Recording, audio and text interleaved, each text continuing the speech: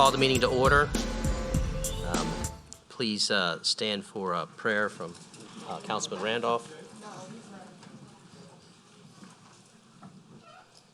Gracious Father, once again, we come to you as humble as we know how, but to say thank you, Lord, for your grace and mercy that you allowed us to experience this entire day to this very moment in time. We thank you, Lord, for the opportunity you blessed us with to live in a parish that is so rich in the health, safety, and well-being concerned for all of our citizens. Lord, we thank you right now for these council persons, Heavenly Father. Continue to bless them in a mighty way. Grant them the wisdom, knowledge, and understanding they need to continue to be in governing. We ask that you continue to bless our parish president and all of our governmental leaders, and Lord, our employees, bless them in a mighty way. And we ask that you also bless our families. Be with us, Lord.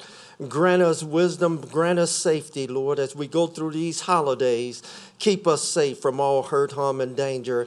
And Lord, we ask a special blessing upon the Montgomery family, Lord. As we lost our DA, Warren Montgomery, we ask that you continue to bless that office. Bless the personnel, Lord, and we ask that you bless his family even more so. Lord, we ask that it's those that are coming into this governing house, the house of governing, we ask that you continue to allow them to have the same passion and the same interest that they had when they were running and that they had when they were sitting here in this chair. Lord, we thank you right now. It's in your holy name we pray. Amen. Amen. Amen. I'll do the pledge. I pledge allegiance to the flag of the United States of America and to the republic for which it stands, one nation, under God, indivisible, with liberty and justice for all. Madam Clerk, could you read the roll, please? Mr. Dean, Mr. Fitzgerald, Ms. Casabon, Mr. Lorino, Mr. Toledano, Present. Ms. Tanner, Mr. Davis, I'm still here. Mr. Canulet, Here. Mr. Smith, Here. Ms. O'Brien, Mr. Lachlan, Here. Mr. Bender, Here. Mr. Airy, Here. and Mr. Randolph. Here. We have a quorum. Thank you. It's good to see you back, Mr. Davis. I'm glad you're here. Public comment. A 3-minute time limit is established for each member of the public wishing to speak for or against an item on the agenda, except appeals. To ensure that all speakers are heard, please hold cheers and applause.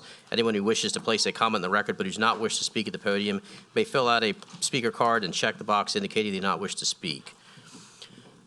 We are going to move up the presentation or proclamation of St. Tammany Parish Government Employee of the Month. Our employee has 2 small children, so I'm sure they will appreciate government, but only in a limited dose. So.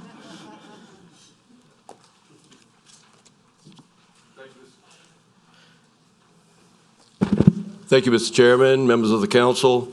I'm here this evening, as I do on a monthly basis, to recognize one of our employees as Employee of the Month. And this evening, I have the honor of presenting this to Mr. Chris Cloutier.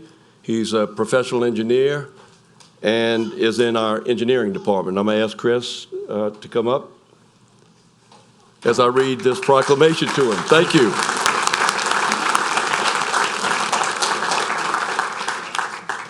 So whereas Chris Cloutier began his employment with St. Tammany Parish government in January 2019 as an engineer 2 within the Department of Planning and Development before joining the Department of Engineering. And whereas Chris is instrumental in the review and approval of commercial projects, drainage impact studies, traffic impact analyses, cut and fill plans, commercial as-built plans, as well as many other required tasks necessary to move projects forward to completion. And whereas Chris routinely demonstrates his impressive knowledge of parish ordinances and regulations while assisting residents and design professionals, as he has earned the respect of both his co-workers and colleagues across numerous states. And whereas Chris is consistently described as a pleasure to work with due to his positive attitude, strong work ethic, attention to detail, and willingness to assist others. And whereas Chris is an outstanding employee who performs his duties in an exemplary manner and is committed to serving the citizens of St. Tammany Parish.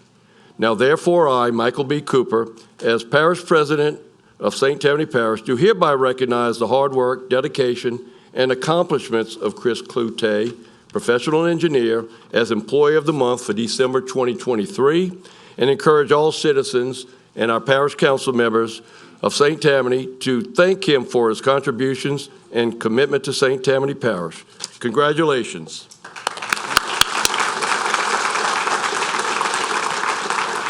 And I might say, Chris was nominated by his director, Daniel Hill, and he's here, Chris is here with his wife, Lauren, and his children, Noah and Hannah, and at home, because she's a little under the weather, is Hannah's twin sister, Grace. So they're here with us this evening as well, and I know that they're very proud of him. So with that, I'm going to give you this, Chris. If you'd like to say a few words, you're welcome. If not, we're going to take a photograph.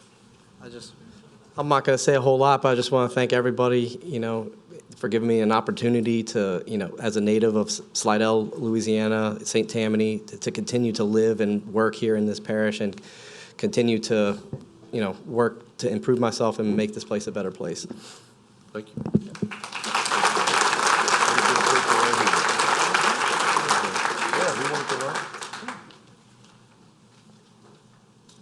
Stand in front of your dad.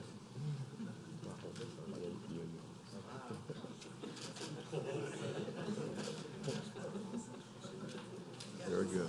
Thank you, Chris. I appreciate it. And y'all can leave everyone. Okay. Y'all welcome. Appreciate it. Anytime. Thank you. You're welcome. You're welcome.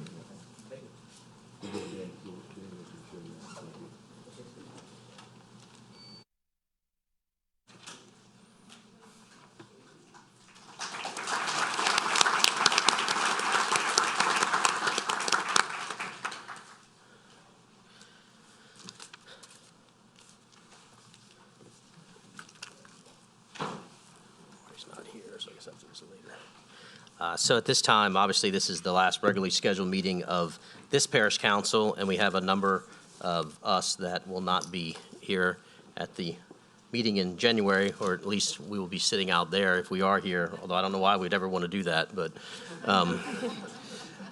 so we have some awards, and we'll give, if you want to say something for a brief minute, and then you can come up and get your award. So we'll start with you, Councilman Fitzgerald. Or if you don't want to say anything, you can just come and get your award. I think I'll just come and get my award. It's been an honor serving St. Tammany. Thank you as a citizenry that is truly the best citizens in Louisiana and maybe in the U.S. It's been a real honor to serve you. Thank you.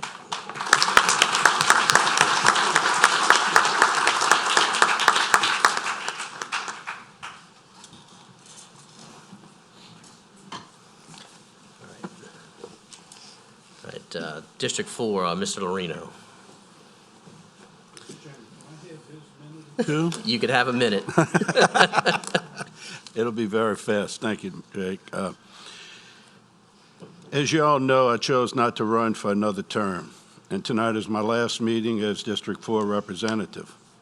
As I step down, it is with great gratitude and conviction and many fond memories of my years on the council.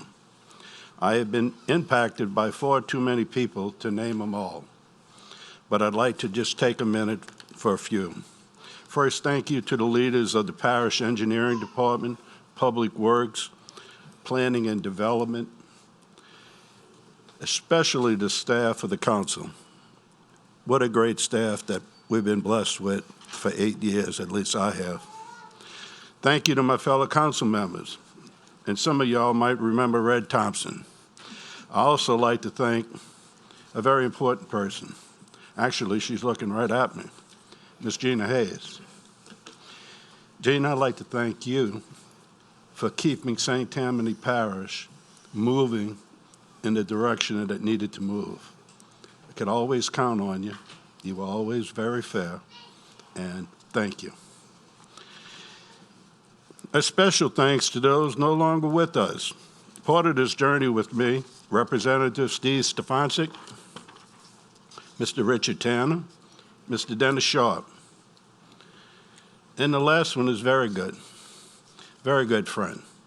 Every time everyone out there gets on Highway I-12 and you see the traffic moving very well, Parish President Pat Brister got that started. She was a great friend, and I miss her a lot. My final and most important thanks to the residents of District 4. I have generally enjoyed serving as your council representative. I want you to know that every call, email, and text that I received with a follow-up or a quick thanks for helping out was truly meaningful.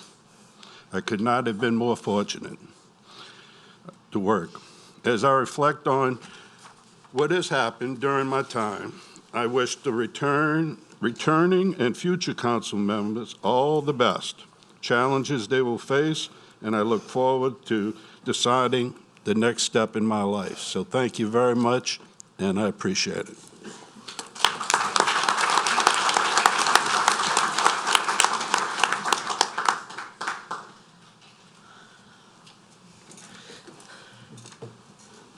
District 5, Councilman Toledano. Mike, thank you very much.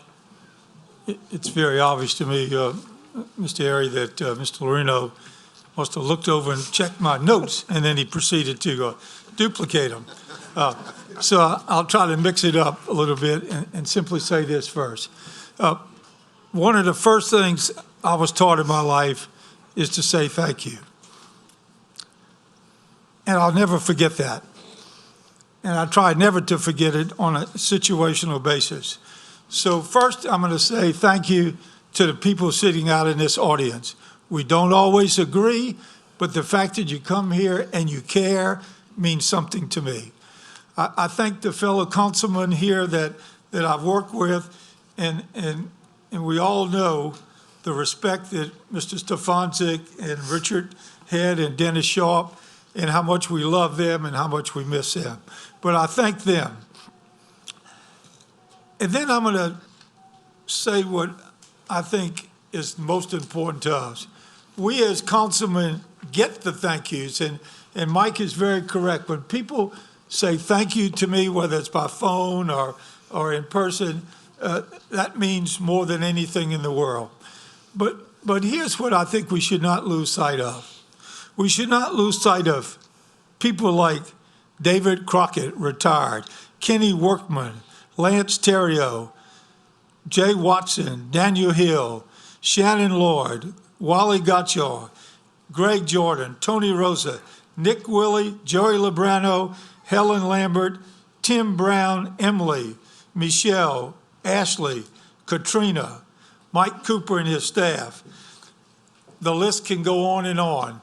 But these are the people that we know up here in this position. And Leslie, I'm looking right at the Queen of Finances for Louisiana, much well as St. Tammany Parish. We lose sight of the fact that those people that we've called off do a service for us, but they're really doing it for you. And I want to just officially and formally thank them and thank all the ladies down here that sit in front. I call this the pit area, no disrespect intended, but the jobs that they do behind the scenes is what makes St. Tammany Parish great. And what I hope going forward is that we all learn our lessons in life by our experiences in life. And we've had some good times here, and we've had some really bad times. We've had some difficult times, and we've had some times that just really brought out sometimes the worst and sometimes the best. But hopefully we learn and we say, next time we're going to be better. Next time we're going to be stronger. I welcome all the new ladies and gentlemen that will be taking office soon, and hope that they gain by our knowledge, but they also use their experiences to make government even better. But for my experiences for being up here and having a chance to do what I call great public service, I cannot thank you enough. Thank you very much.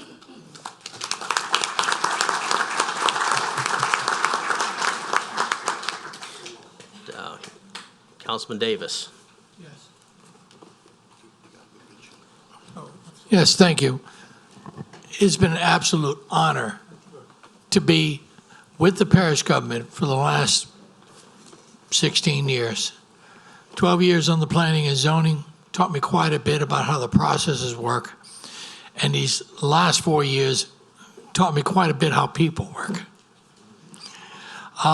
And again, as Mr. Toledano says, sometimes we don't agree on things. But it's my job as your elected official to try to see what makes sense and try to inform people about what's possibly the best solution for all of us to work together. I've been very fortunate in life to work for some major corporations that had some great teamwork. Let me tell you, St. Tammany Parish, the directors of administration here, every single one of them do a fine job, a fine job. I call them all friends. Miss Leslie, I'm telling you, I truly appreciate you. And I appreciate all the other directors that have helped me during the way to understand some of the processes from the council part of the side and that. And the people, I've tried to give as much information to the people so they could learn how the process works. Because I'm telling you, that's one of the best ways to be a citizen, is to learn the process of the parish and then come after us with that process, because that's how you get things done. To President Cooper, who I joined with on the moratorium for high density, to Ms. Gina, it's been an awesome pleasure, awesome pleasure. I'm gonna miss you guys, I really am. I'll be working on the other side of that podium there probably, you know, talking in there. I promise you I won't hold up too many signs and stuff. I may have to, though, because I may not be able to walk again. But anyway, that's another story. But I thank you for all your words of encouragement after my accident 3 weeks ago. And really, you all have been a benefit to my life. Thank you.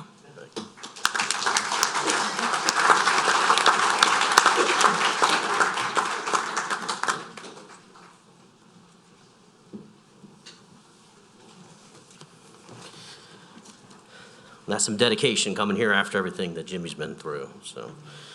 All right. Whatever. All right. Do I have to call on you? As Councilman Candy Ladd. as senior member, you absolutely have to call on me. So, man, I've heard a lot of stuff tonight, a lot of people getting thanked. This ain't gonna be long. So, since 2000, I've been doing this, and it's been quite a show at times, and it's quite a lot accomplished. But the one thing I can say is consistent over the last 24 years is we really tried to meet all the needs of the people and did our best to make this the best place possible to live.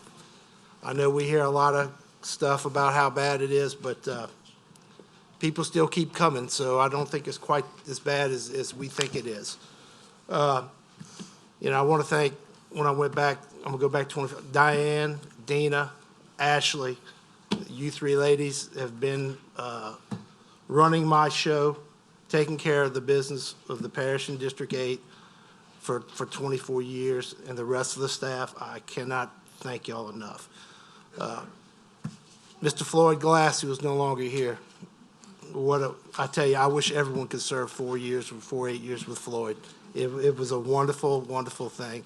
Coach Thomas kept it interested, wonderful thing. The one thing I want to do is a little different, and of course, want to thank the staff, and everyone's thanking everybody, but I need to thank my family, because if not for them allowing me to do this for 24 years, this would have never happened. No one can do public service without their family, and their families are never talked about. Their families are never mentioned, but they're the ones that go through it with you and really don't have a lot to say and have to listen to a lot of gump sometimes. So I want to thank my family, my wife especially, for putting up with me for all these years, which why I do not know sometimes, but I do appreciate it. My kids, And the last thing I want to thank on the way out is my 2 grandchildren, because I felt there was a good reason to come do this, and now there's a better reason not to do this anymore. And it's daycare and dinner. That's what we do now. We do daycare and dinner. We don't do politics. Thank y'all.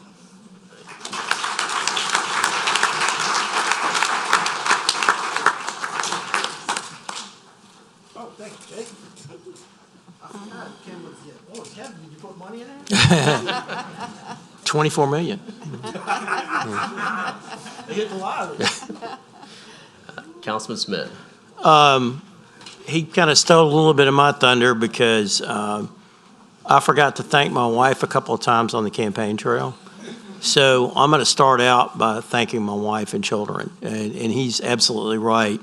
You have to have, God's got to be with you. Your family's got to be with you. You need all the strength and wisdom you can get. You're never sure if you're making the right decision, but you make the best decisions that you can make based on the information that you get. And for the benefit of the majority of people that are in your district, not just the people that vote for you or even the people that vote or don't vote at all, actually. So I'd like to thank God and my wife and the kids. As far as the individuals go, you know, when you're new, and this is my one piece of advice to the new members, lean on some of the people that have been here. They know the process. They can help you through the ins and outs. And they want the best for the parish. I don't think there's anyone that's up here that didn't operate in a self-sacrificing manner. This is not a job. This is a public service job. That's what it is. You are serving the public, good and bad. I had an enormous amount of help. There's not one single councilman up here that didn't help me with something. Steve helped me a lot when I started out. Chris has always been able to lean over and twist my arm when I need to. Maureen's let me lean on her shoulder when I need to. Jerry's helped me tremendously. Mike Lorino, all of them have helped me enormously. We can't do our job without the staff. Okay, so administrative staff has always been very, very helpful to me. Our staff has been enormously helpful. They do get paid, but they work enormous amounts of hours and pressures. And they are the glue that holds us together because we come and go, but they keep things running. Okay, so in particular, all of the office staff, Gina, Ashley, Michelle, everyone, Katrina, they all kept us going. Terry is like a living encyclopedia. So if you're new and Terry's around, he can give you the lowdown on just about anything, ins and outs of anything that you have a question for. Sorry, Terry. Okay. As far as the last thing that a couple of things, but the barns, the public works, and engineering. Okay. Again, they get paid. They work harder than anybody else does, and the barns work harder than they do. The people in the barns work harder than they do. So when you see the hurricane coming, our people are out there working, and as soon as the hurricane is out, they're back out there working. So if your ditch doesn't get done for a couple months, it's not because they're not doing their job. It's because they're underpaid and overworked. We have excellent barns. And I have to take my hat off to Chris Graves and his crew in particular, and Cato and his crew in particular as well, in addition to engineering and public works. Last, for the new council, I wish you very, very good luck, the best of luck. Hope you're able to work harmoniously and assess the challenges that are going to be coming your way. And then last but not least, it was a great honor to serve all of the constituents of District 9, and I hope to serve them in other capacities as well in the coming years. Thank you.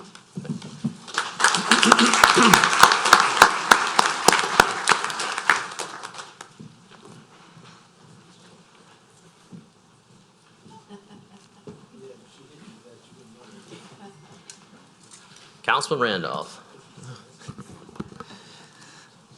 Thank you, Mr. Chair. I hold these truths to be self-evident that St. Tammany is the best in the world.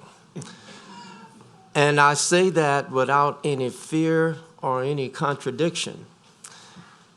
I thank this parish, I thank this government, I thank this council, I thank the staff, I thank all of our employees, and even more so the citizens of St. Tammany Parish, for allowing us to represent you, your concerns, your interests, your likes and dislikes, whether we like them or not, whether you like them or not.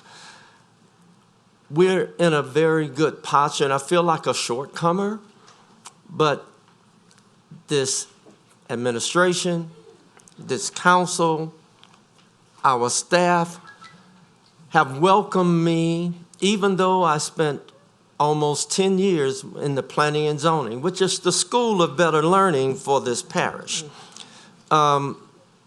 They welcome me, and I want to thank T.J. Smith, who retired in December, and he felt that I could do a decent job.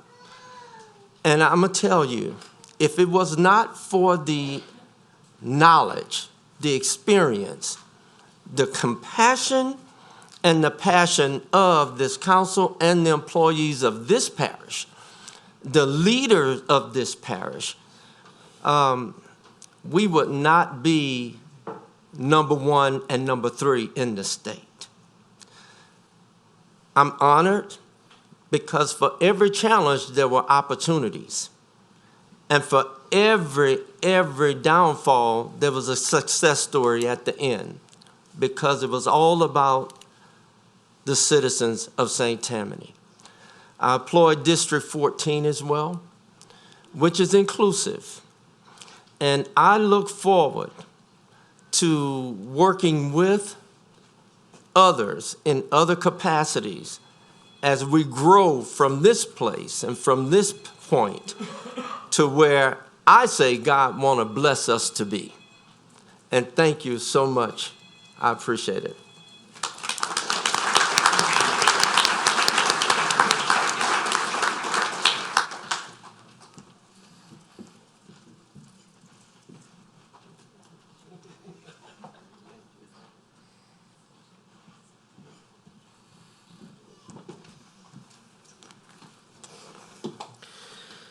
So Councilman Dean hasn't arrived yet, so we can roast him if we'd like to do that now.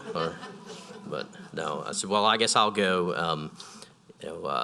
With thanks some people, the deputies here. First of all, they keep us safe, and they have to deal with a lot of public interaction, and they save us from having to do that. And we couldn't have this meeting without them. So I really appreciate all y'all's hard work through the years. It's been reassuring to have you all here. Public Works Department, and a lot of people talk. Cato Pichon's been our guy that I've relentlessly harassed on things, and he's done a great job. Our staff, this is tonight's agenda, so it doesn't come together, overnight, and it's a lot of moving pieces to put together. Also, obviously, when we started this in January of 2020, which seems like a lifetime ago in some ways, we had 3 different members than we have now. T.J. Smith that Ron replaced, Richard Tanner, and I think Richard would say we got a trade up when we got her. Steve Stefanczyk, and Steve I know would say he got a trade down from anybody that tried to fill his seat. So, and thank the parish president for appointing me to the library board, because that was super fun. That was great. I really appreciate that one. A note to the new people: be careful what you ask for or agree to do. It may not be as pleasant as you think it's going to be. And obviously I want to thank my family. There was times that, between Michelle and I, it's 8 years up here, and we had young kids, now kids a lot older, but still college and high school, and had to miss some football games, had to miss some soccer games to come out here and do this, and appreciate their sacrifice and, her sacrifice. And a lot of times something would happen and I would say something, oh, why don't you just do it this way? And you don't understand, that's not the way it is. And now I got up here, and I don't want to say she was right, because I could never admit that, but she sort of had a point on some of those things. But if you think back, we had COVID. Some of us were sitting there. I know people probably only remember me from my back. because that's how I set for the first, year or so of this. And a hurricane, a casino, a major budget crisis that the next council's still going to have to deal with. So I certainly wish them luck, and it's not always going to be an easy ride, but just lean on your colleagues, especially the ones that have been here. I know that sometimes that may seem, we want to do things differently, and that's fine. But just understand why things were done a certain way, and whether that's something that's worth changing or whether that's something that should be kept, because you're one of 14 up here, so you have to build a coalition, and you have a parish administration too that you have to deal with, and hopefully things go well for everybody, because we're all counting on you. So thank you. And now I see Mr. Dean is here, so I guess I should have took the opportunity to roast him a little earlier. But Mr. Dean, want to say some words? Sure.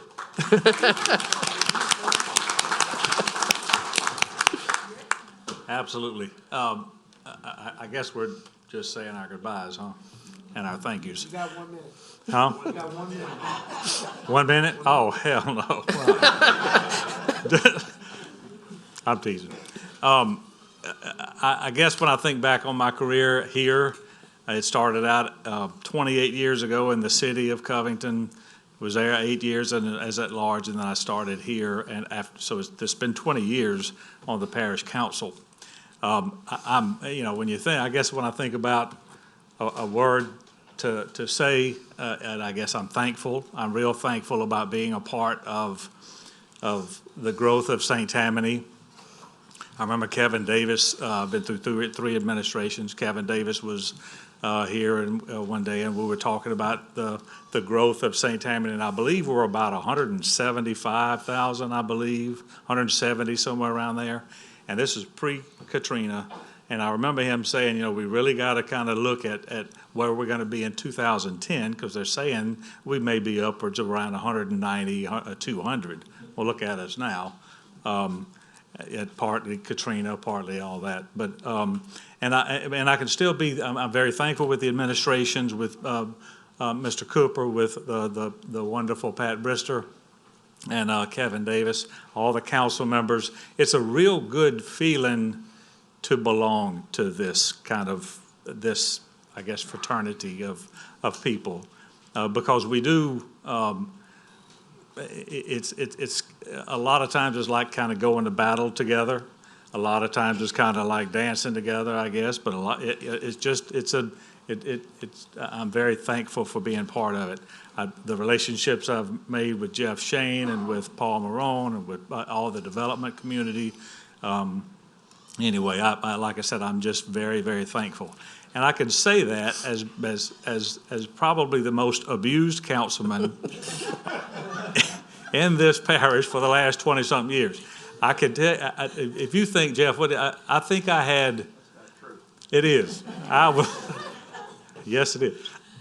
I was on the council I guarantee I've had over 150 appeals.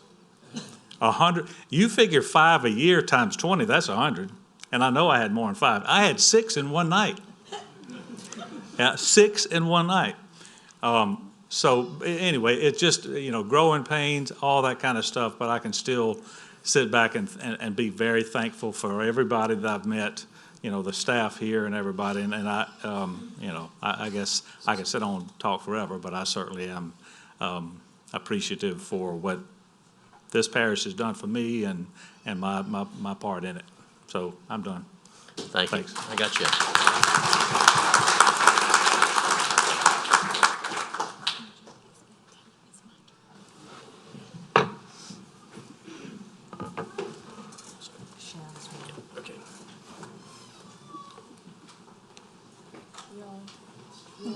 Oh, thank you.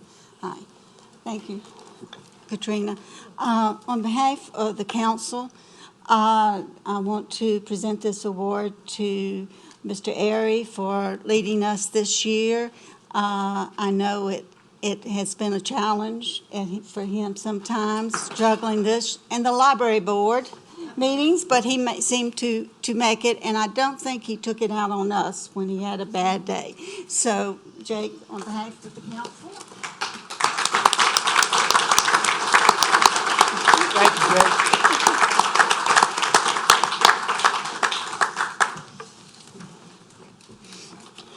Once again, be careful what you ask for to do when you're on the council. All right, now we can get to business. So we have special items ordinance for adoption. This is ordinance counter number 7391 AA, ordinance to adopt the 2024 operating budget, introduced at 9/27/23. I think first off, do you want to go first, or do you want him to do the check first? We'll probably do the check first. We got check? We have a check for animal shelter. Oh, okay. What if we do that? Once we do the check first.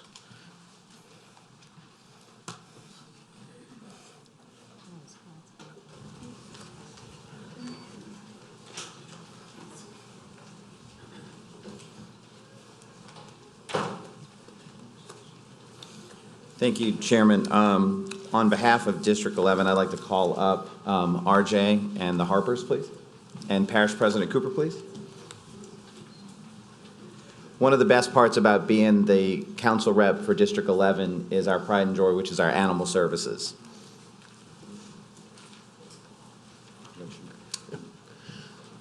Hey, everybody. Good evening. I'm not sure if any of you have read this yet, but the Harpers here, Mr. Harold and Miss Ellie Harper, donated $35,000 to our animal shelter for the express purpose of purchasing an x-ray machine for our clinic. It's pretty phenomenal. It's going to allow us to triage a lot more things and save us a lot of money in the long run. It's a huge, huge change for St. Tammany Parish Animal Services, and we wanted to recognize them tonight.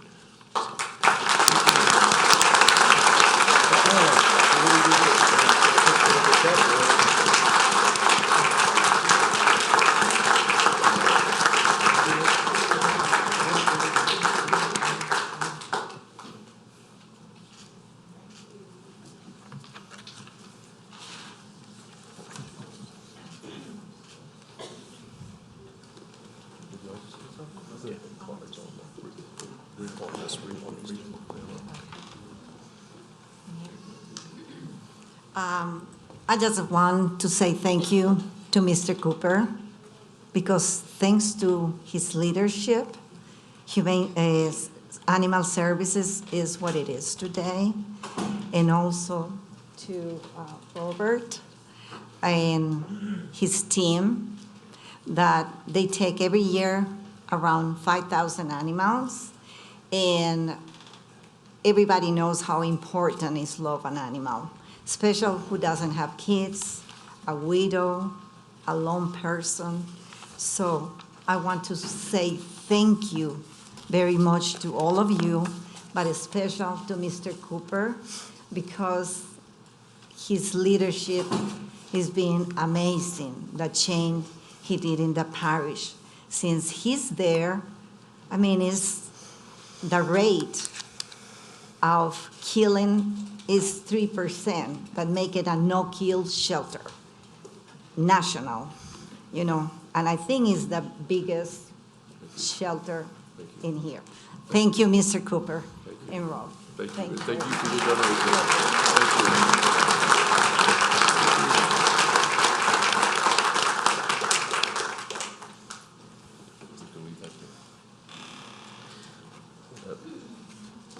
Ms. Tan?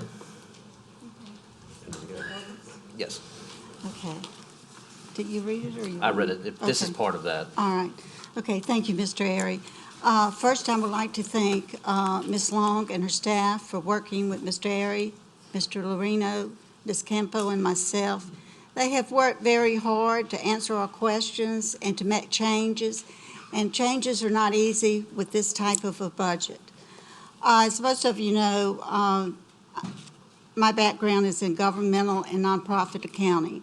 I'm a certified government finance manager through the Association of Government Accountants. In reviewing this budget, the 2024 operating capital, we looked at several things and that we approached, and there was two ways. The first one was from a government management. And we found out, as everyone knows, this parish has a severe revenue problem. specifically in regards to a lack of funding for state-mandated costs. And I don't know where people realize this.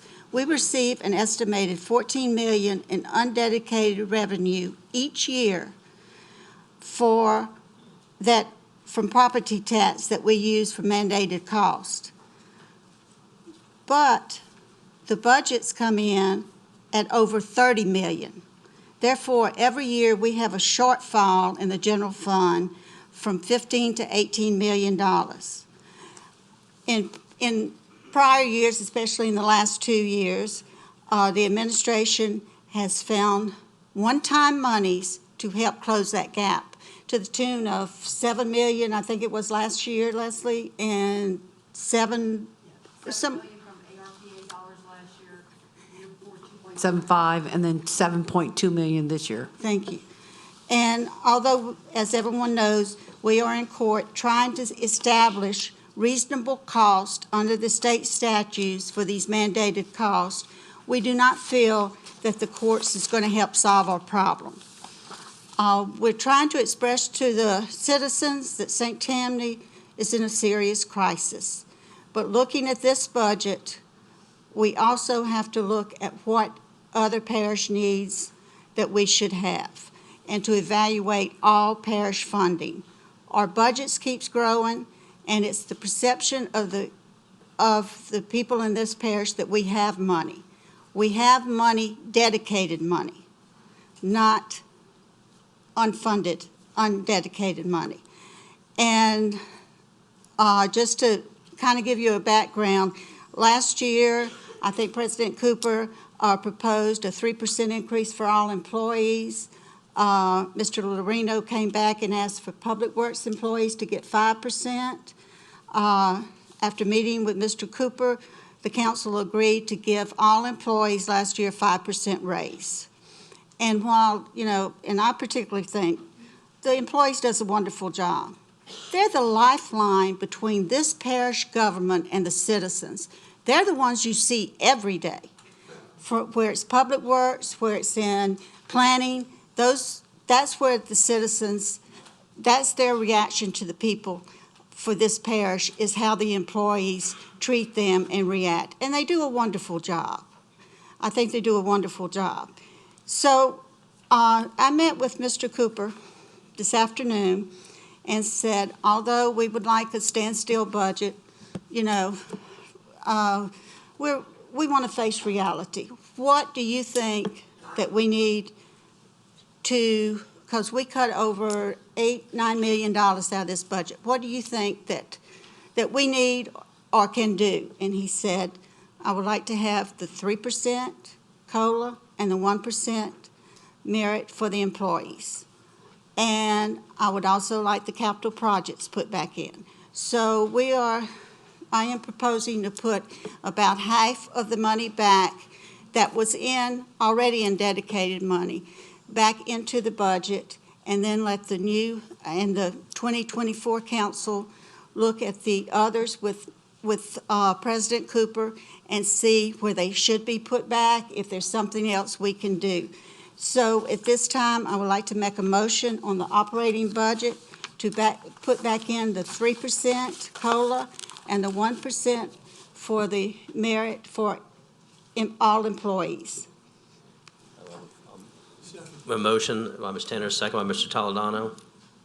And I guess I'm amending the budget to do that. All right, so we have a motion, a second on the amendment. We need to vote on the amendment.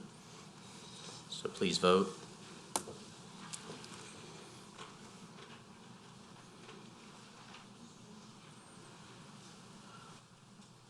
The motion is unanimous with 2 absent. All right, and now we'll need a motion and a second to reintroduce the budget as amended. Motion by Ms. Tanner, second by Ms. Casabon. Yes. I heard Ms. Tanner, she mentioned also that they'll be making amendments to the capital budget as well. And one of the other amendments perhaps that needs to be made to the operating budget is if we do restore those projects, which equal about $4 million, is to also fund them from operating to capital. So I think that's the second part of the amendment to the operating budget, is actually, that's okay, is to actually fund, to transfer the funds, yeah. We need to move the money out of the funds to capital. I make that amendment. Okay, so we have a motion to amend to add the operating funds, or to Transfer transfer the to operating capital. funds to capital to fund the projects that were removed from the budget. So a motion by, second by Mr. Candilet. Please vote.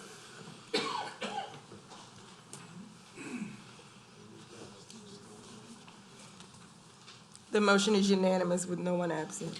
And then we'll need a motion second to reintroduce as re-amended. As amended. I make the motion. Motion by Ms. Tanner, second by Mr. Candilet. All right, that's all we need. You good with that? Yes. Okay. All right, now, ordinance calendar number 7392AA, ordinance to establish the 2024 to 2028 capital improvement budget and capital assets. Ms. Tanner? Thank you. Again, this was part of the meeting with Mr. Cooper. And this puts back in from the sales tax, bridge and road projects that I think Mr. Cooper and his Public Works decided was an add-on to what the districts had already allocated. Is that correct? Am I saying that right?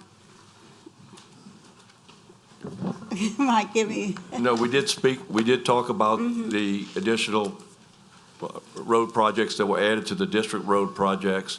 That need not be amended. I simply brought that up when. Oh, okay. So this is amendment to put the ones that are in amendment number, they were amended off last week, Okay. and they're listed in the, yeah, you read them, please. I can read those for you. So in Sales Tax District 3, there were 4 feasibility studies: Harrison Avenue extension to LA 36, Judge Tanner Boulevard extension to LA 59, LA 59, LA 1088 connector road, Slidell Lacombe connector road. Those were all feasibility studies. In District 11, Camelot Drive. In District 11, Dove Street. In Sales Tax District 3, Tammany Trace. These are all pre-construction engineering budgets at the Tammany Trace bridges. Bridge number 5 at Bayou Paquet. Bridge number 7, Bayou Lacombe. Bridge number 8, Helmutis Lane. Bridge number 9, West Elm. Bridge number 10, Cane Bayou Tributary. Bridge number 11, Big Branch March. Bridge number 12, Cane Bayou. Bridge 14, Bayou Castine Tributary. Bridge 15, Bayou Castine Tributary. Bridge 17, Bayou Chinchuba. Bridge 22, Southwind Branch. And Bridge 23, LA 36 South Tributary. Thank you, Leslie. I make the motion to amend the capital project, To include those projects to as, include those projects that Leslie wrote. second by Mr. Candilet. Please vote.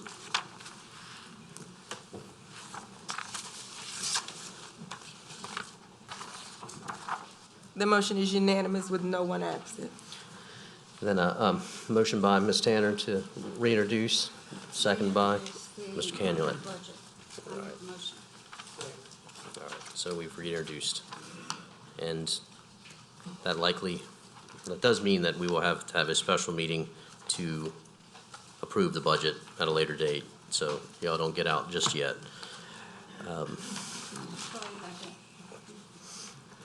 The budget has to be approved by the end of the year.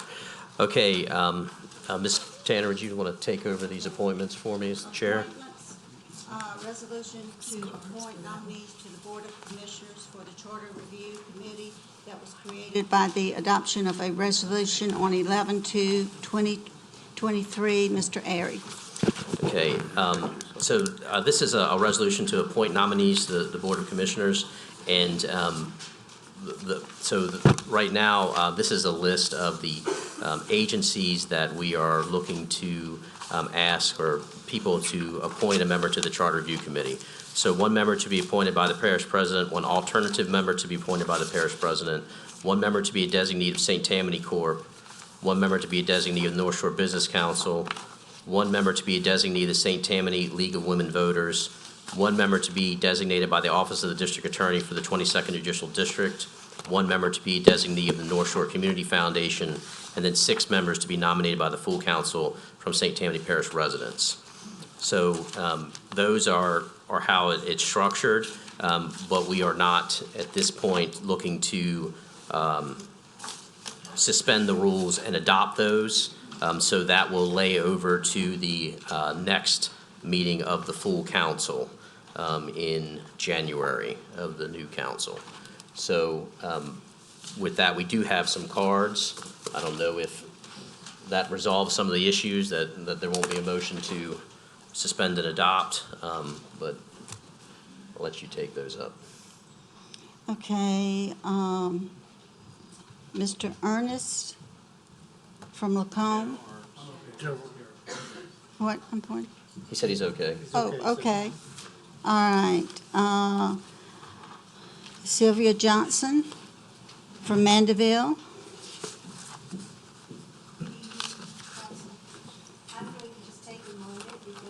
Sitting out here as an observer for the League of Women Voters to say thank you for including the League of Women Voters in this review committee, and to say on behalf of the League at this last regular meeting of the council that we want to thank each and every one of you council persons who have tirelessly worked on behalf of our citizens of St. Tammany to preserve the parish's integrity and while supporting its continued development and prosperity. So we appreciate it. Happy holidays. Thank you. Thank you. Mr. Kugel? Okay. Mr. Andrew Benson?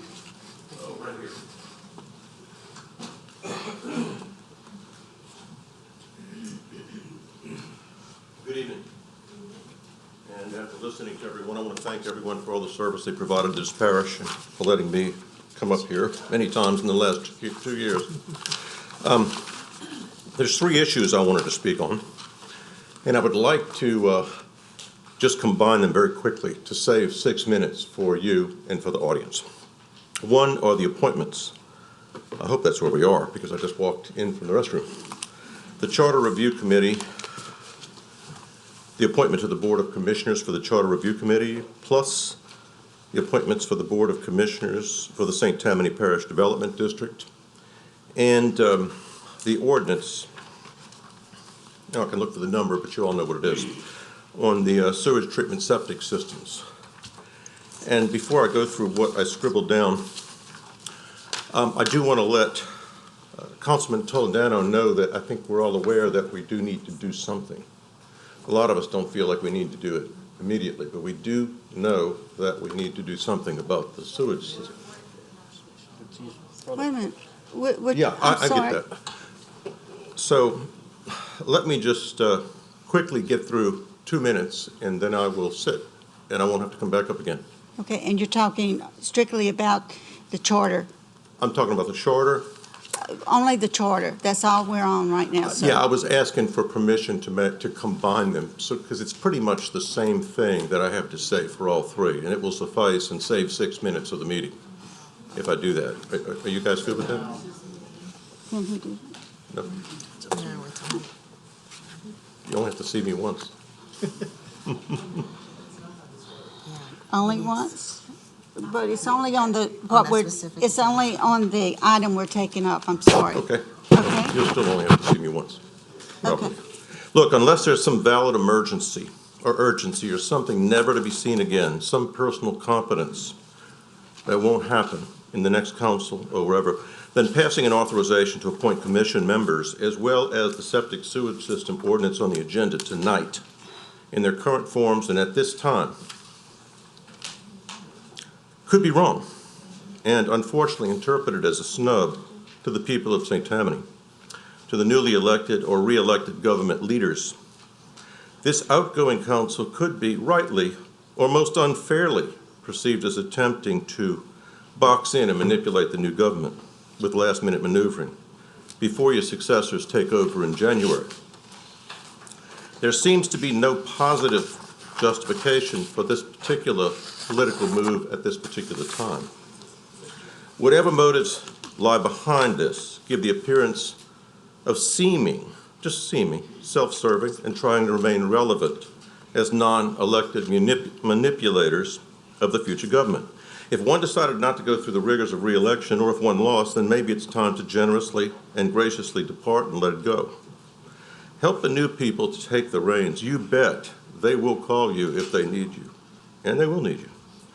No one sitting in this room is indispensable or irreplaceable, sometimes sir. thoughtfully and graciously I'm sorry, sir, your time's up. doing nothing. Thank you. Doctors, that's what I am. Do no harm. Do no harm.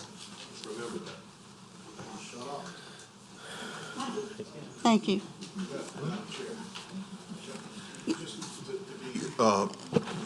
To acknowledge Dr. Benson and make sure that while he was gone, Dr. Benson, we voted not to do anything tonight. I'm just letting you know. So it's not going to be until January that we offer any appointments, any names, any council members. So it will be a combination of those of us who are staying on the council and the new members that are coming. Did I miss that one? I know, and that's why I thought it would be proper for me to just give you an update on that. Thank you very much, Mr. Benson. Yes, sir, thank you. Mr. Canulet? No, I was just contacted by an individual that wants to put his name in the hat for the charter group, so I just want to make sure we time, so. That will be with the 2024 council? Yep. Okay. That's the only cards. That's the only cards. That's on the cards. Yeah. So at this time, then, I'll make a motion to appoint these, the membership structure as I previously read. Obviously, we're not, that has to lay over for 30 days pursuant to the parish rules. So that'd be my motion. A second on that. Second. Second by Mr. Canulet. Sorry, I'm not doing it. You're actually doing it. Have it. Okay. Vote.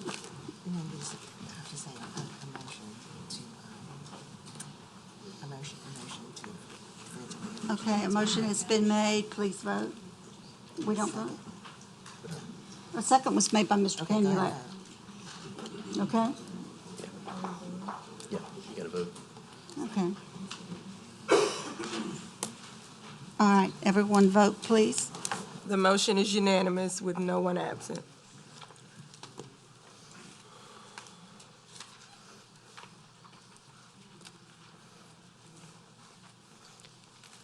All right, I'll take this next one. A resolution to appoint one member and appoint 3 members of the Board of Commissioners for the St. Tammany Parish Development District. This is actually my motion, but Mr. Massengill, I don't know if you wanted to say anything, but the appointments to this board need to be done now because the board is meeting soon into January before the next council actually meets, and there's a number of projects that need to be done in order to get these people up to speed on that, because it's 4 that's going to cause quorum problems if they don't have that done.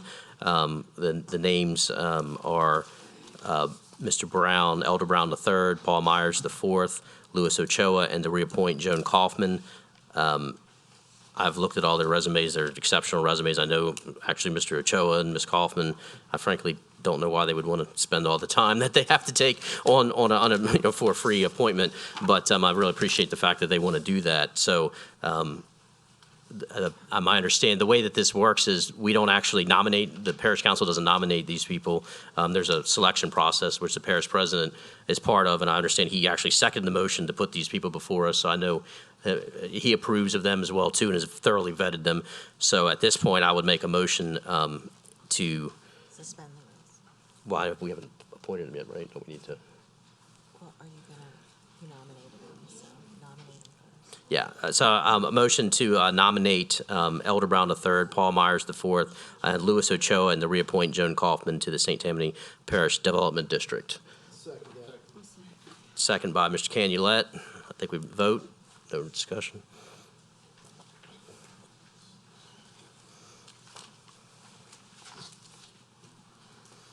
The motion is unanimous with no one absent.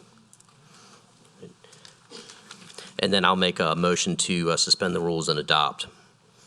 Second by Mr. Canulet. Any discussion? Please vote. Mr. Davis. The motion passes with, what was your vote? Was it yea? With 13 yeas and 1 nay, and no one absent. All right, moving on to the consent calendar. Any items not pulled from the consent calendar are automatically approved in whole by one vote. Items pulled from the consent calendar discussed and voted upon individually. Majority of the entire council age is required to adopt the consent calendar. So right now, I have items to pull.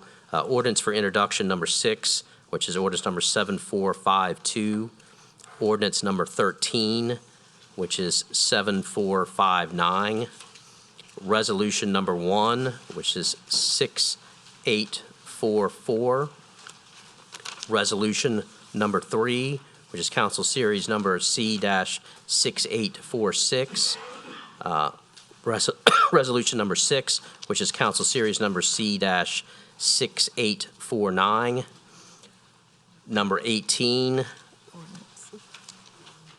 And then, I'm sorry, then we had an additional ordinance for introduction. A card was pulled for ordinance number 18, which is ordinance number 7464. Has everybody got those?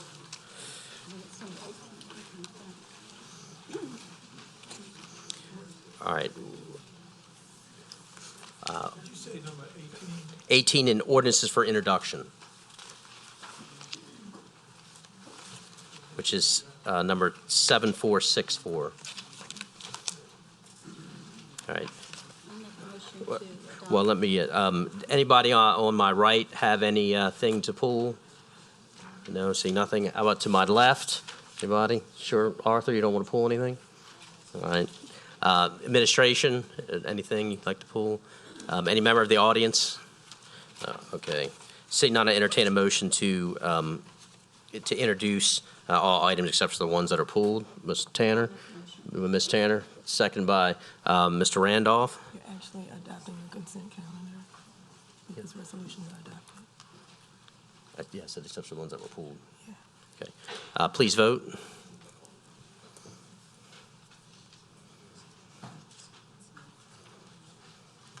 The motion is unanimous with no one absent. All right. So moving to Number 6. ordinances for introduction number 6. Ordinance counter number 7452. Ordinance amending the official zoning map of St. Tammany Parish, Louisiana to reclassify a certain parcel located on the west side of LA Highway 1077 south of Montechek Road, Madisonville, and which property comprises a total of 3.25 acres of land more or less from its present A3 suburban district and N4 neighborhood institutional district to HC highway commercial district. Ward 1, District 4, Jamie Shigura.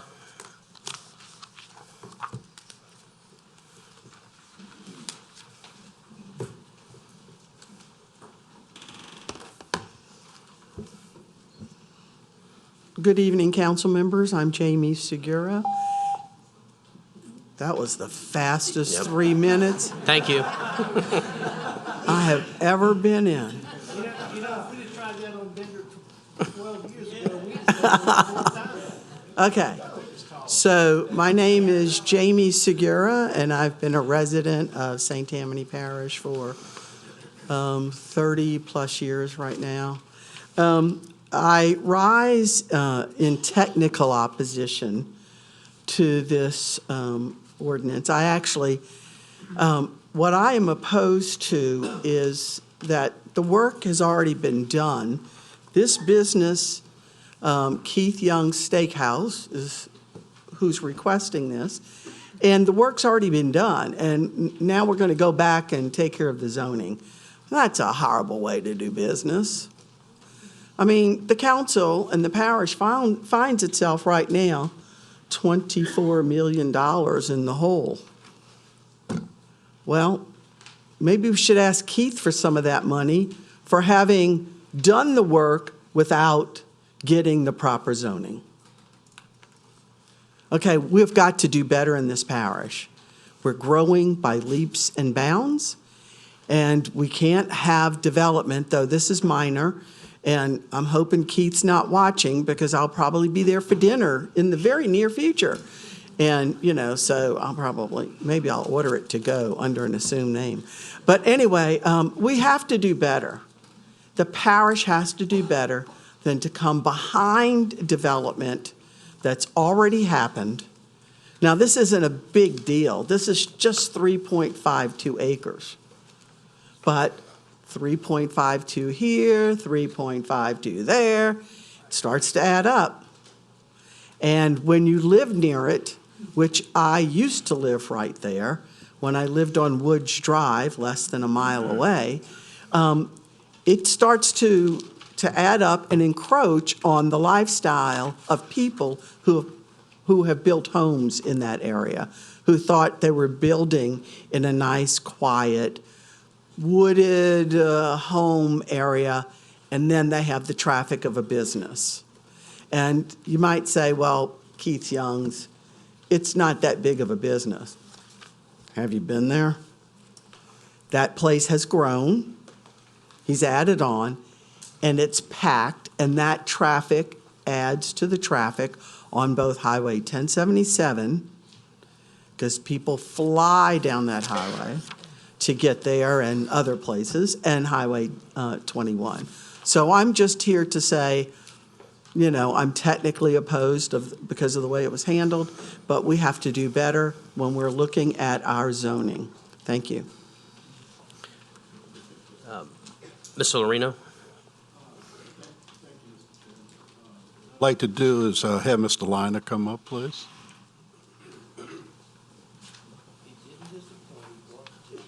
I did it for you. So just to clarify one thing, I believe Keith Young's opened in 2004 with a commercial zoning classification.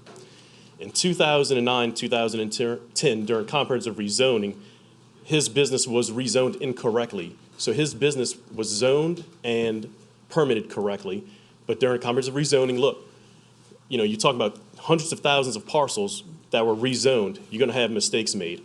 When Keith came in to do his expansion last year, we noticed the zoning was incorrect. However, he was able to obtain all the permits because he was legal non-conforming. That's not a good way to do business for him or for the parish.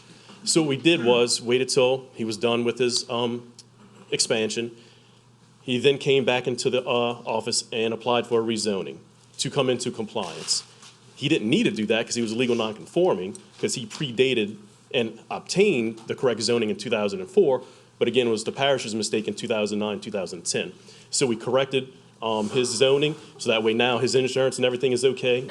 And that's the reason why he, really didn't do anything or anything wrong, anything like that.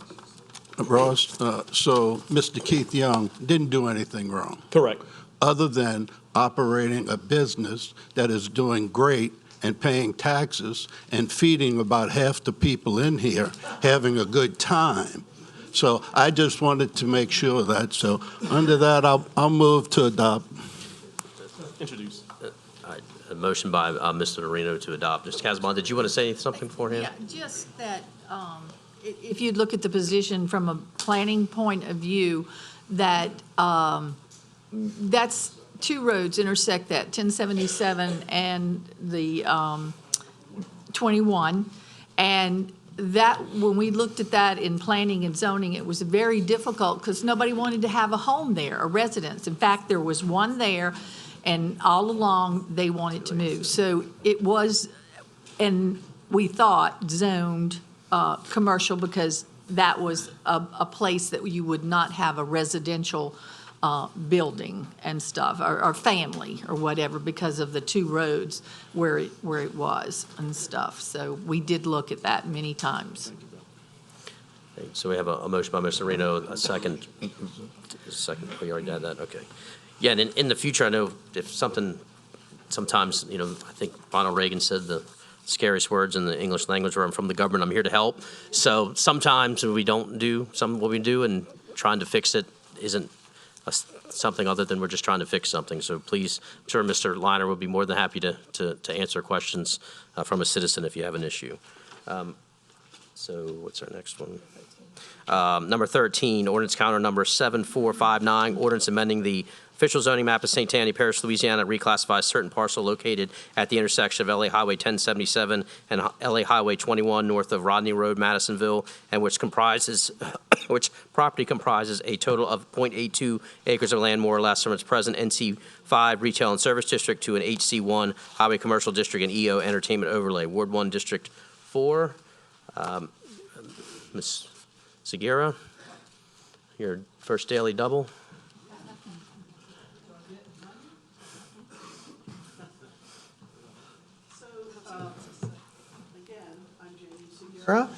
I used to have a home right in the vicinity of that merger of the two highways.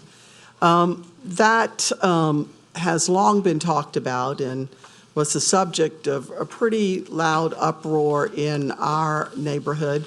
Mr. Dean, I lived in Madisonville Woods Subdivision, which is right there.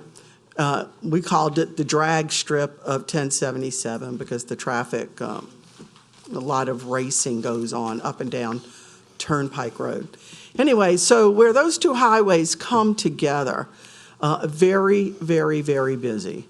And so I'm concerned that rezoning this particular piece of property and putting, which will most likely be a convenience store. We had heard rumor at one time that Walgreens was interested in it. Walgreens is smarter than that. So I'm just really concerned by rezoning this to commercial, particularly the types of commercial properties that might develop there could create a real hazard where those two highways come together, which are right near Keith Young's. So I would just say that I'm against it because of the traffic that already happens there, including several schools are right in that area. Lake Castle's right there. Madisonville Junior High School is there, right near there. And then, that's right near the post office for Madisonville. So it really carries a lot of traffic where those two highways come together. So I'm concerned by rezoning it to this particular zoning classification, that's going to result in something like a convenience store or a high traffic type business, which business needs a lot of traffic, but that's a very dangerous intersection right there. There's a dental office, there's a vet clinic right there. So I would just, say that I'm opposed to this because of the traffic concerns, the safety concerns, actually, that happen right there at the intersection of those two highways. Right now, with nothing on that property, people coming from both directions on 1077 and Highway 21 can actually see the traffic coming on the other highway. And there's a yield sign, and so they're able to prepare for whatever might be coming as the two highways merge. Thank you.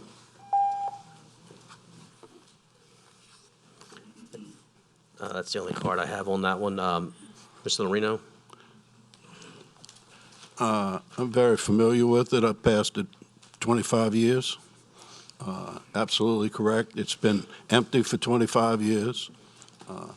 Someone owns it, and I understand people like to go ahead and just let it stay the way it is, but they're going to have a traffic study. They're going to have to follow the rules by the parish when they do that, and we need to go ahead and have that property taken care of. Now, right now, it's a perfect location every 4 years for elections because they have all the election signs you want, which block traffic and you can't see, okay? So once again, it's progress. So I'm going to ask to go ahead and move it on. Adopt. Motion by Mr. Lorino, second by Mr. Toledano. That's it, introduced, okay.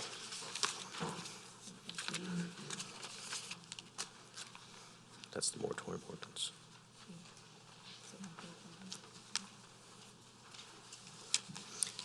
Number 18, ordinance calendar number 74, excuse me, 7464, ordinance to amend and extend for additional 6 months moratorium the submission of subdivisions to the Parish Planning and Zoning Commission for the rezoning of multifamily property and/or the issuance of certain permits by the Parish Department of Planning and Development's permits for the construction or placement of new multifamily building structures on property zoned A6, A7, or A8, and/or multifamily structure dwelling on property with the following zoning classifications: any highway commercial district with lodging included, apartments, hotels, motels, or any planned business campus district, or any planned unit development PUD, or any traditional neighborhood development TND district in Council District Number 12.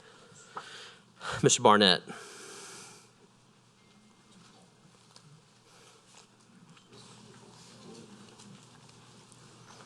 Thank you, Robert Barnett, P.O. Box 4269 in Covington. This is just for informational purposes. Jerry, is this just for your district and no other districts? Thank you. The reason why I said that is that it's got an or in there, and the way it's written was somewhat confusing with the last or. So that's all. But if it's just yours, that's fine.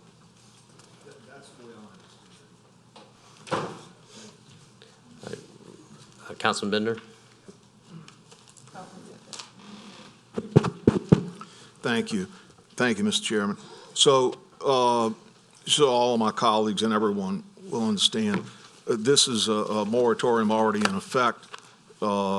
This is a needed amendment and extension.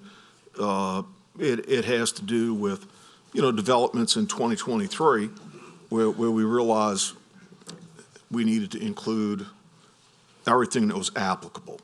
So it's nothing new other than cleaning up and adding the proper language. Thank you. You motion to introduce? Yes. Second by Mr. Long? Yeah. All right. Thank you.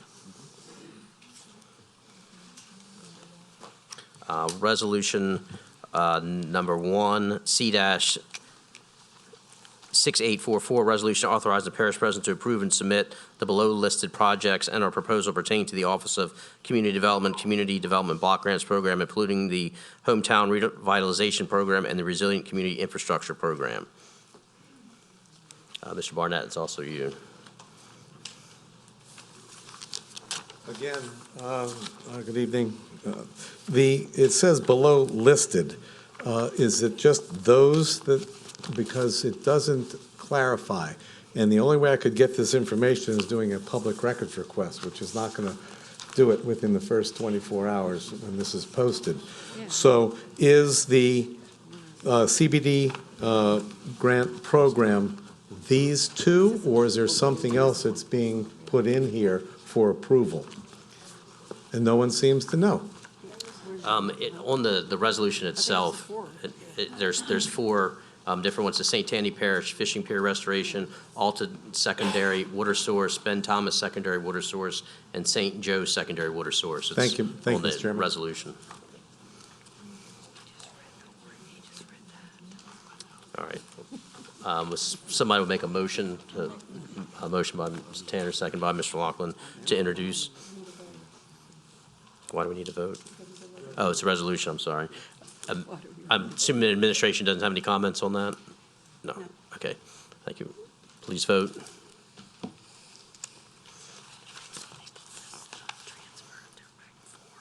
Mr. Toledano? The motion is unanimous with no one absent.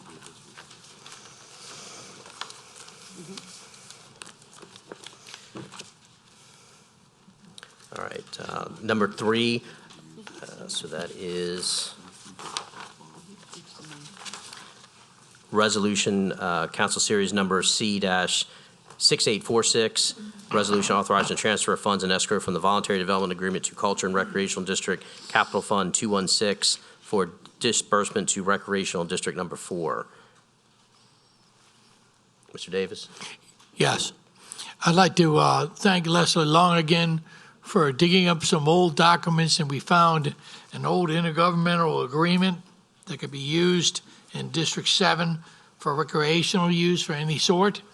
And that amount was $17,284, and it was sent to Rec District 4 in Lacombe, and they properly filled out all the necessary forms to have it processed. Thank you. Thank you, Leslie. And then, so that's a resolution, so we'll need a motion and a second and a vote. Motion by Mr. Davis to adopt, second by Mr. Lorino. Please vote.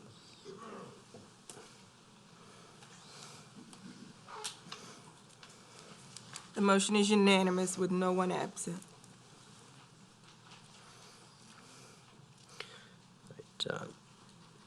Number 6, Resolution Council Series Number C-6849, resolution to vacate in part the moratorium originally established by ordinance calendar number 7254 AA to impose a 6-month moratorium on receipt of subdivisions by the Parish Zoning Commission for the rezoning of multifamily property and on the issuance of certain permits by the Parish Department of Planning and Development, permits for the construction or placement of new multifamily building structures on property zone A6, A7, or A8 in wards 1, 2, and 3, districts 1 and 2. So we have a card from Mr. Barnett. First three-pointer of the evening.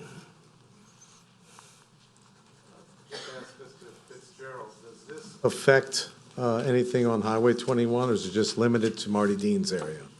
Because it says districts 1 and 2. All right, thank you. Yeah, Mr. Dean? After discussing it with our administrator there, I think we're going to have to, pull it because it has to do with ordinance number 25.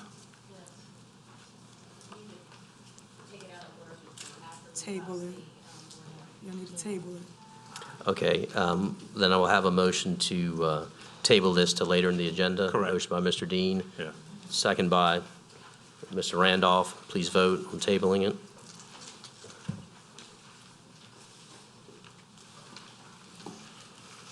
The motion is unanimous with no one absent. That's it on the All right, consent this is agenda. a consent calendar. All right. We did have,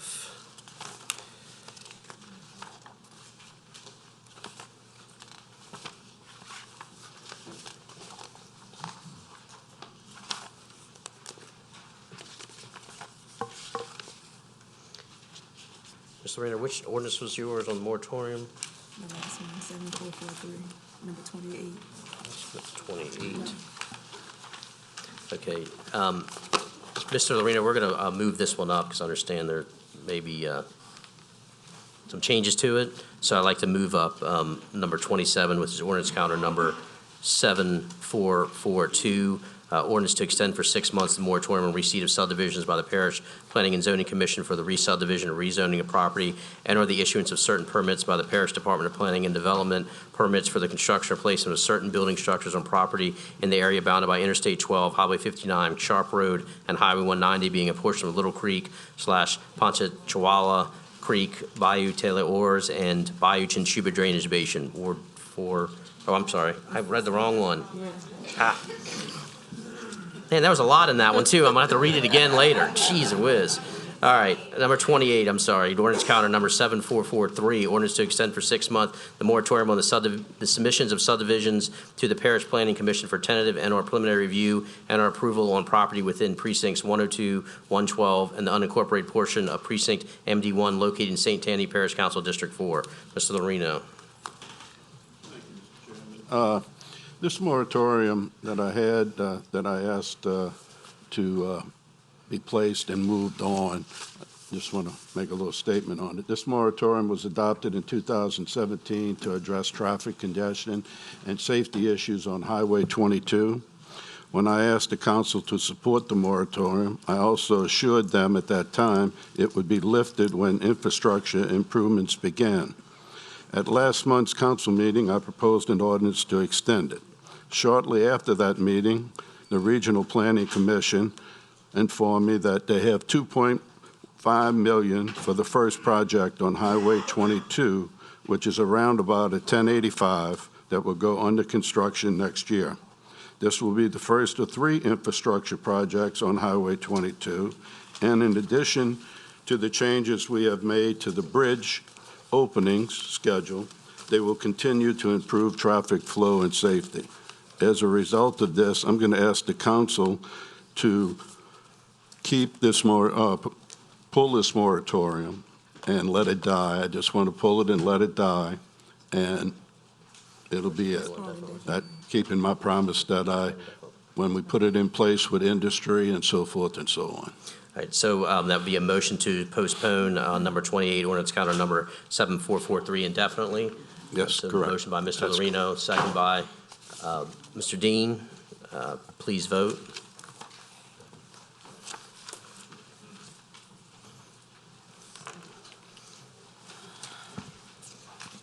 The motion is unanimous with one absent. Thank you. All right. Now we'll go to appeals. Each side is allowed 10 minutes to present their case and 3 minutes for rebuttal. 2-minute conclusion per side may be allowed if questions are asked by the council. Appeal number 1, Robert Bruno appealing the Planning Commission recommended denial on September 12, 2023 for re-subdivision of Lot 39 and Green Space 6 into lots 39A, 48, and 49 Wingfield subdivision located in the south and west sides of Crossvine Drive, west of Bayham Road, Covington, Louisiana, Ward 1, District 3. We have no cards? Mr. Chairman? Okay, Ms. Kazamon? Yes, this, I guess we would go forward, and I would concur with the planning and zoning's denial just for paperwork, but we are redrawing. It's going to go back before the planning and zoning with some new issues. So just to clear this up, would I go ahead and agree with the planning and zoning's denial? Since he has not. He's going to withdraw the appeal. Yeah. So just put the appeals withdrawn. So just, there's no appeal. I think there's Yeah, no it's appeal, there's no appeal before us, so it's withdrawn, so. Well, that's what I asked you. Did he withdraw? I didn't see it on here. He did call and withdraw it. That's what he's doing, but I didn't see it written on here. I haven't seen that, and there's no card, so I think. Okay, so that's the only, I Do you was know just that he saying, withdrew it, or do we we're have in the documentation? communication. He's going back through the planning and zoning, and he's aware of it. So I was just saying for paperwork, just to clear that what he requested in this portion, that I concur with the planning and zoning to deny his first issue. He's changing it.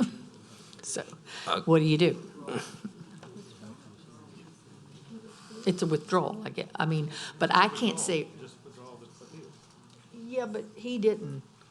I mean, he forgot to get this in. We just want to postpone it until he can formally withdraw it, and then it'll be off the agenda. I'm just not sure if we vote adversely to it, if that affects his ability to resubmit or the timeframe. No, it doesn't, because it's a totally different plan that he's come up with. Okay, if it's a totally different plan, then Yes, let's. it's not the same Then there's a issues, motion and to. He's been working with engineering and staff and everything, and actually, he did not realize that he had to go back, the new plan, back to the planning and zoning. Okay, well, we'll have a motion to concur with the planning denial Correct. then. And that'll Motion clear by- it up By for Ms. that. Casabon, second by Ms. Fitzgerald. Please vote.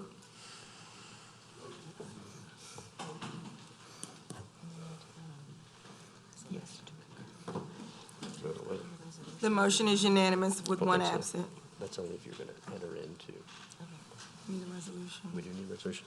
All right, and then motion by Ms. Casabon on the resolution, second by Mr. Lorino.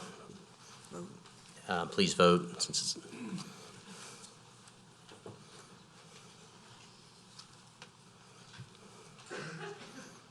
The motion passes with 13 yeas and one abstention, and no one absent.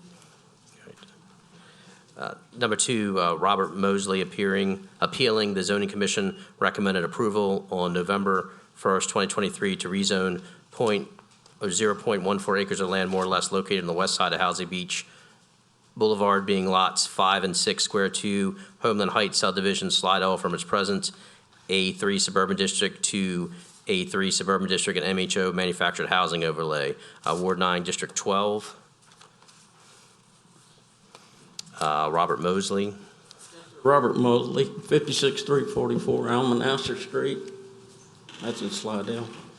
It's in Slidell, but it's still unincorporated. Actually, I don't know the folks that want this MHO, and I wish them no ill will at all. But Homeland Heights backs up to my property on the north side, and it's been an absolute nuisance ever since it's been there. There's a meth lab up in there, dopers up in there, there's scrappers, there's burning wire. Raw sewage in the ditch was the catalyst for me. And I called code enforcement. Some guy put a camper trailer up in there about 125 feet from my house. And I saw that sewage in there, and I said, no, that's it. Something got to be done with this. So I got code out there, and we got rid of the trailer with the sewage in it. And there was some other issues out there. And then I turned my attention to Spanish Trail. Absolute outrageous. Dopers out there, scrappers, burnt. It just went to hell after Katrina. So I got code out there, and we have been working for years to clean that place up.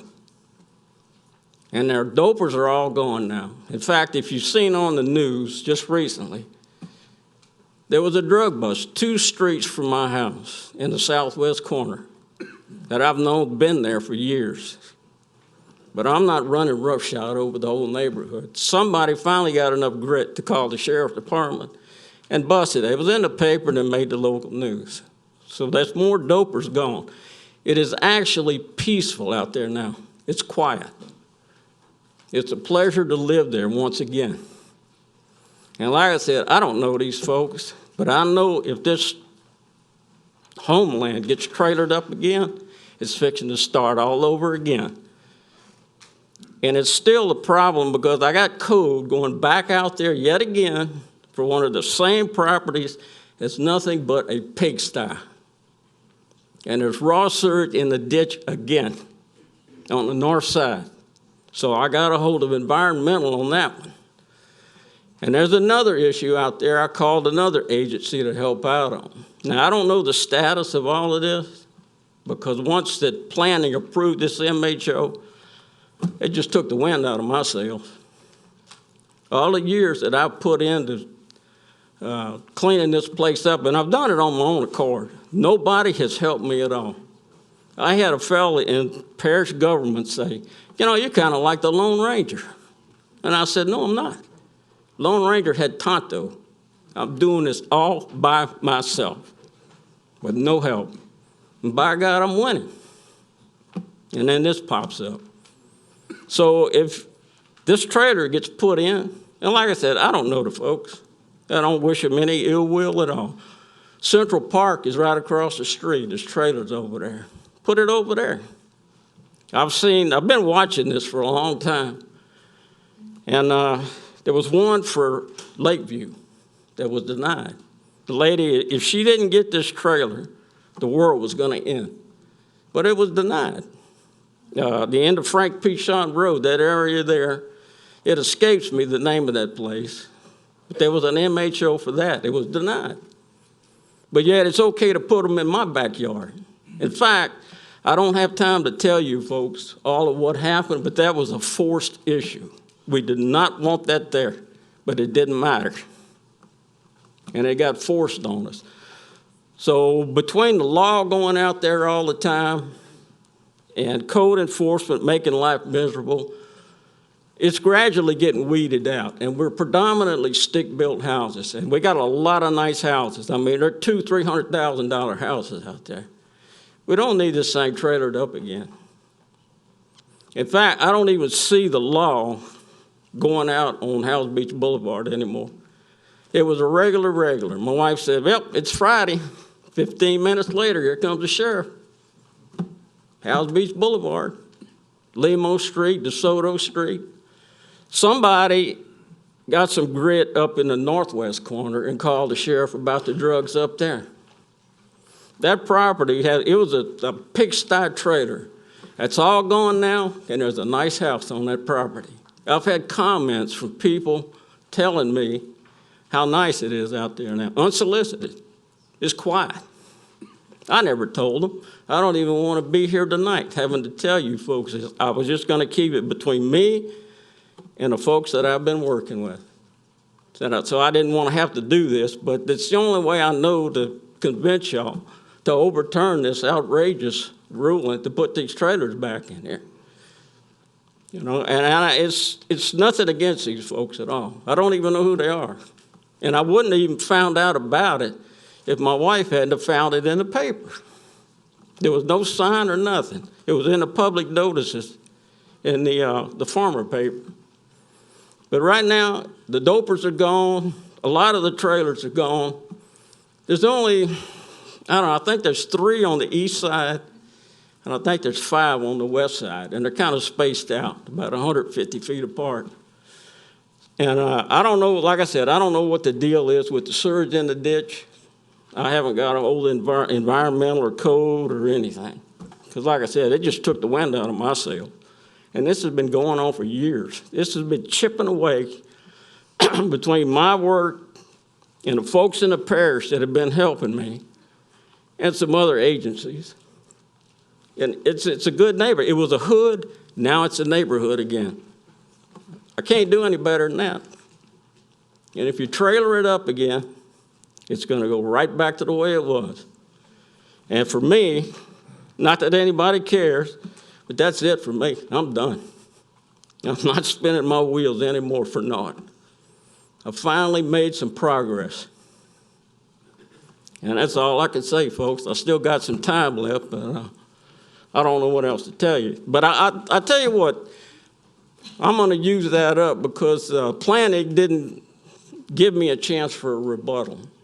I just kind of shut my water off. You'll have 2 minutes for rebuttal, and you can save that time if you like as well. Well, I got 3 minutes left, so I could do it. But I mean, I'm pretty much going to say everything I got to say now.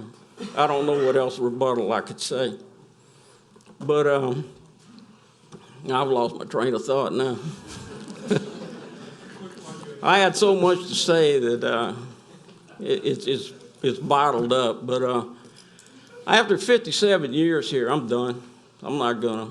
It has been absolute bloody hell with these trailers around me. Now, why other people don't step up and say something, I don't know. In fact, about 4 meetings ago, there was a kid wanting to put a short-term rental out at Lakeview. And the homeowners guy got up and talked against it. Well, there was another fellow that talked against it. Well, my wife and I know who that was. The whole deal is he goes to bat for Lakeview, but he spends 99 to 44, 100% of his time living across the street from us. And he owns 2 of the 3 houses and owns the entire block. But he won't do anything to help Spanish Trail better, but we'll go to bat for Lakeview. Figure that one out. He calls me up and says, I can't take all this noise. I'm going out to the lake. Thank you for leaving me. Let me do the dirty work. So I don't know why people aren't stepping up to protect their houses, because there's a lot of nice houses out there, and I got one of them. But it's the quality of life, and it's finally quiet again. Now, we got the speed racers that use Howes Beach Road and Old Spanish Trail for their drag strip, but I think that's kind of a nationwide thing. But other than that, it's peaceful. So that's about all I can tell you, folks. It's just, it's been years of chipping away. It's taken a long time. By God, I'm finally winning until this popped up. And it's all going to be for naught if you don't overturn this ruling. You know, I mean, they can go to anywhere else. And I don't see why they're denied at Lakeview and at the end of Frank Pichon Road, but yet it's okay to put them in my backyard. Seems a bit dodgy to me. So anyway, I don't know. You guys decide for yourself. And if you decide not to overturn it, not that anybody cares, but that's me. I'm done. There ain't no point caring anymore. Because why? For what reason? I'm spinning my wheels for nothing. I spent years doing this. So that's all I got to say, folks. And there's only 2 seconds left. Thank you, sir.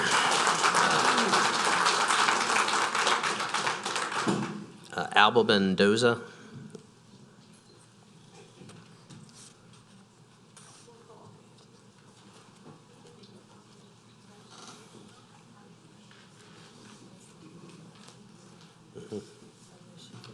Hi. Hi. This is Alba Mendoza. She is the owner of the trailer, the lot that the trailer wants to be put in. All she wants to do is put a trailer for her grandkids and her son and her daughter-in-law, so they can have a home next to her. So, that's her story. Que quieres una trailer para tu familia y nada más. That's all you have at this point? Oh, yeah, all she wants to do is put a home there for her grandkids and her son and her daughter-in-law to live there. They've cleaned, they've cut the trees that were there. They, basically, they put a fence around it already, so, it can be private for them. So, but it's not them doing all the loud noises that he's saying or the storage or anything like that. That's just a normal thing. The storage is, we live in Louisiana, right? But, they've cleaned around there. She lives next door to the lot that they plan to put the trailer in. So. All right, thank you. Sir, do you have any rebuttal? I think you said you were finished with your, good. All right. I don't know what else to say, Mr. Aaron. Thank you, sir. Mr. Bender. I'm sorry. I have a speaking card. I live over there too. My name is Keela Shulaby. My mom. I'm sorry, you put the wrong color. Okay, go ahead. Okay, me and my mom lives on lot 19 and 20, and we want to come back and rebuild with our mobile home as well. It got destroyed in, what's the last storm? Ida. And the tree went through it, so we're trying to come back. We've been living over there since I was in 7th grade, and we never had any problems on House Beach Boulevard. I ain't never had no problems, or nobody was out of order over there all the years that we lived over there. And if you trailer it up again, it would do better, because we have a lot in the back and the front of us that been overgrown for years. So we need to get somebody for whoever owned the lot in the back and the front of us. So if you trailer it up again, it will do some good back to the neighborhood, because that's what the neighborhood was. It was a mobile home neighborhood, and it was a good neighborhood with just working class people who lived in mobile homes. My mama don't have no criminal record, I don't. Those people right there is family people. They mind their business, live down the street, and they did clean it up. It was overgrown. They cleaned up the lot. Because the mother and the family, they lived in the other trailer that they brought, they cleaned up the lot. The lot was overgrown for years, and they cleaned it up really well. So everybody over there is family people, mind their business and everything. I never had no problems over there. The same people lived over there for years. They like the newest people. They lived over, they came like a couple of years later, but all the other people, they've been over there all the years that we've been over there, since the 90s. So it's no problem or nothing like that. I don't know what he, encountered. I'm not saying he didn't, but we all family people that just want to get our mobile homes and rebuild again. Thank you, ma'am. Because we paying these high rent in these apartments, and we would like to get out of that. All right, thank you, ma'am. Mr. Airy. Yeah, go ahead. Mr. Chairman, ma'am, could you, Mr. Chairman, I'd like to ask this lady a question. Ma'am, I want to make sure I didn't misunderstand you. I thought in the beginning of your statement, I thought you were saying that we want to go back to stick-built homes. No, we want to get our mobile home back. Our mobile home got destroyed in Ida. We want to build a new one. We want to get a new one. Okay, but let me ask you this question. Are you related to these people here? No, I'm just familiar with them. They are neighbors. Okay, so the grandmother is your neighbor? Yes. Okay, not. Well, they both are neighbors because that lot is right by each other. Like, they family, they live right by each other. One lot is right there, then a lot behind them is the new lot that they cleaned up. I'm familiar with the cleaned up lot, but, and I'll ask these folks here in a minute, but it's not my understanding that the lady who wants the mobile home lives there right now. Am I misunderstanding this? Well, they're just a nice family. That's all I was just trying to say. They're not causing any trouble. They like us. They just want to get a mobile home and live. That's all I was just, vouching for them. They're nice family people. Okay. They mind their business. That's all I was saying. No, I thought in the beginning you were saying that you'd like to see it go back to stick-built, okay? No, sir, I'm sorry if I Okay, no. It's probably my misunderstanding. Okay. So thank you very much. You're welcome. Okay. So, Mr. Chairman, I'd like to, ma'am, can y'all come on up? Okay.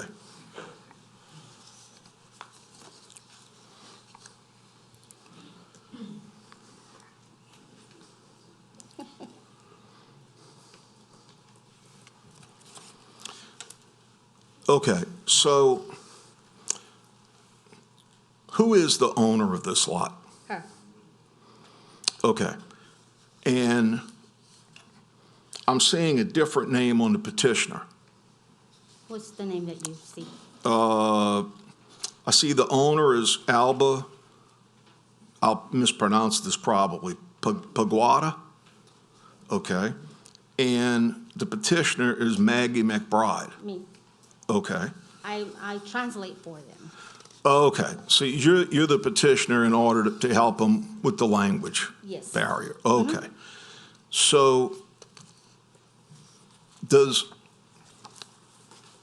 Miss Alba Paguada, she owns the lot right now?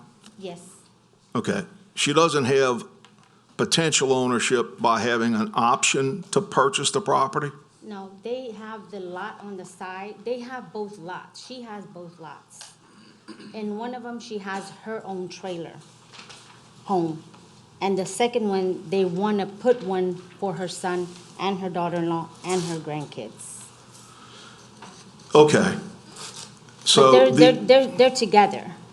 I understand. One next to each other. Correct. Okay. So these are two 25-foot lots that they cleared. I saw it on Hauser Beach.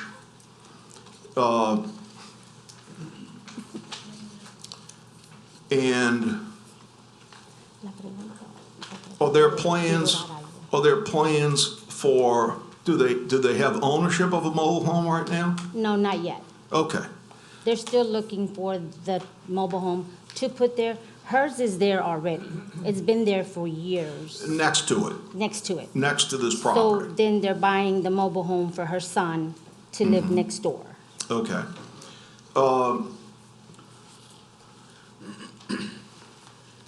Okay. Have you, because I want to be overly fair here, and I can't speak to the lady directly, okay? That's fine. I'm gonna need you to do it for me a That's little fine. bit, okay? So, I know what the elevation is in that area. I only live, half a mile away from this area. Evaluación de la propiedad. Él nomás vive dos calles al lado. Go ahead. So with the elevation, I want to make sure of these questions before I make a suggestion to my colleagues. Does she understand that that mobile home would have to be raised quite a bit? ¿Entiendes que esa traila se te necesita poner alta porque la zona que tienes? Yes. Okay. And, all right, so that answers that. What about the option, since this was denied by the zoning commission, what about the option of building a regular home? It was approved, Mr. Bender. Oh, excuse me. My apologies. Thank you all very much. This was approved by so from their perspective, they've already given you an approval on this MHO. Correct, but he appealed it, so that's why Yeah, I we got understand. here. Okay, well, thank you very much. I appreciate the information. Is that And I'm it? sorry I was miscorrect. I did read it as approved, but I spoke wrong. Okay. So if I have any more questions, I'll bring you back up, okay? Perfect. ¿Qué va a preguntar más preguntas si necesita preguntar? Let me say this to my colleagues on the council, okay? As the councilman for this area for the last 20 years, and being very, very familiar with this area, my father-in-law built one of the first stick-built homes in this area in 1973. Most of this area was undeveloped. It was like many lots of record. There's a plat on top of pine trees. You know, it's never been open. There's still significant parts of this area that are not open yet. May be open, streets are not cut, and as we all know, owners would have to open the street first, get it approved by the parish government, and we would take it into the road maintenance inventory. I do want to thank in the last 20 years the various department heads with planning and development, with code enforcement, public works. We've installed stop signs where there was speeding. This is not to go against what Mr. Mosley said, but he's not in this alone. I think perhaps he's thinking that he's in it alone, meaning no other neighbors have been helping him. But I've gotten multiple phone calls over the years, and the area has gotten much better. To this degree, I did the count myself.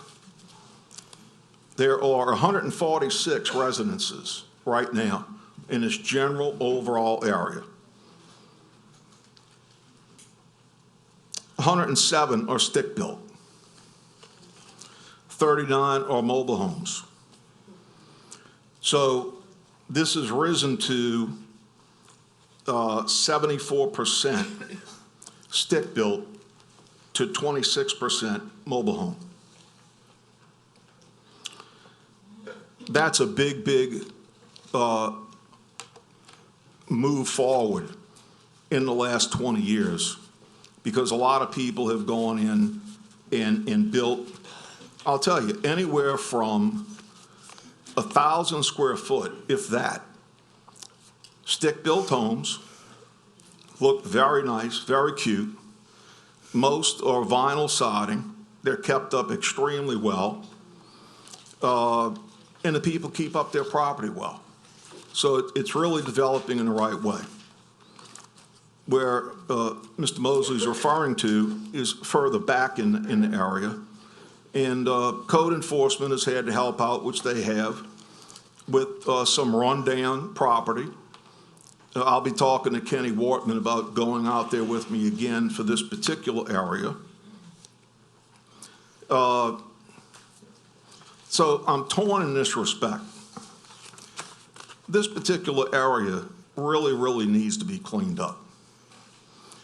The one thing that I have a problem with the mobile home issue is, other than perhaps one of these 107 homes, there are close to 10 of the 39 mobile homes that I'm not sure how they're even being lived in. Siding's off of them. It's just a problem. Just the condition of the homes themselves are a problem. So I want people to be able to afford a place to live. I want to speak back to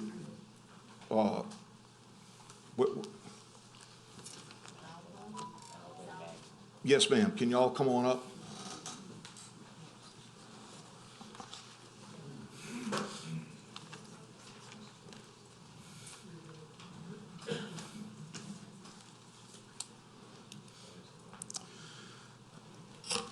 What I'd like to present to you que él quiere presentarte a ti. How many people did you say would be living in this ¿Qué tantas mobile home if allowed? personas van a vivir en esta propiedad, en esta trailer? 3 kids and 2 adults. Okay. I know what the costs are Yo sé que son on, los costos de las... excuse me? Oh, I'm sorry. I know what the costs involved are in putting whether it's a mobile home or a stick-built there. Have they considered going with a stick-built, which is going to be better against storm winds? Okay. If you build it like many of the people in there are built at 1,000 square feet, 1,100 square feet, I'm sure the bedrooms are not huge, but they're functional, and the property can be kept up. I recommend that y'all consider that versus the cost of buying. Are they considering a new mobile home? Are they considering a new mobile home? Yes. Okay. Well, not brand new, but I mean, something livable to live in, nice, pretty. I mean, Okay. Okay. Because of the growth of the stick-built homes in the area, and I watched the zoning commission meeting, I rewatched this thing. It was a very, very close vote. I would like this area to remain moving in the stick-built area. So I'm going to have to recommend to my colleagues that we overturn the zoning approval. Okay? Sostenidos en esa opinión por lo pronto porque prefiere que pongas una casa en vez de una trailer. However, I would recommend that y'all talk to a builder. Well, the thing is that she feels that building a home would be more expensive than putting in a trailer home, mobile home, that is gonna be enough, or cost enough for them to live livable for her son and her daughter-in-law and her grandkids. They don't think that they can spend a lot of money on a house. Okay. Yes, sir, go ahead. Okay, I'm her son. I'm her other son. Look, I think the trailer is a home, even if it's on wheels. I don't think it matters. My family, they're awesome, amazing. I don't know who that was that came up here and talked. Me. Well, thank you for coming. But I want to welcome the other guy to come talk to us. We're not bad people. We're just trying to. No, I understand that. You know what I mean? I understand. So let me thank you for speaking. Let me just say this, because I'm very, very torn on this. Yeah. Because my heartstrings tell me one thing, but I also look at where this subdivision is moving, which is heavily to stick-built, okay?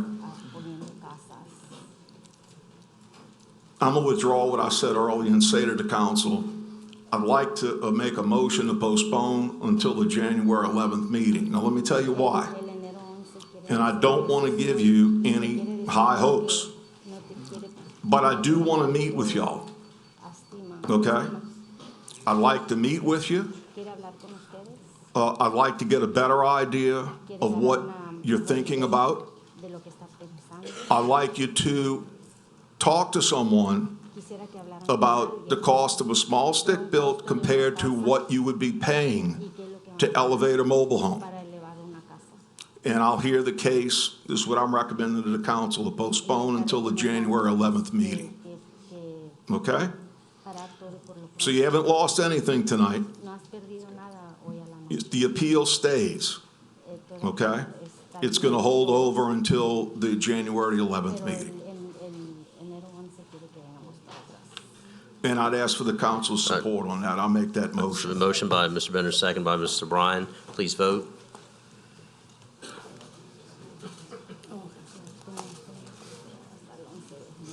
Do Yes, you want to ma'am. meet with us too? Because we trying to put a. Yes. Huh? Yeah. The motion passes with 13 yeas and 1 nay. Okay. All right. They could go sit down.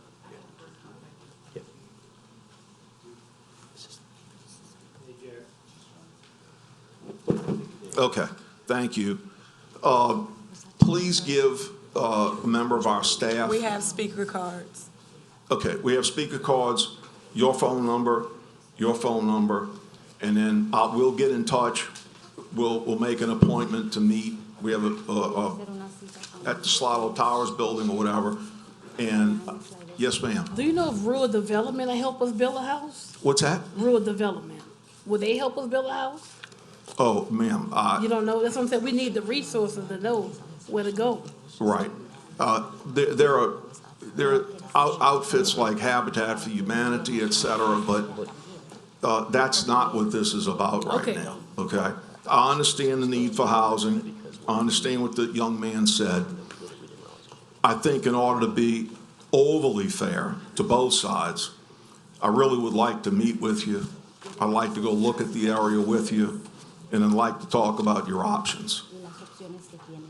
Okay? So I'll be back in touch, probably either before Christmas or between Christmas and New Year's. Okay. Okay? Thank you, sir. And we'll make sure you have the phone numbers and so forth. Okay. Thank you. Yeah, I don't have my information. Who do I give it to? Please give it, and your name and your phone number and everything, sir. Sounds good.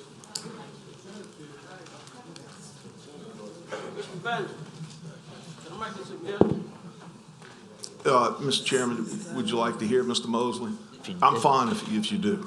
Okay, yeah, briefly, sir. please, we have several other items. The girl just gave me an idea. What about Habitat for Humanity? Well, I mean, Mr. Mosley, I just brought that up. We'd be talking about a long time. I mean. Well, the only reason I say that, they actually built one on, Almanaster. Yeah, I mean, but the way they operate, because I'm familiar with East Habitat for Humanity, they will own a lot, okay, generally. They'll look at building the home and helping them with financing and so forth, okay? But that process is not going to occur in 3 weeks. I'll be happy to contact them, but I don't believe that process in any way. Yeah, I understand. No, thank you. And I want to thank you, Mr. Mosley, for all your efforts to try to keep it clean. I thank you for all your phone calls.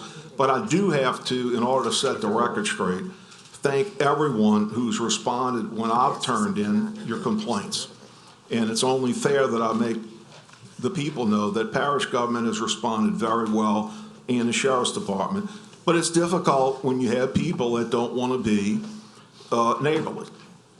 Yes, sir. Yeah, well, for the council members that are staying, pardon me, I don't know if Mr. Heidelberg is still working for the parish or not, but he's aware of the situation if you want to contact him. And I don't know, Fire District once helped out. And, you can check with them, check with code enforcement. And they'll tell you the bloody hell it's been trying to clean that up. Hey, Mr. Mosley, I'm extremely familiar because you've. No, I'm stalker for I understand. I mean, they'll tell my colleagues, though, in 20 years, you and I have spoken at least 60, 70 times. I've been out to your property multiple times. That's bad, huh? All right, well, we can continue this later if we could, please. Okay. It's gotten a lot better. All right. Yes, ma'am. We'll be in touch.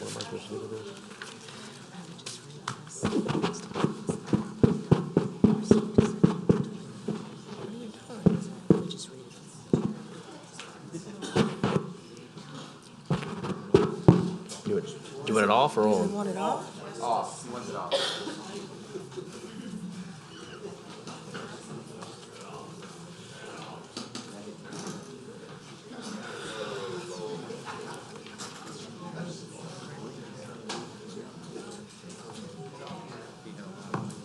So what does that mean? It's not, no, it should But then there's no vote to take, but it's not on the agenda to do anything else with? Well, we can put it back on the agenda. On the opening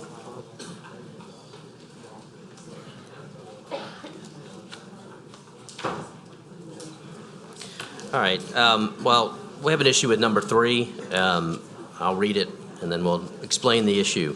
Jeffrey Shane, appealing the zoning commission, recommended approval on November 1st, 2023 of a unified development code text change identified in ordinance calendar number 7324, ordinance to amend St. Tammany Parish Code of Ordinance sections 130-918, 130-945, 130-969 to remove the term apartments from the definition of lodging set forth in these ordinances. The issue with this is that, according to legal, this is not a proper appeal because this was not a decision of the zoning commission. It was merely a recommendation, and there's actually a lawsuit going on over some of that right now. So to be consistent, this is not a properly docketed appeal of this. We really can't hear this as an appeal. Won't have the jurisdiction to it as improperly docketed. So it needs to be withdrawn from the appeal calendar.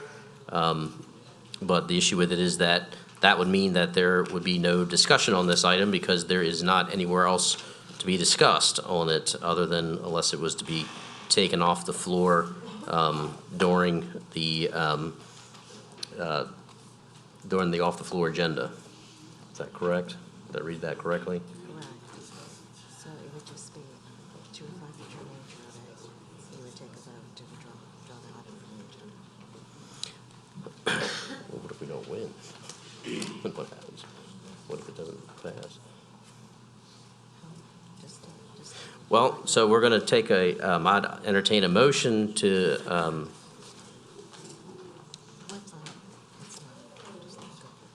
I would entertain a motion to withdraw the appeal. Moved by, Shane, would you like to talk about it? I mean, the upside of that is that there wouldn't be a vote on the amendment at all. So there would be, it wouldn't be, this, what's in existence now would stay in existence. Understood. There would be no change. May I speak?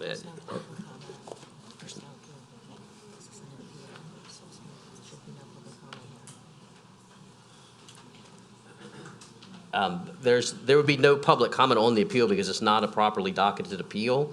But I'll give you a minute of personal privilege if you'd like to say something. But that's unfortunately the rules that we have. I will work within the rule that you've read. The only question I would ask, is there a way that we can discuss this issue later this evening? The ordinance is mentioned on the docket, and presumably the ordinance would have been placed on the agenda for adoption, assuming the appeal would have been unsuccessful.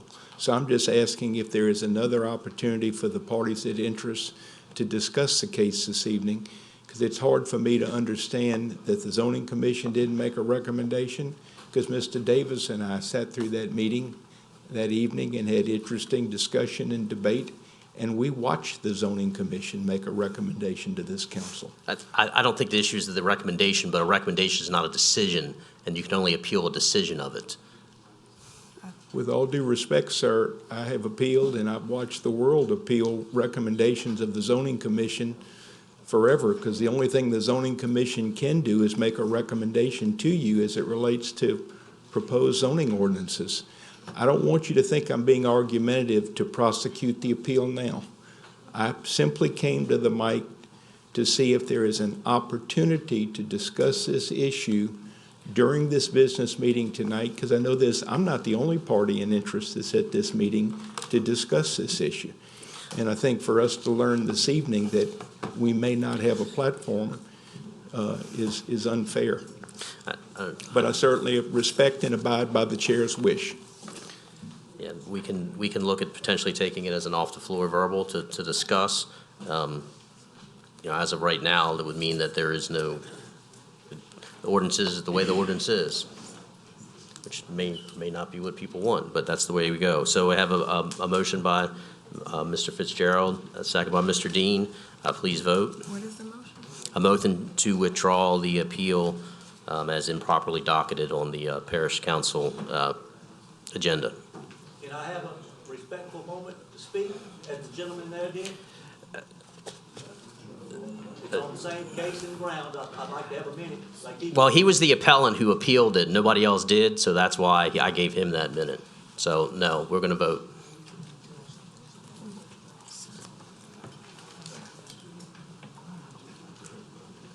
We're waiting on y'all to vote.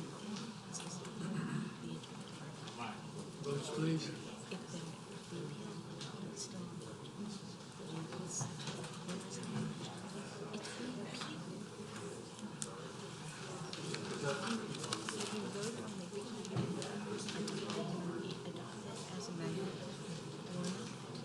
Doesn't matter, that's on the appeal count, or it's to concur the ordinance or adoption.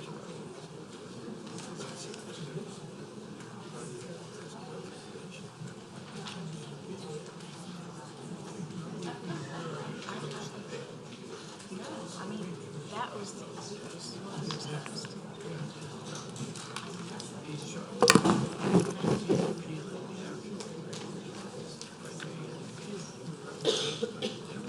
Are you finishing the vote? Because everybody did vote. Or you want me to just cancel?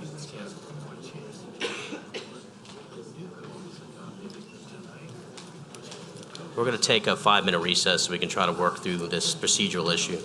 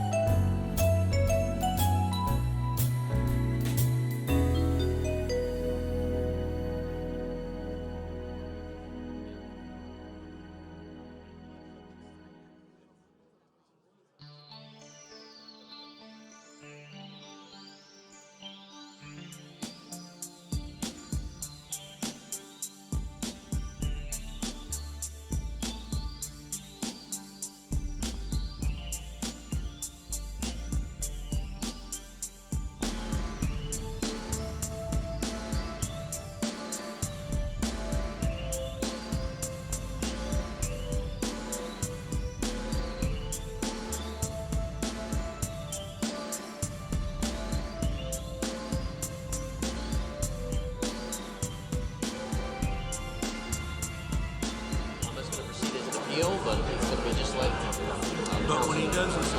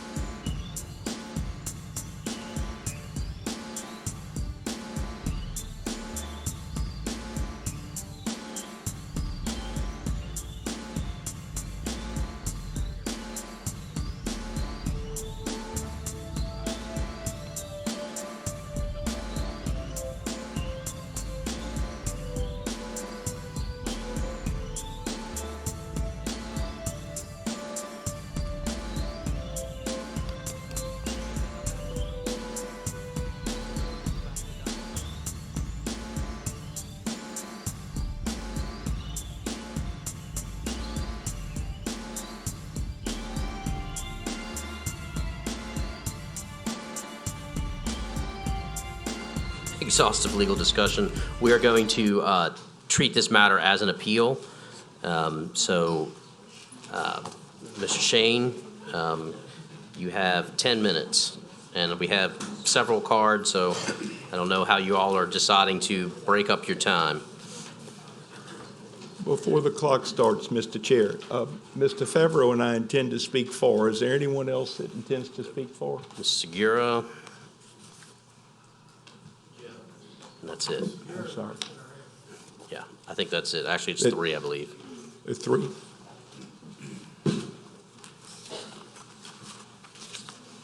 Yes, that's just 3. So with, if it's okay with you, Mr. Chair, Mr. Favreau is going to speak first. I will come later. Sure. And Mr. Favreau has a letter he'd like to have handed out to the council.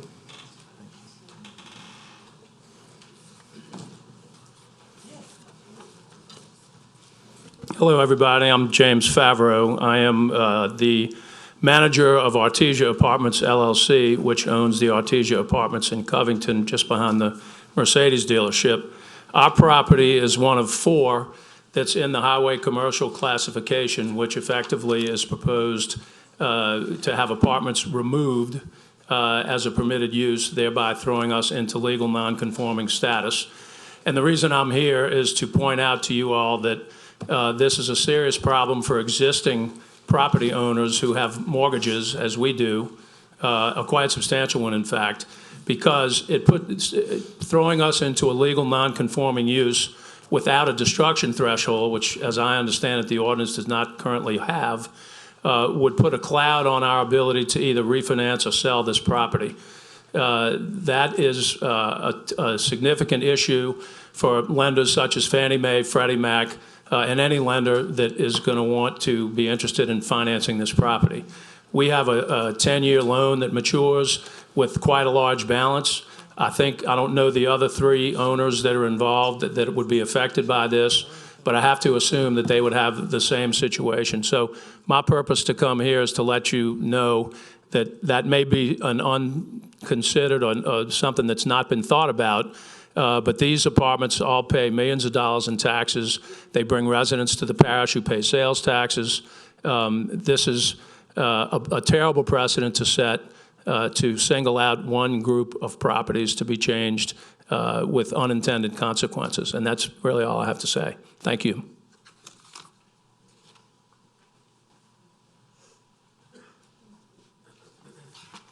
Thank you, Mr. Chair. Jeff Shane of the Jones Fussell Firm, representing Military Road Revitalization Company.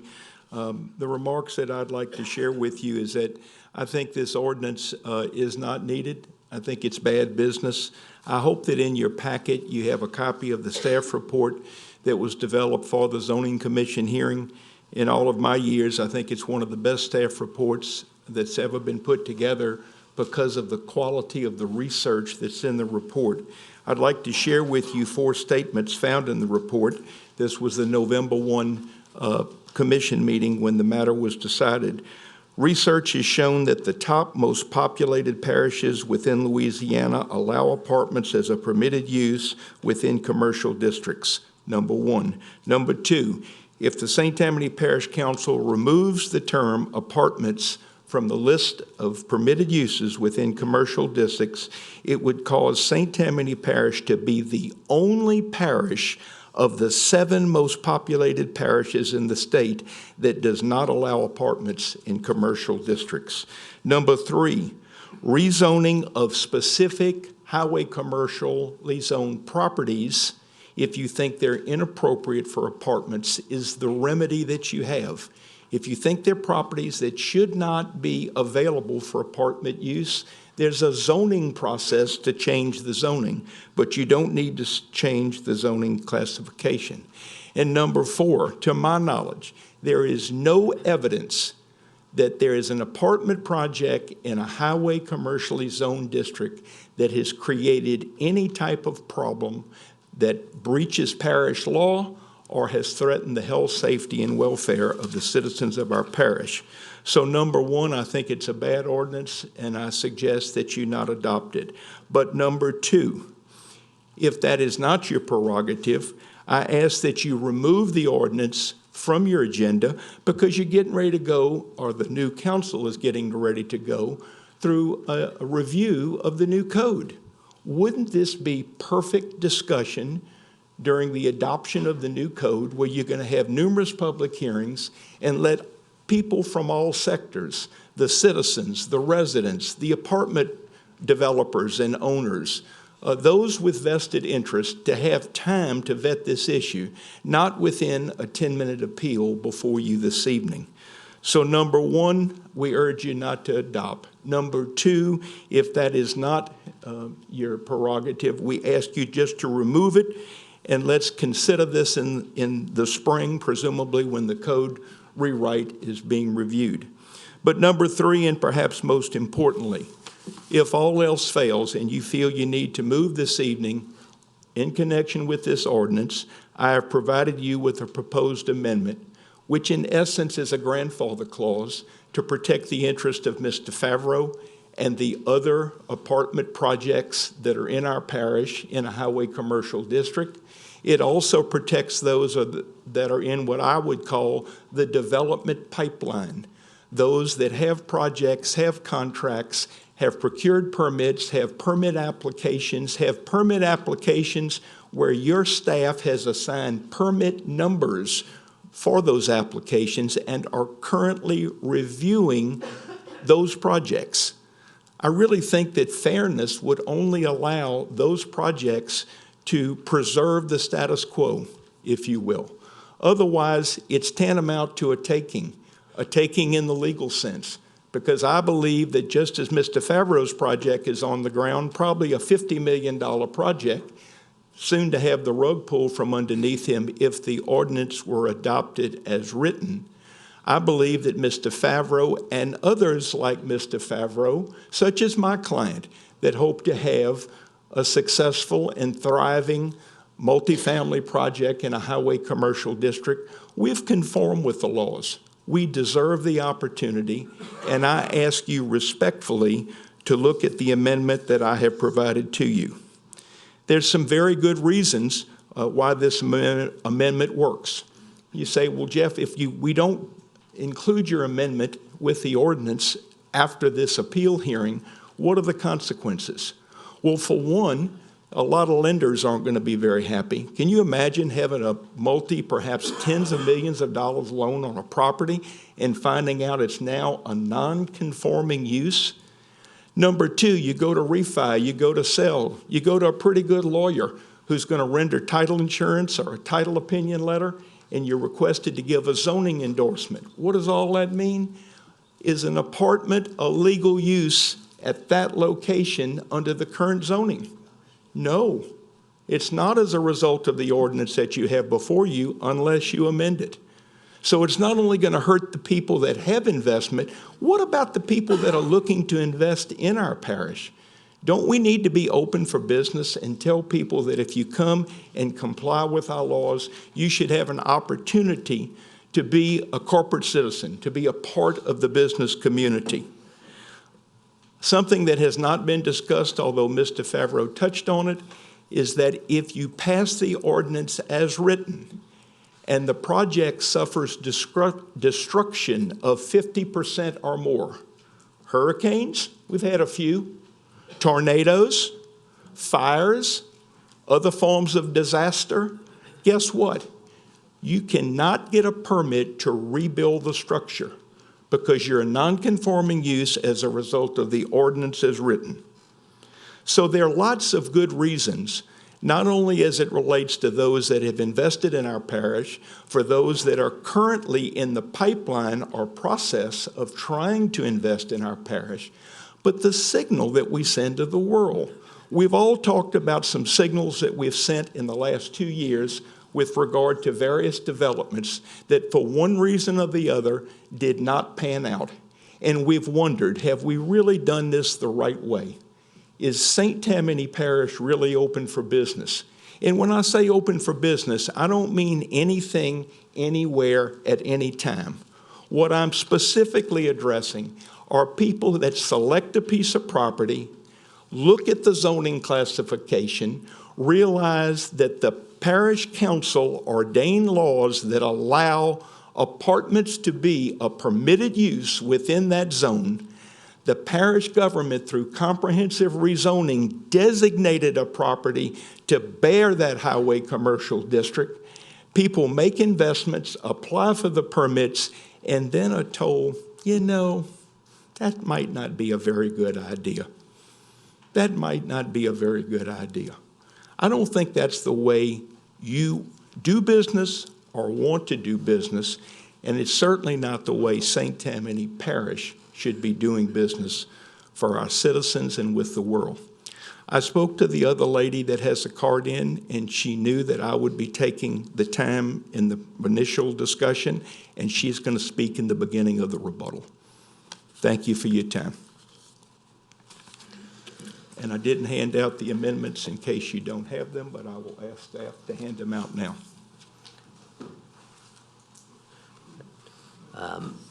On the other side, I don't know who wants to go first. Mr. Barnett, are you?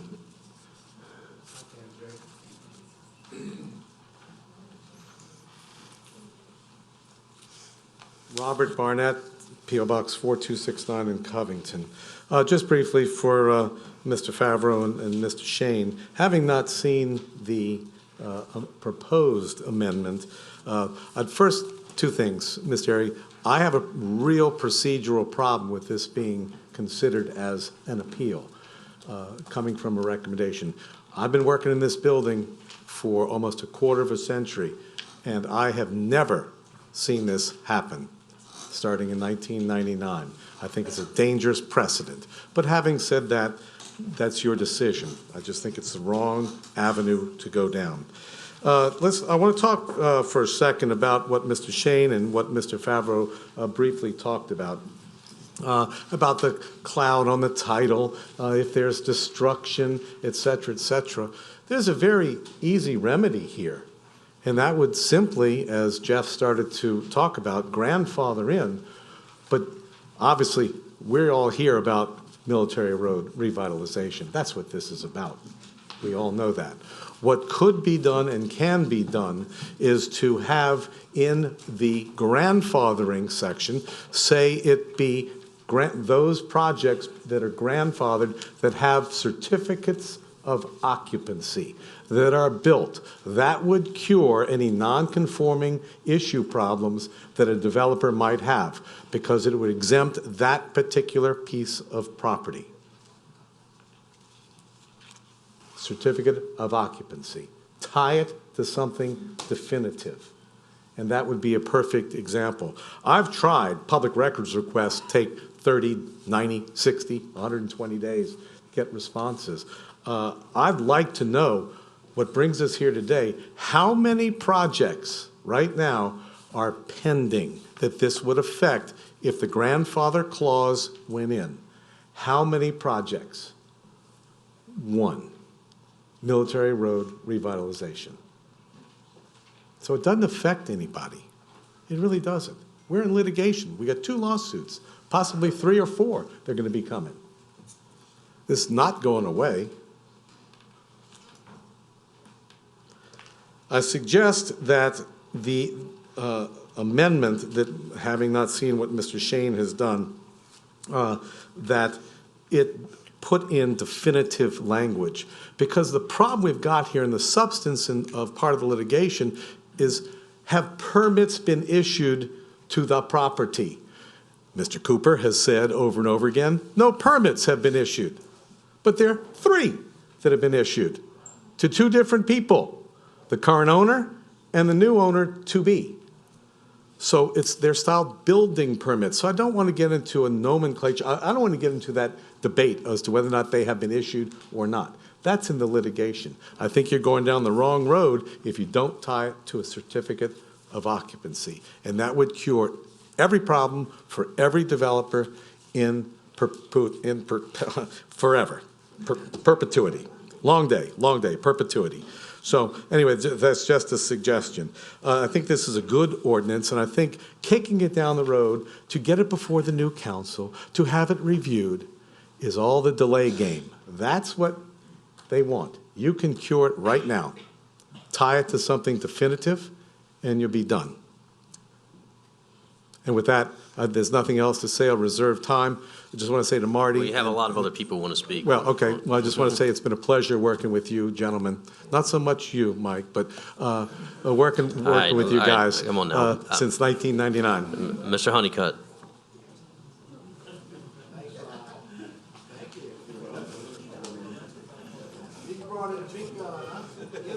Roy Honeycutt, Covington, Louisiana, 71567 Jefferson Avenue.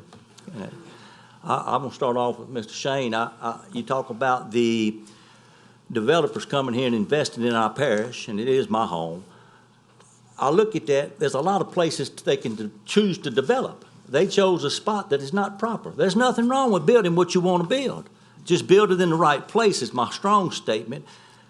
It's in probably one of the worst intersections in the state. I know when I was growing up, it was one of the top 10 back in the 50s, 60s, and it's like, choose this position is not right. It's just not right. The traffic's already a disaster. I don't care what kind of infrastructure. If they do, they're going to tear down some more people's houses, which they're starting to do already. And this is homes that's been there for 112 years. My home's 102 years old. I just sold a home today in the neighborhood there, 112 years old. There's some structures in there that make this place special. We're not in the city. We're across the street from the city. And for this kind of a development to come, I beg and plead. We vote on good council people that are just and represent the people. This is the people calling me right now to the council saying, please do what's right by the people that live here. This is developers, and I love developers. They're good. They bring wealth to the community, but there's a better place to build it. And I end it with that. And I got a lot to say. I'll give somebody else some time. Thank you. Lynn Fritcher.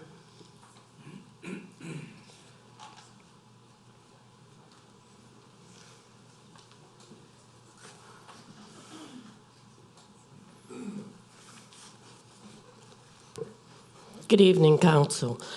I'm Lynn Fritcher, 19592 Garland Street, Covington, Louisiana. I am totally not for the Covington Trace Ridge Apartments.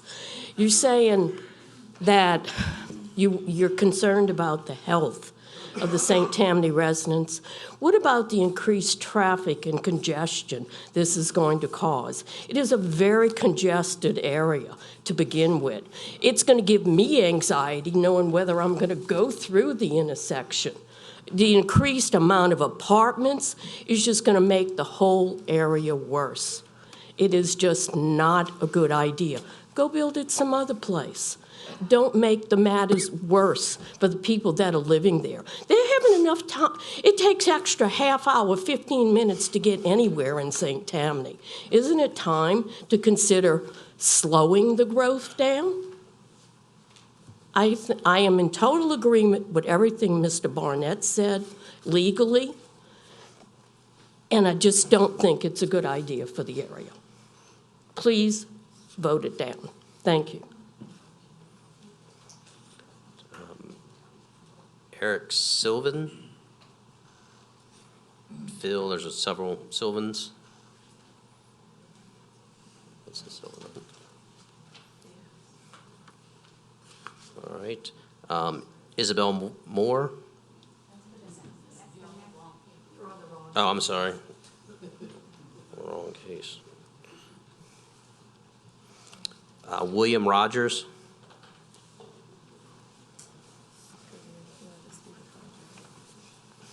Good evening. Yeah, and I just live remember, in we're talking about this ordinance too, and the use of the word apartments, and just try to keep our comments to that. Yeah, I'm talking about what we're talking about. Right. I live on Jefferson Avenue, and I'm opposed to the development. A lot of it could be, flooding. If you fill in those areas on the backside of that area where they're wanting to put it, you're getting into the floodplain. I grew up where the Blind Tiger is.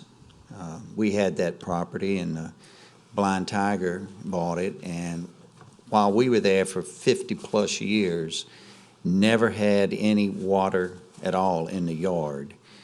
But in 16, which was really bad for everywhere, we had water for the first time in the yard. And that covered a lot of area, and if we fill in that area over there by where they're wanting to do the development, I'm afraid that the flooding north and west of the development will have flooding issues. We don't want to make trouble for the developer.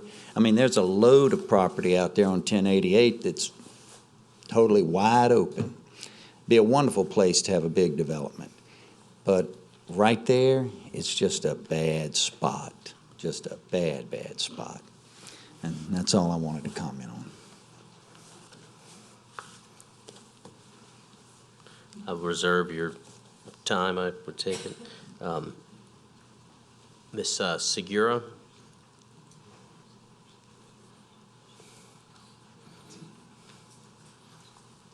She has 2 minutes. So is this part of the rebuttal? Because, okay, thank you. 3 minutes, Thank I'm you. sorry. Okay. Stand corrected, Mr. Canulet. So a couple of things. We're not talking about that one development, though that seems to be what everybody's focused on. We're talking about an ordinance that wants to limit apartments. You know who lives in apartments? People who want to live in St. Tammany but can't afford a $300,000 or $200,000 plus home. But there are people who work in your restaurants, in your groceries, in your hospitals. They deserve to have a nice place to live. I had a home in Madisonville when I retired, decided I didn't want to deal with it anymore. I moved to an apartment. I love where I live, on Brewster Road. I shop here, I live here, my life is here, my retired life is here. And I have pretty good disposable income, I will say. Apartments aren't a bad word. Whether that particular development needs to be in that particular spot, well, if we're going to use traffic, I used it earlier, the traffic is bad everywhere. So that's really not a reason not to build apartments. And if not in a commercial district, you want an apartment complex going up next to your house in a nice little residential area? I wonder how many of you would enjoy that? 200 apartments next door. Thank you.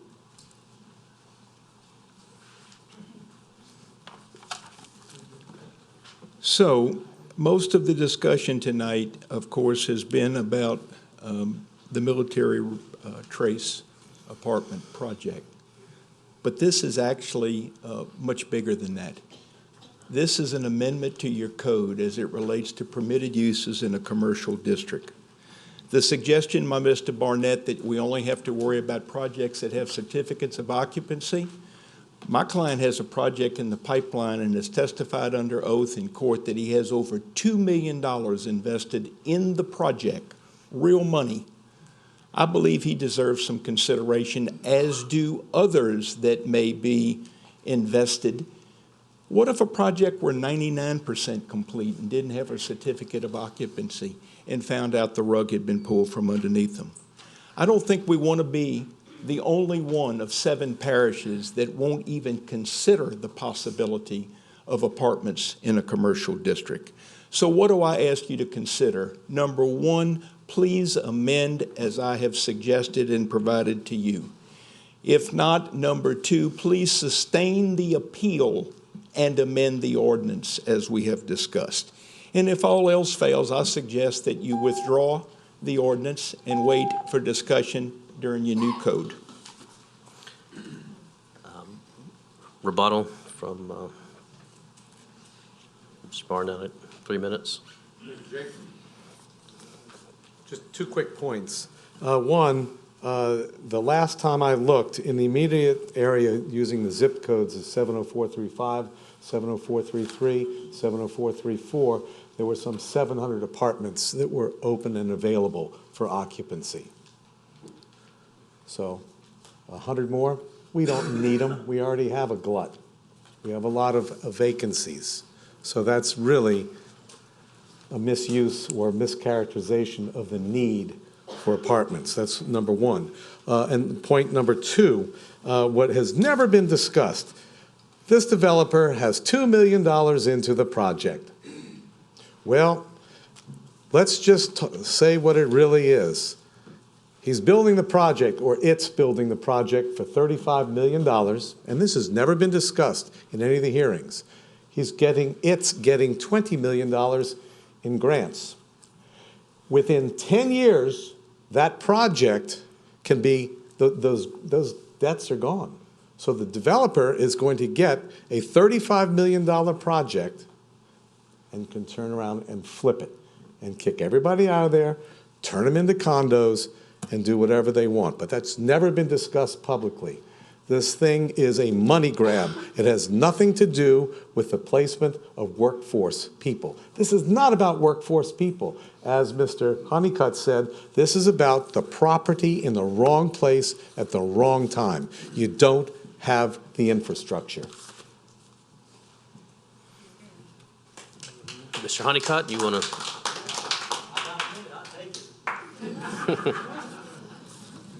We talk about comparing us to other parishes, and we've just spoken. We're the best parish in the state. Let them compare it to us. We got what we got because where we at and what we stand for. The people speak here. We elect good council members to do right by the people. If they was to have a vote tonight in St. Tammany Parish about that project, the people would vote it down. And forget the council like somebody talked there. Don't have no council. Let's just do it with the people vote. The people would vote it down. I talked to a lot of people. It's not right. It's not right. Money.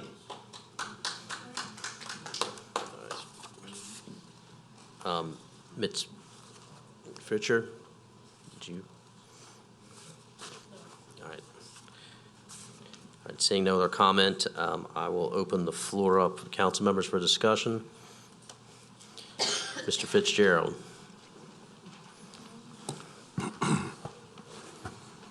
Thank you, Mr. Chairman. It's not the apocalypse, as Jeff might remark, to existing apartments. If we put this ordinance in, it drops one word, apartments, from commercial. Throughout the code, our code, not anybody else's code, through our code, it refers to residential zonings, A1, 2, 3, 4, 5, 6, 7, 8. And in those, all those residential zonings, it states that commercial operations are not allowed. So what is the difference between residential and commercial? The whole dynamics of the code separates those two items. When we want to strike the one word apartments, which that's a point of contention, counsel for the developer wants to put forth that, oh, it's a known fact that apartments refers to residential apartments. It's the law. Well, what about the portions of the code that say that there's no commercial activity in residential zonings, and apartments, multifamily, A6, A7, they're residential.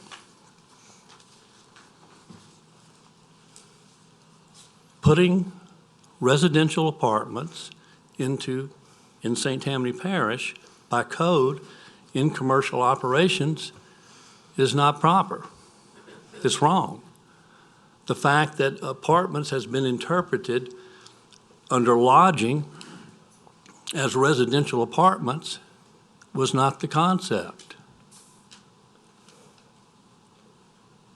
Removing apartments is not going to affect any currently built structure in HC2. That would be lunacy. Shall we go out and tear down the apartments in HC2 because now we've removed apartments, one word, from the code? No. It's to put forth into the future a correction. Apartments in the residential sense, is our understanding, my understanding, was not intended for commercial use. Do you get your mail at the day's end? Does a school bus pick up your child during rush hour traffic at the residence inn? No. That's a commercial undertaking. The traffic dynamics, every aspect of it, are different than a residential operation. And to a response, would you like an apartment complex in a residentially zoned area? Yes, I would. That's where they're supposed to be. And we can stratify that with A1, A2, A5, A6. We turn down many applications for multifamily dwellings in neighborhoods that are on 1 acre lots, A1 or A3 or A5. Done it myself on numerous occasions. So the essence of this argument is not about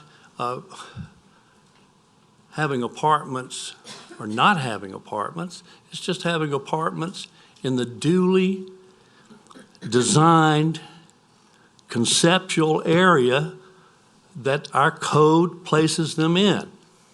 It's residential. Hey, by law, we're putting it in there because it says erroneously, in my opinion, erroneously apartments in there along with motels and hotels and lodging. That's an error, and we're correcting it by removing it. And moving forward, we're going to put residential apartments in residential zoning. That's all.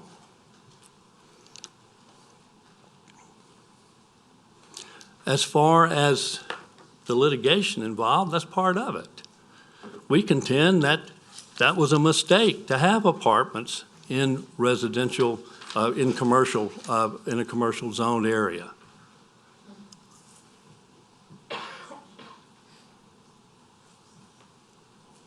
Again, our residential zonings to a T always say commercial operations are prohibited.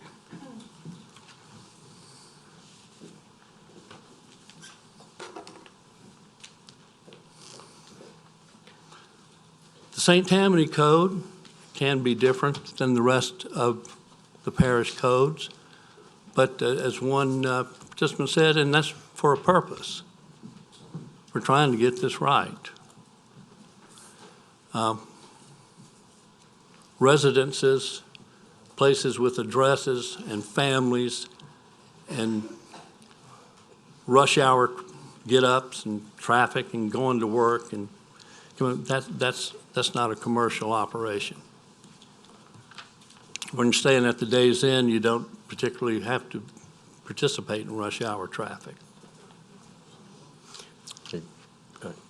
Yeah, just, first of all, I mean, we're here for a narrow issue on just changing an ordinance.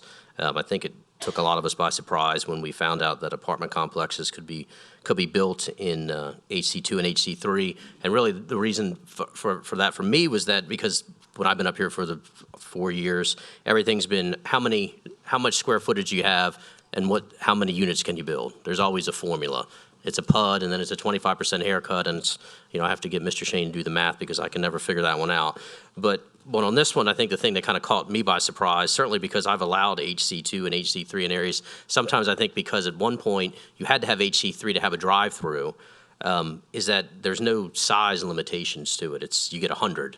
And I don't think that was ever the intent to say you get 100 apartments. I think it was the intent to say you had 100 keys to a hotel, and just because, and it wasn't rooms, because if you had a Homewood Suites where there's 3 different rooms, but it's only 1 key, that's sort of an apartment, that's kind of what it meant. Same thing with 200 on HC3, because you can have a 5-acre tract, and now you're trying to put 200 units in that, whereas if you had the correct zoning of A8, you would have to have a much bigger tract of land. So I think that's, to me, and I haven't done an exhaustive study of all the other parishes to see whether they have the same sort of, whether theirs is, if it's allowed, but is it allowed as a max amount, or is it allowed as what our A6 or A8 is? So as far as the amendment going forward, I think it's really correcting an issue that was, that was apparent that we really didn't, I guess I shouldn't say apparent, we really didn't know about it, because when we did moratoriums before, we never included that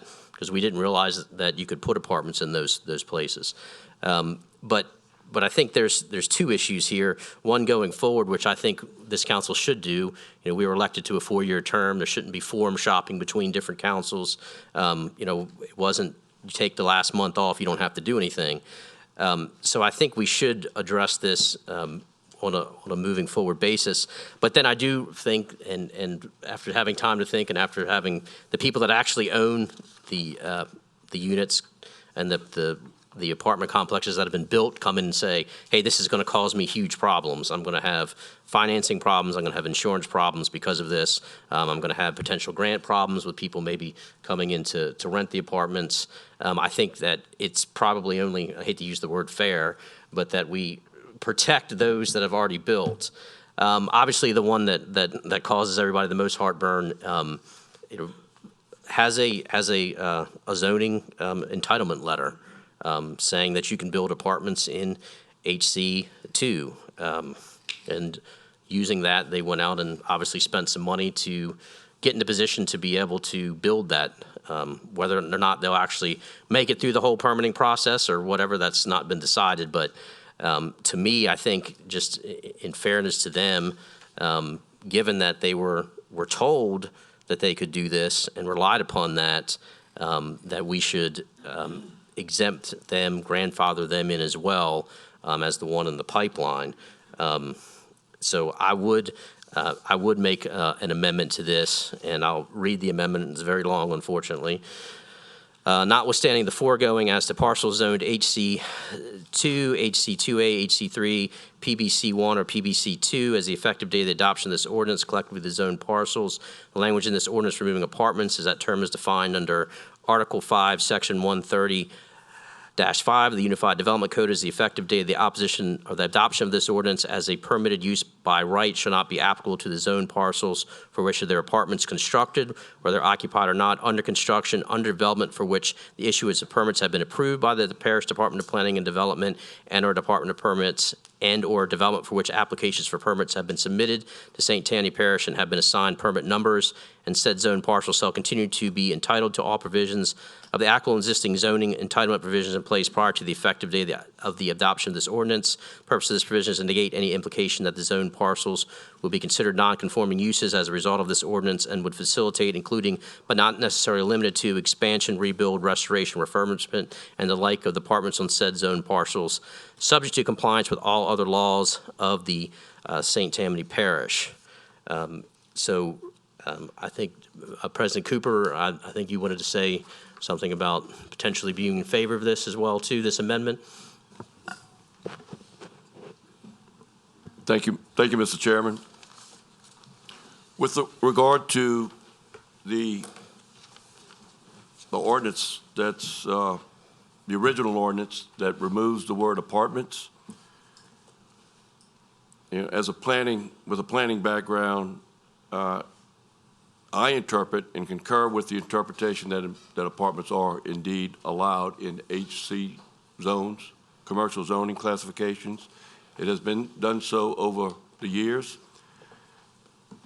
If that is not being considered, the proposed amendment that is before you tonight that would allow existing apartment complexes that have been built in HC zoning classifications, it would be detrimental to pull the rug from those or to make them legal non-conforming uses for the reasons that were already expressed this evening by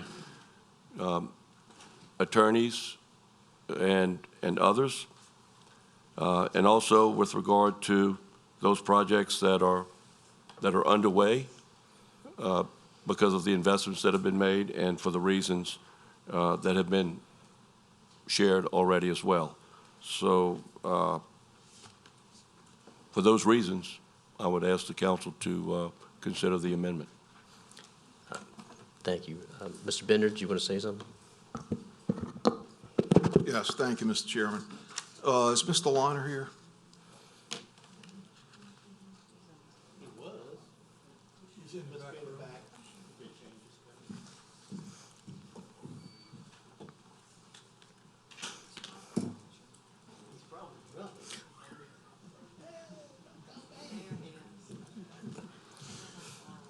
Mr. Liner, were you back there playing Santa Claus? Good evening. You didn't answer me. Oh, wait, what'd you say? Were you back there playing Santa Claus? Of course. Already? Yeah, exactly. Best time of year.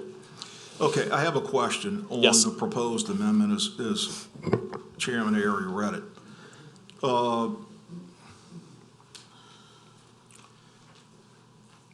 As of the effective date of the adoption of this ordinance, as permitted use by right shall not be applicable to zone parcels for which there are apartments constructed, which, whether occupied or not, but they're constructed. Under construction, understand that, under development for which the issuance of permits has been approved by the Parish Department of Planning and Development, I understand that, and/or Department of Permits, and/or under development for which applications for permits have been submitted to St. Tammany Parish and have been assigned permit numbers. That's the part that I have, let me say, a question, and not yet a concern, but a question. So, and/or everything else I understand seems reasonable to me.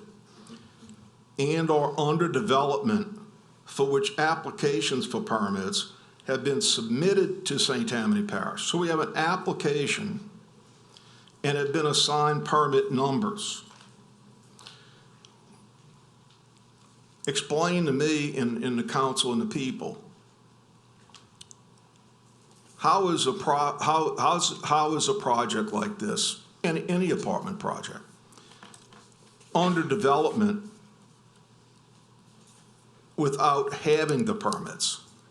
I think under development, maybe in this term, and I don't have, and I wasn't obviously the writer of this amendment. Sure. And I don't have it in front of me. We So can give you a copy. I didn't have a copy, I don't have a copy, it wasn't provided a copy. You have it. But under development, I assume to mean, I mean, I think you should probably ask the council chairman, whoever wrote the document. Whoever wrote the document? Yeah, I mean, what is their intent, or what is the meaning of that? I don't want to interpret somebody else who wrote this. Correct me if I'm wrong, Mr. Chair. Mr. Shane, did you write yes, sir. Okay. Sorry, yeah, I mean, I just. Okay, you want to come up, Mr. Shane, please? Wait, Ross, don't go away. I'm saying right here. Okay. Mr. Shane, I want to clearly understand. I understand everything before and/or under development for which applications for permits have been submitted to St. Tammany Parish and have been assigned permit numbers. So an application has been submitted, but a permit has been given, or only a permit number? This amendment would suggest that if you either had a permit that had been issued, or if you had made an application and had been assigned a permit number, Okay. that you would be given protection. And admittedly, on behalf of my client, there are 6 permits in connection with this project, 3 of which have been issued. We've been holding them since May, June. Right. 3 permits that have been assigned numbers since May, June. Okay. And we've been working on infrastructure improvements with the state as it relates to the highway system that will enable us to pull those last 3 permits in due course, or at least Okay. that is our objective. So the reason that language was included is that we believe under development should include those that have made substantial investment to procure all of the infrastructure improvements that are reasonably required by the regulatory bodies, whether it's DOTD or whether it's your engineering department looking at our traffic study. Okay, thank you. Now, let me just ask this, so for total clarification for me. I think I've got exactly what you just said. So, or under development for which applications for permits have been submitted to St. Tammany Parish and have been assigned permit numbers. Correct me if I'm wrong, I don't want to speak for you. It seems like what you're saying is that a substantial investment has already been made. Yes, I mean, in part, that's correct. It seemed to me that if you did not have this clarifying language, couldn't every owner of every highway commercial property say, well, you know, I've been thinking about doing some apartments here. I ought to be grandfathered too.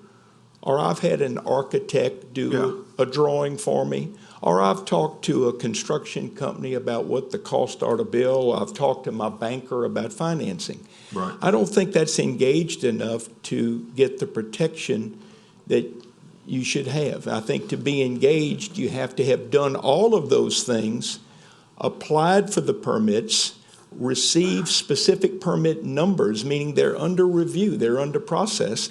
And as you might imagine, those are typically multi-month processes, not because of poor performance or slow performance by the departments, but they give you comments and they say, look, you need to go do X, Y, and Z. You need to see if you can get a turn lane into this project, et cetera.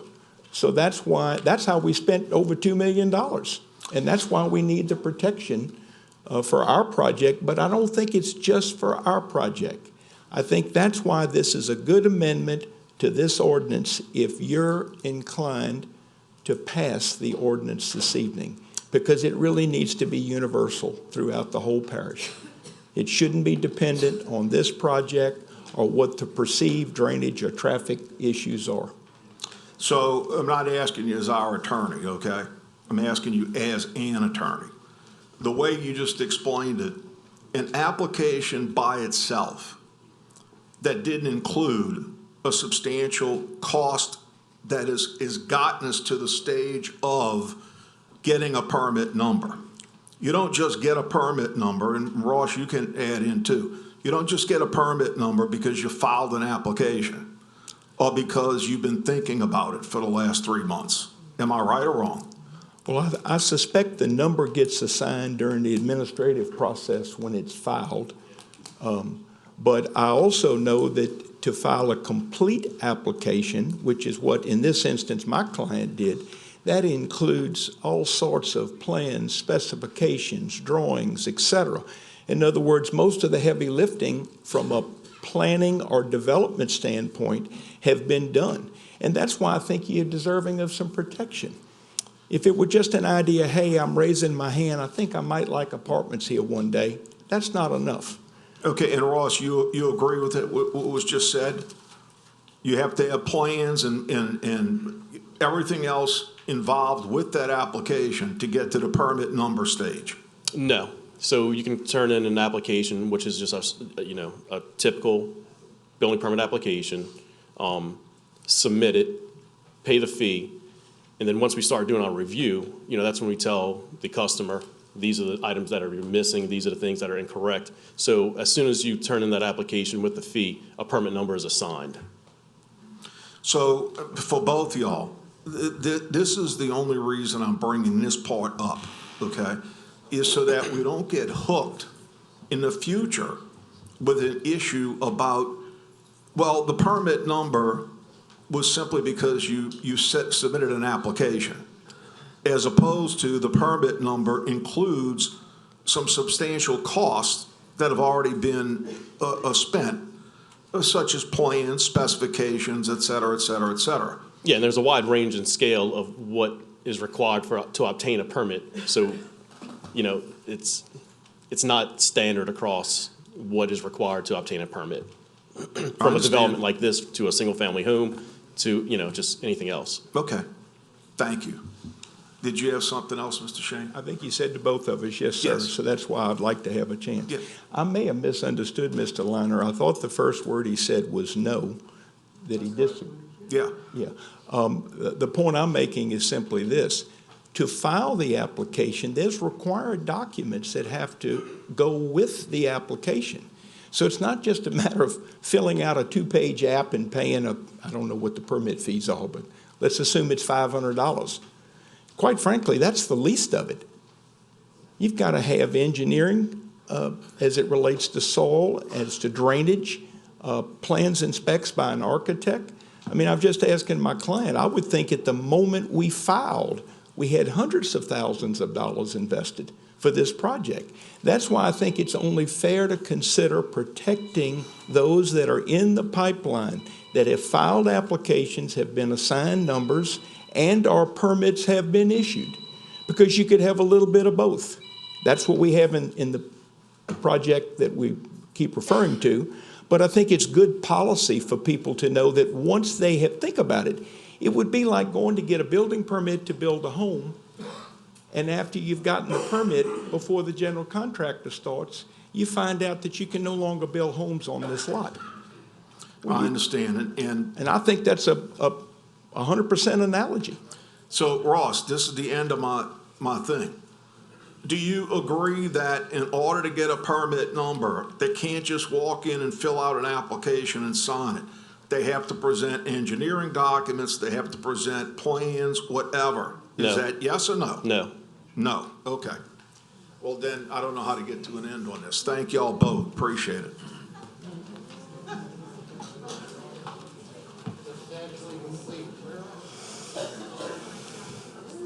All right, Ms. Fitzgerald? I just wanted to say, yeah, I can see the purpose of the amendment, but I can certainly see the reason and fairness to just knock it off right there after it says constructed, whether occupied or not, or under construction. I don't even think there's anything under construction. And then to drop down to the purpose of this provision is to negate. The other meandering about between those two sentences is just pandering to this one development. It's the only one that this would apply to. That's had possibly permits, possibly this, possibly that. Yeah, if you've got an existing apartment complex, certainly you should be grandfathered in. If it's under construction, certainly. But not some nebulous, well, we got some permits there. Who does that apply to? It applies to one operation. It's unneeded. Yeah, we can amend it for those existing and those that happen to be under construction, which I think are 0 at the moment. But we don't have to put in provisos that are unneeded. The apartment will be stricken, I guess, 30 days from now, and will apply to all future construction, all future zoning, which is the intent, which was the intent of the original code. But the rest of it is a good bit of legalese that really just has no bearing other than allowing some wiggle room there for HRI as they try to get this through. You got to remember, this is under litigation. We're still discussing whether it was properly zoned or not. This isn't a matter of fact. Hey, apartments means residential apartments. That's in dispute. Ross has said, hey, I got to follow the law. Well, I feel the same way. I have to follow the law that there's no commercial operations in residential zoning, and apartments are residential. You know, I think there was a mention of townhomes at one point. Go look at the code on townhomes. What's the first sentence? Townhomes will only be constructed in A6 residential. The concept of residential versus commercial is important. The dynamics of either are very disparate. Thank you. Councilman Laughlin? Liner, if you don't mind, come back up. So, Ross, I just have 2 questions for you. If we adopt the amendment, and I know you haven't had a chance to read it, this would stop future development in these areas, future apartment complexes coming into HC2 and HC3, correct? And off the top of your head, can you think of any other ones that are in the pipeline besides Mr. Shane's? Okay, thank you. Those are my only 2 questions. Thank you.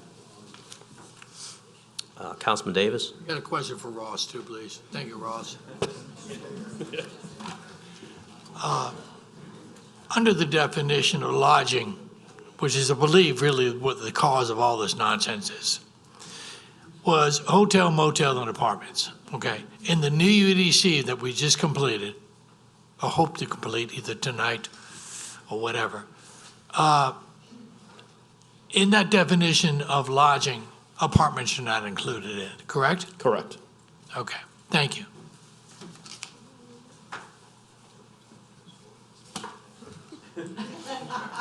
It's just an automatic move that I make. So I recognized what I did and I came back.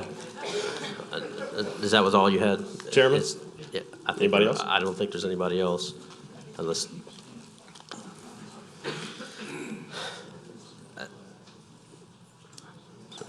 well, at this point, we have a proposed amendment, so if somebody wants to make a motion in a second on offering the proposed amendment, we can do that now as a modification to the appeal. So I'd ask if somebody wants to make that. All right, we have a motion by Mr. Canulet, second by Mr. Laughlin to add the amendment to the statute or the ordinance. Any further discussion? Please vote.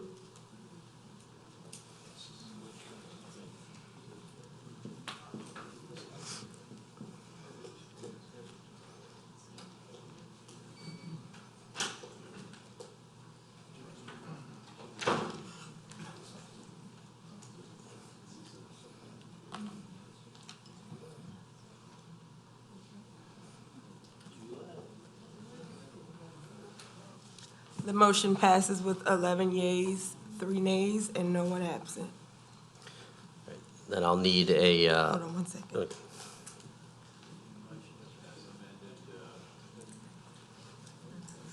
Okay. I don't think we need to do that. I'll have a motion and second to introduce. Motion by Mr. Canulet, second by Mr. Laughlin. All right, so, and I guess, so the resolution of the appeal is that the council has amended the text of the ordinance to add the proposed amendment and then introduce that. So you concurred with the zoning approval as amended? So we concurred with it as amended. That one's done. All right. Moving forward, number 4, Al Hamway appealing the zoning commission recommended denial on November 1st, 2023 to rezone 2.52 acres.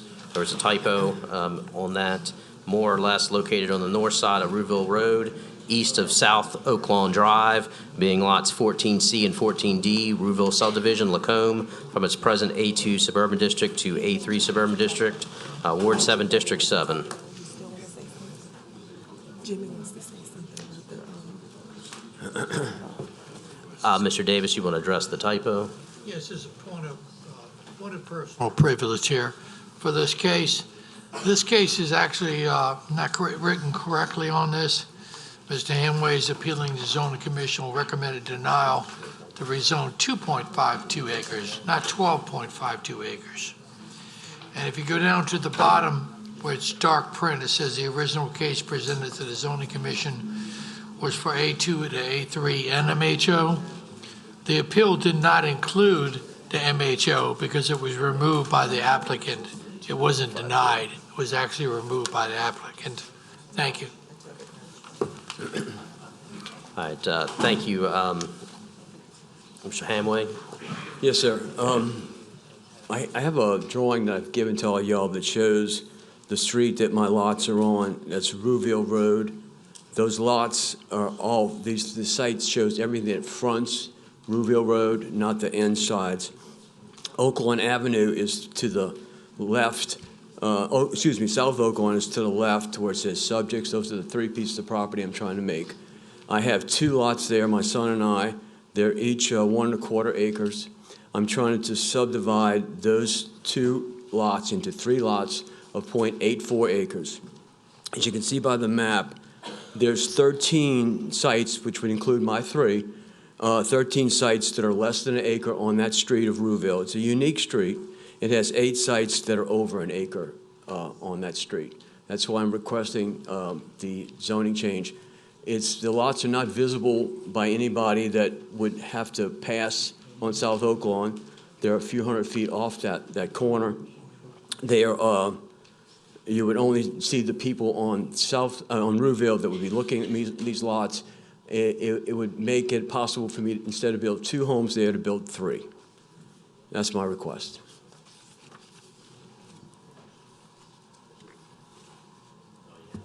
Yes, sir. Okay. All right. So we have a tremendous amount of cards here on this one. Let me go. I'll do the ones you don't want to speak last. I have Stephen Larman.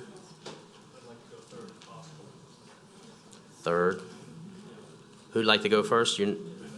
Come on down. We will. Yeah. We will not take your time. Isabel Moore, resident of Lacombe. I want to thank you for your time, and I want to thank all the members that are leaving for all of their service. I want to just mention that the zoning board was almost unanimous in denying this. 1 person voted for it. I have with me tonight 32 pages of signatures from people in this area that do not want this rezoned. Again, 32 pages. People have been out to get this. I didn't make a copy of these because I didn't want them circulating. I didn't want their names out there for somebody to use against them. So that's why you didn't get a copy tonight. I just want to remind you that we're opposed to this because you're turning a nice piece of land into potentially, if it's A3, it's half acres. So you could put 5 houses. This is 2.5 acres. So that's what you could possibly get. Also, it sets a precedence in our community. Please don't do that. We have beautiful houses all around it. The property that backs up on it, these are large acre lots. I know that the petitioner actually sold a lot of these to people, asking them what they were going to do with their property, and they made them very nice. Okay, this is no hardship. And again, I would like for you to know that you need to stand by what the community wants, and this is what we want. We do not want this rezoned.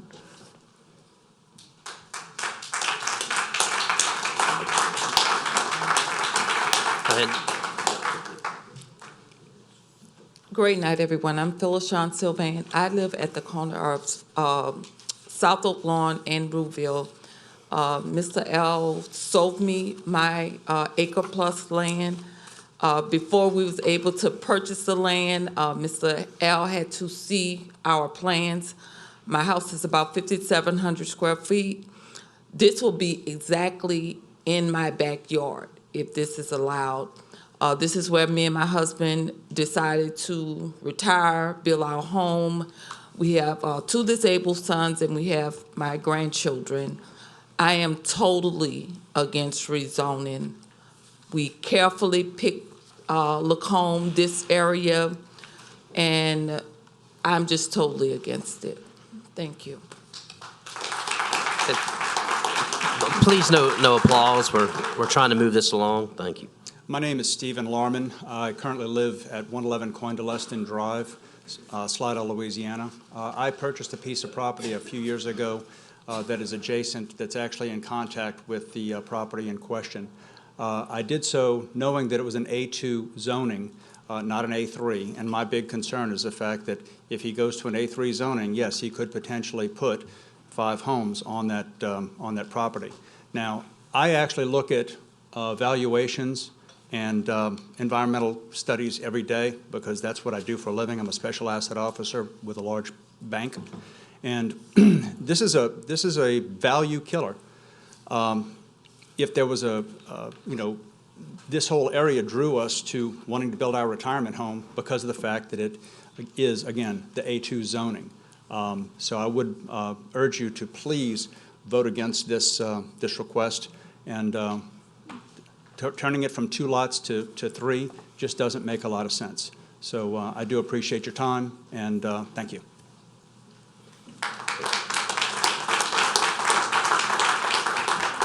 Hello, folks. I'm Danny Hall. I live in Lacombe, and I'm basically here just to urge you to, for the council to uphold the no vote that the zoning committee has given for the property that's on Rouville.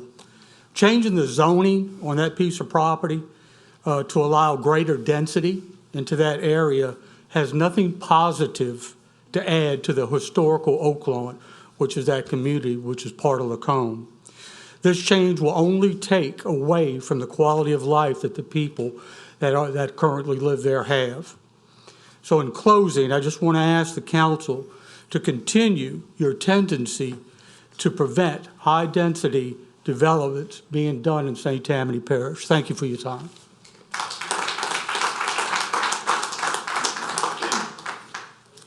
Good evening. My name is Juliette Ducray, and I've been a homeowner at 29316 Rouville Road since purchasing the property on November 17, 1999. So if it affects anybody, it affects me. I'm going into my 25th year paying mortgages, and I have several concerns. I just recently heard about this, and I'm vehemently, strongly opposed to rezoning, and here's why. First of all, I definitely agree that it will definitely affect the density, causing massive flooding. The reason why I say this is because I lived through Hurricane Katrina, and I own right under 2 acres of property. I have a single-family raised home, 4 bedrooms, beautiful home. I did not have any flooding issues. I didn't even have a puddle of water in my yard, right under 2 acres of land. And I'm also afraid that it's going to cause enormous drainage problems, potential sewage problem. Also, people walking the road. I live on the dead end side. I'm afraid that people are going to be walking all night, all day, as they do on Lake Road, which is completely unacceptable. Also, there is going to be an increased traffic problem. If you are aware of that area, the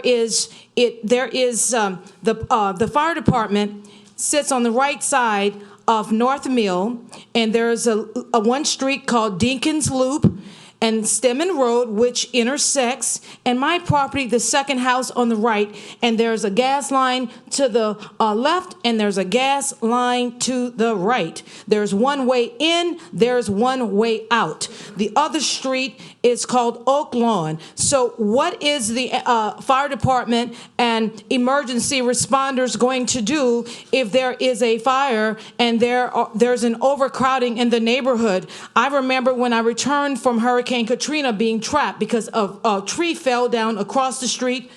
I was stranded for like 4 days until somebody could come with a chainsaw to cut it. Also, what is it going to do in terms of increasing flooding? Has anybody done any studies regarding how the current structure, I would say the land is going to be affected? Is it going to flush more water on my side? Flood insurance is not even required. It's never been required. Even after Hurricane Katrina, I'm not required to purchase flood insurance. Also, I feel that it's going to depreciate my home value. I worked 5.5 years, saved for 5.5 years to put down a massive deposit when I was 32 years old so I could have my dream home. I will be 100% debt-free in 4.5 years. So what is that going to say to the value, the current market value of my property that I worked? I sweat, blood, heart, sweat, and tears, saved my money. I didn't ask anybody for anything. My concern is I understand that you want to help disadvantaged people. I get that because I'm a philanthropist. I love my community of Lacombe. But what is it going to do to the people like me? A single person who worked hard her entire life to have something to leave a legacy for whomever I want to leave. I don't have kids, but I love my nieces and nephews. Also, another thing, you have to understand that most people, homeowners who live on Ruleville Road, they have lineage. Their family have been there for over 100 years. Everybody knows everybody. So please, Thank you, ma'am. I am Your opposed time's up. to the...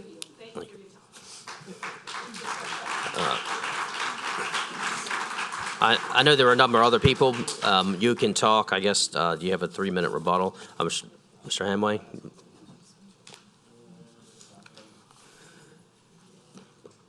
3 minutes? Yes. Okay.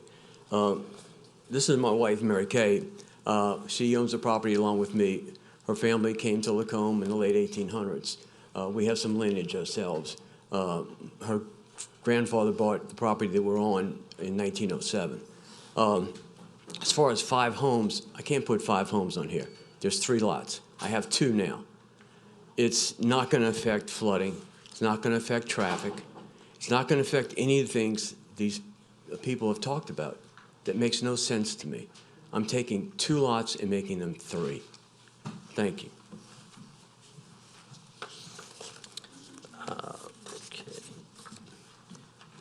We have going into the car, Bobby Oler.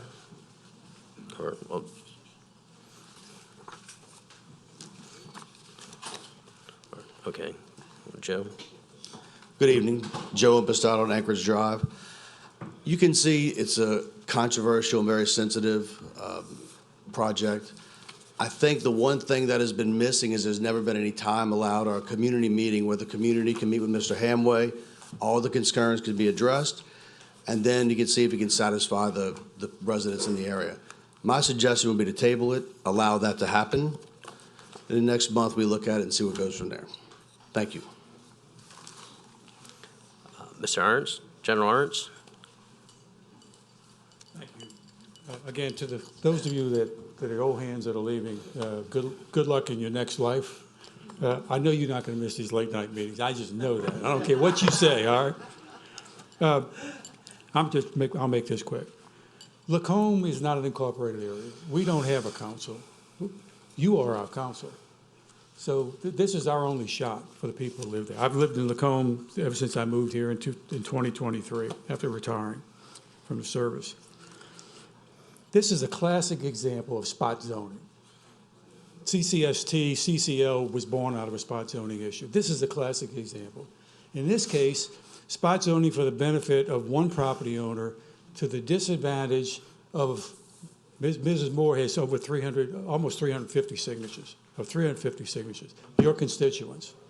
So it benefits one, doesn't benefit the others. I would say, Mr. Davis, I would hope that your legacy with this is to recommend that what the zoning commission did be upheld.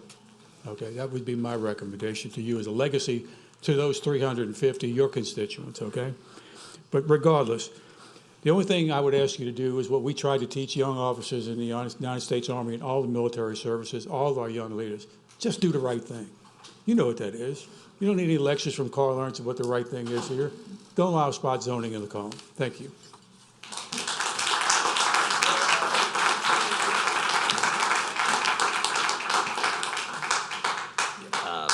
Mike Carabin?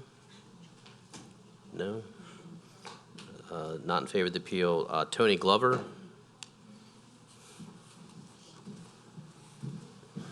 All right, my name's Tony Glover. I live at 29070 East Ruth Road. My property contacts the property he's talking about splitting. I'm not so much worried about the splitting of it. Actually, I am. However, the property value is gonna bring all the property value down. My house is $350,000, brand new build. That one's neighbor, my next door neighbors, 300,000, 400,000, 500,000. You put 3 houses on a 3/4 acre lot. What, 1,500 square feet? Maybe? Property value's what? 70,000, 80,000, 100 if you're lucky. Property value in the whole neighborhood is gonna go down. We're trying to bring it up, not down. That's not gonna help it. Thank you.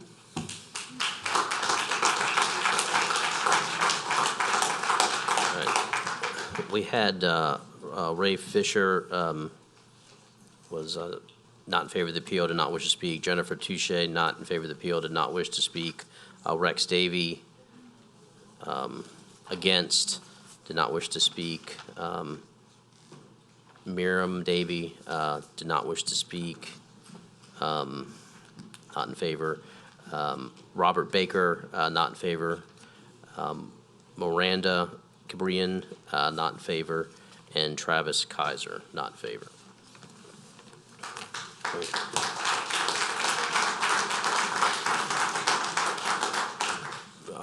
Mr. Davis, you want to go first? You want Mr. Canulette to go? All right, Mr. Canulette. Thank you. So, for the last couple of days, I've gotten some phone calls. I know quite a few people that live out there. And they have voiced some serious concerns. I know in the past, one of the things that we always have tried to push in this council when we come have things like this is, let's get everybody in the same room and talk about it, see if we can't figure something out. I absolutely think that is the way to go in this case. Let everybody out there sit down. If you can work it out, great. If you can't work it out, then you come back and you duke it out again. But to not give this a chance and have both sides hear the pros and the cons, because some of the things y'all are saying are correct, and some of them are not. They're just not. But y'all really do need a place to where y'all can air it out and then really make a decision. So, thank you. Mr. Laughlin. Although it troubles me to do so, I agree with Mr. Canulette. Mr. Davis. Yes. Yes. It's your turn. Oh, okay, sorry. Mr. Hamway, can you come up to the podium, please? And what's your primary purpose of changing 2 lots to 3? Basically, we now have 12 grandchildren, and it's possible that I would be able to give everybody a site on this area. I have 20-something acres total in my area. I've been purchasing over the years, my wife and my sons. My son already has a house on our street, one street over. I have a home there. We have other lots there. I don't intend to sell any of them. I can't afford to build anything on them and try to spec sell them, so I'm really not going to do anything with them. As far as talking about it, compromising it, what is it a compromise? There's 2 lots into 3. There's nothing else can be done. I can't put 5 lots there. I don't have the frontage. I can't do anything but do 2 1/4 acre lots, what I already have, and make 3.84 acre lots, nearly 1 acre. I sold Miss Sylvain an acre lot. It faces South Oaklawn. Her property backs up to mine that I have. There's nothing here to figure out. It's basics. 2 lots into 3. And on those those initial 2 lots, you could only build 1 house on each one of those lots. I can only build 2 houses. Whoever uses it, my family, could build 2 houses or build 3. At first, when I talked about it, there was zoning a mobile home across the street from me. So I talked to the zoning commissioner, and I said, what is going on with this mobile home zoning? He said, well, there's 5 mobile homes on the street. Nobody opposed it. So I asked for a mobile home zoning in 3 lots. When I went to the meeting, there was a lot of opposition. That's why most of the people signed that petition, I understood. And I withdrew the mobile home zoning. I don't need mobile home zoning. I just asked for it because I wanted to know why it was spot zone mobile home 30 feet away from my property. There's nothing else here. It's not going to affect anybody. It's not going to affect values. You're talking about almost acre-sized lots. Ms. Sylvain lives an acre-sized lot next to mine that's 0.16 larger than my lot. There's no difference in what homes will be built on a 0.84 acre lot and a 1 acre lot. That's ludicrous. I mean, I am a realtor, I'm an appraiser, retired, a banker. There's no way it's going to change any values. Nothing floods here. The traffic where Miss Juliet lives is the block over. It's not on my Rouville Street, that Rouville Road. Rouville has a clear opening on South Oak Lawn to Mill Road. There's no traffic issues there. There's no problem with anybody going in and out of there. We're in a very high ridge. There's no flooding in the area. No traffic. You're talking about traffic problems with one more home on the street? Doesn't make any sense. Thank you. I'd like to call back Ross Liner one more time. I hope he's still there.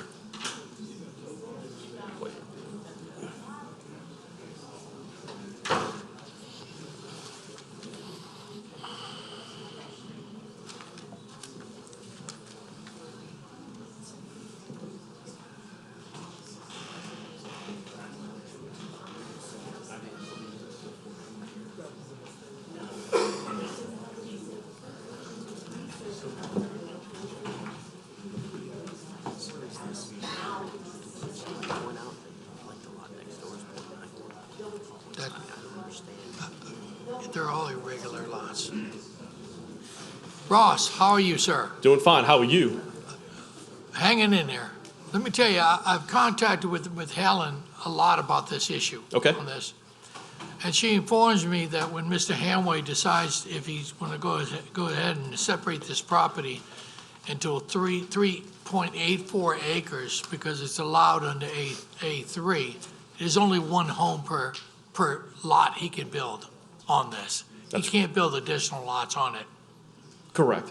Okay, so there's only 3 homes that can be built, period, Yes. instead of 2 homes On the 2 lots. on the 2 lots. Correct. Okay, see, so there's a lot of misconception going on in here, and this is what really confuses me.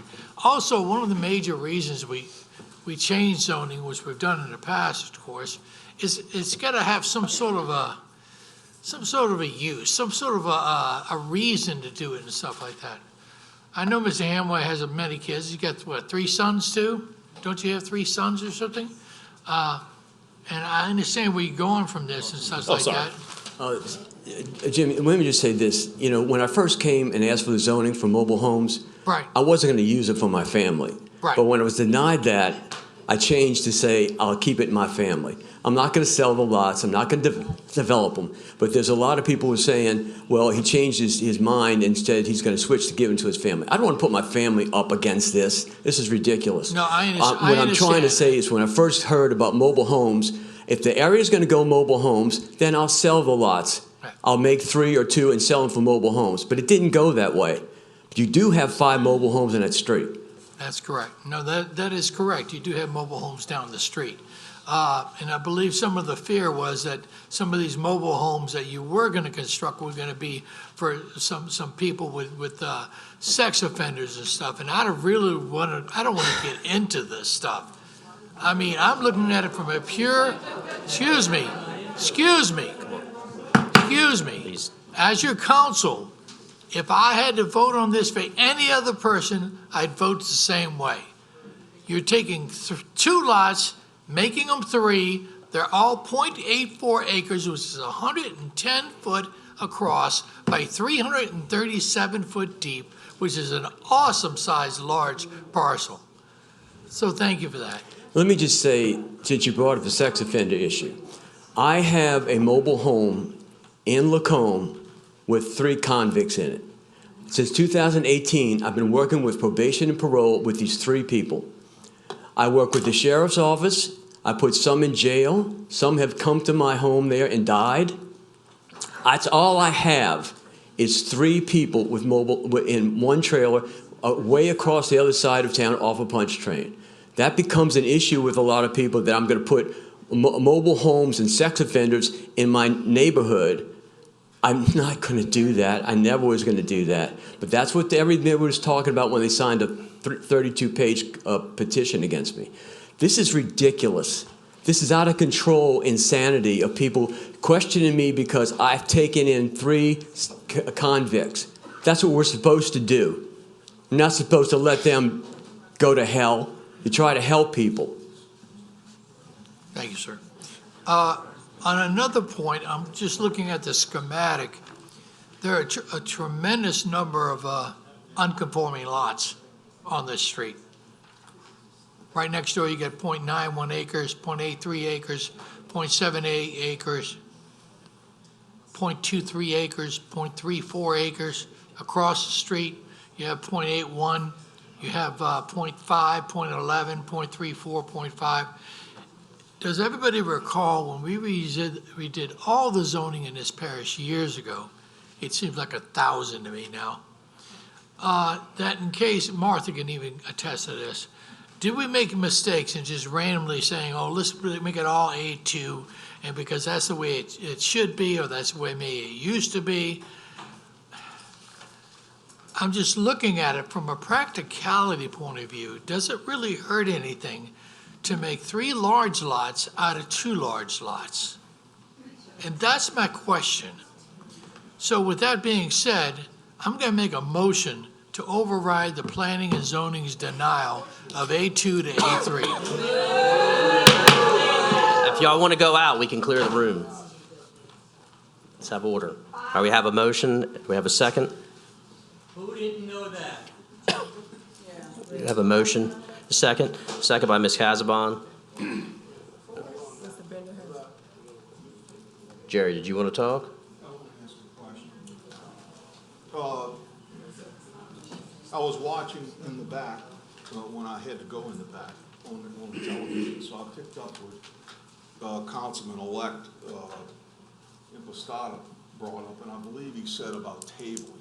I'm not saying we should table or not, but I want to just ask this. Al, can you come up a second? I'm looking at the .84, .84. Yes, sir. That's the 3 that you're looking for. Yes, sir. Right now, they're 1.25 each, 2 lots. There are 3 now that I'm proposing. 1.25 each. Yeah, you split those 3 lots in half, you'll have 2 lots, 1.25 acres each. Now I want to make 3 lots into .84, almost an acre, but short by .16. Okay. Jimmy, if I could ask you, so all of these lots that I'm seeing on this paper are supposed to be at least 1 acre? Yeah, underneath the underlying zoning of A2, which we did, not we, which the previous council did many years ago, that's the underlying zoning that we initially put. Now, does that mean we made mistakes? Of course. How many times have we come to this board and listened to people saying, well, wait a minute, I got a 5-acre lot and I wanted to give half of the property to my kid. So we changed it from A1 to A2 or something. And that's where the situation comes to being. You know, I'm just wondering if feelings are getting too involved in all of this.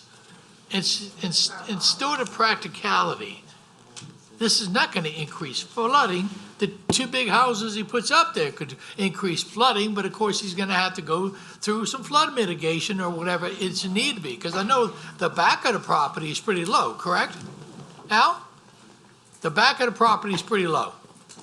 I think, no, all the lots are fine Well, I elevation. know all this, You know, okay? Because you may- I you may did have all had kind some of work on elevations this in. already, you know?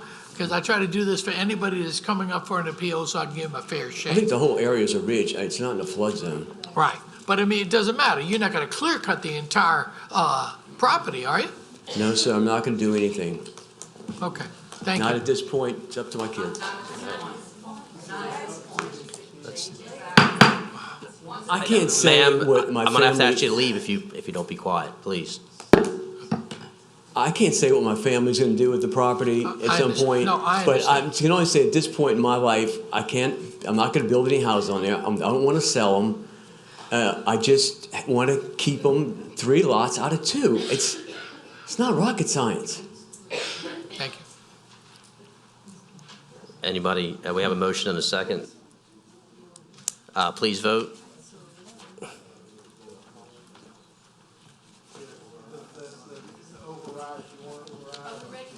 Yes.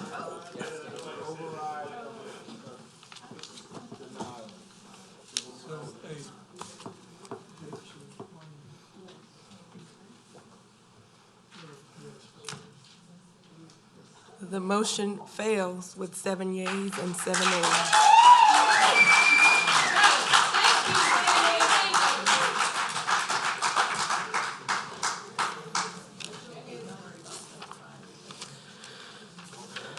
Right, should we do the tabled ordinance next, or which one, what was that one? The tabled resolution, which one was?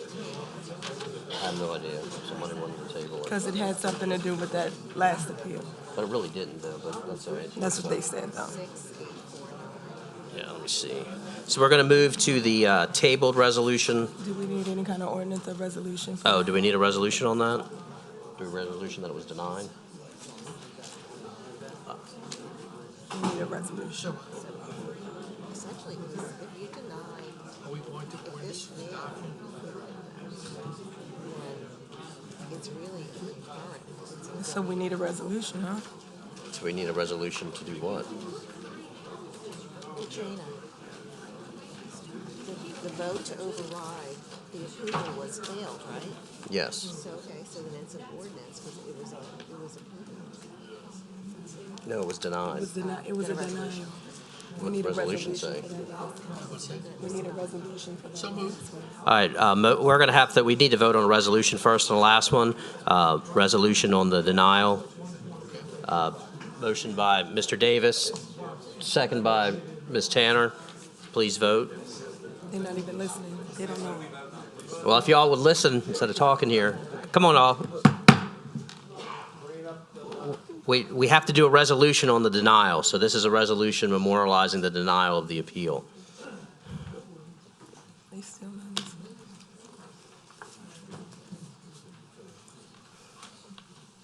Mr. Toledano? The motion is unanimous with no one absent. All right. All right, so we're moving back to the tabled resolution. Which one was that? Number 6, huh? So this is resolution number 6, resolution council series number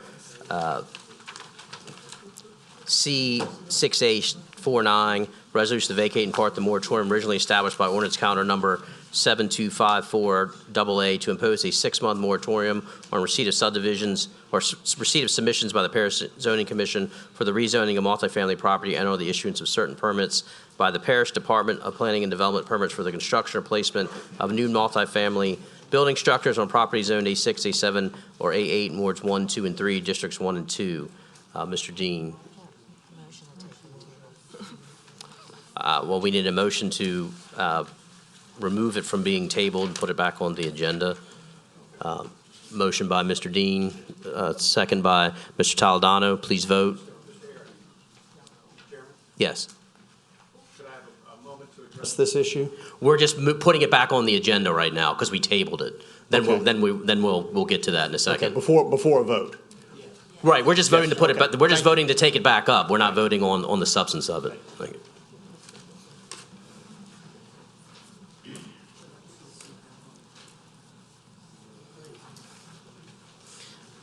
Y'all throwing all kind of The curveballs. motion is with- unanimous with no one absent. All right, now that it's back on the agenda, do we have a speaker cards on this one? Do we have, was it Mr. Barnett, didn't he have one in it? Yep. Sorry. Jamie Segura. That's who had it. That's who had it? Yeah. You sure that's the right one? Oh, no, that's ordinance. Sorry. I don't see it. Unless you kept it. I don't have it here. Mr. Eric, do we have a separate sheet of paper for this resolution? I'm not finding it. It's in your packet. It's under, it was on the consent calendar. The consent calendar, number 6 on the last page of the consent calendar. I'm not saying that. Well, it's for adoption because it's a resolution. So, all right, I don't see any cards on this one, actually. I guess we pulled it, anticipation on the mail. Mr. Dean? Oh, we do, I'm sorry, we found the card. I think this Mr. Barnett had wanted this one. Sorry. I'm sorry. That's why I pulled it off the consent agenda. It's duplicative, is that what you're saying? It was concerning that it was tied to the old moratorium that has already expired, and I wanted it to be attached to the new moratorium, number 25. Right, we need to rule on the moratorium, then take up the resolution referencing the new moratorium number. Okay, so that's why we had tabled it. We have to take that one up first. Correct. All right, sorry. Okay, well, we have it back on the agenda. We'll take it back later on. Sorry. All right.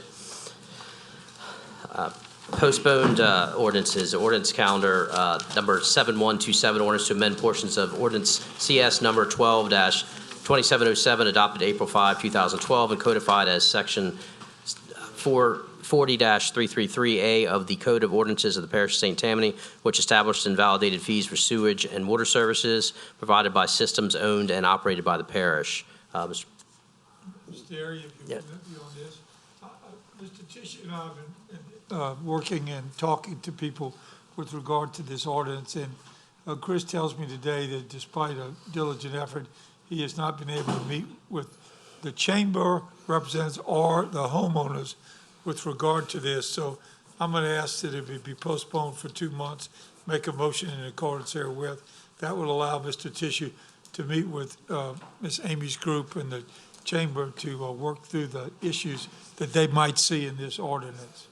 Okay, we have a motion to postpone this to the February council meeting, second by Mr. Lorino. And with that having been said, could you ask Mr. Linder to come back out here one more time? Just don't anybody panic. Unless he's gonna talk about the No, I'm gonna ask him where he got his doggone sport coat from. No. Can we? Bear with me, seriously, it won't take a second. I just couldn't catch him while he was making the great escape. I don't want him to leave the building. Can we take the vote on this Ross, first? you don't or- have to go further than that.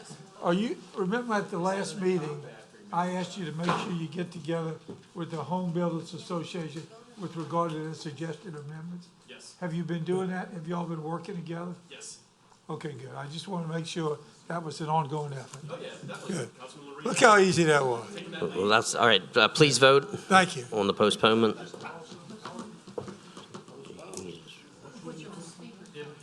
Postpone this one right here. I thought we already voted for it. The motion is unanimous with no one absent. Ordinance calendar number 7349 AA, ordinance establishing a no parking zone on Canal Street in Ozone Pine Subdivision, Ward 8, District 9. Councilman Smith. Postponement for 90 days, please. All right, so we'll postpone that to the March council meeting. Seconded by Mr. Canulette. Please vote.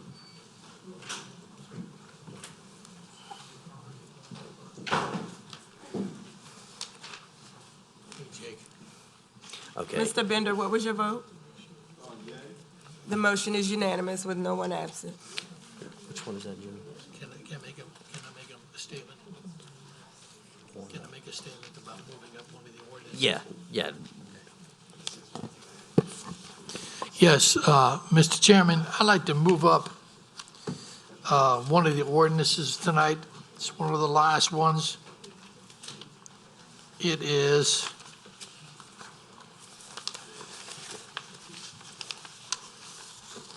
What, 32, I think? ordinance calendar 32, number 7465, please. All right, we'll have a motion to move that up, so Thank you. Mr. Davis can get out of here a little bit earlier. All right, please vote on that.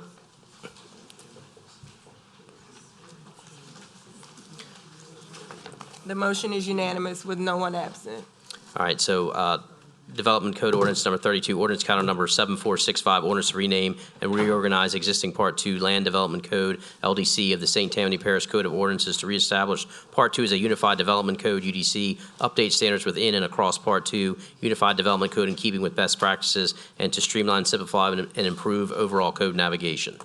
Who likes to go first? Mr. Marino? Mr. Davis, you want to go first? Yeah, sure. Go ahead. The UDC committee has been working on this for over 8 months. We spent many hours going through the system, especially with some of our members of the planning and zoning, which I included some of the finest members that we have.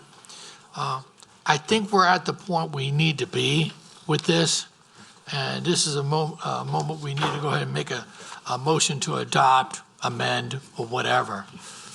I don't have a problem with adopting this now, and it can always be amended afterwards in case we have a time period, because I know Ross has been talking about this where we do have some time. Is that correct, Ross?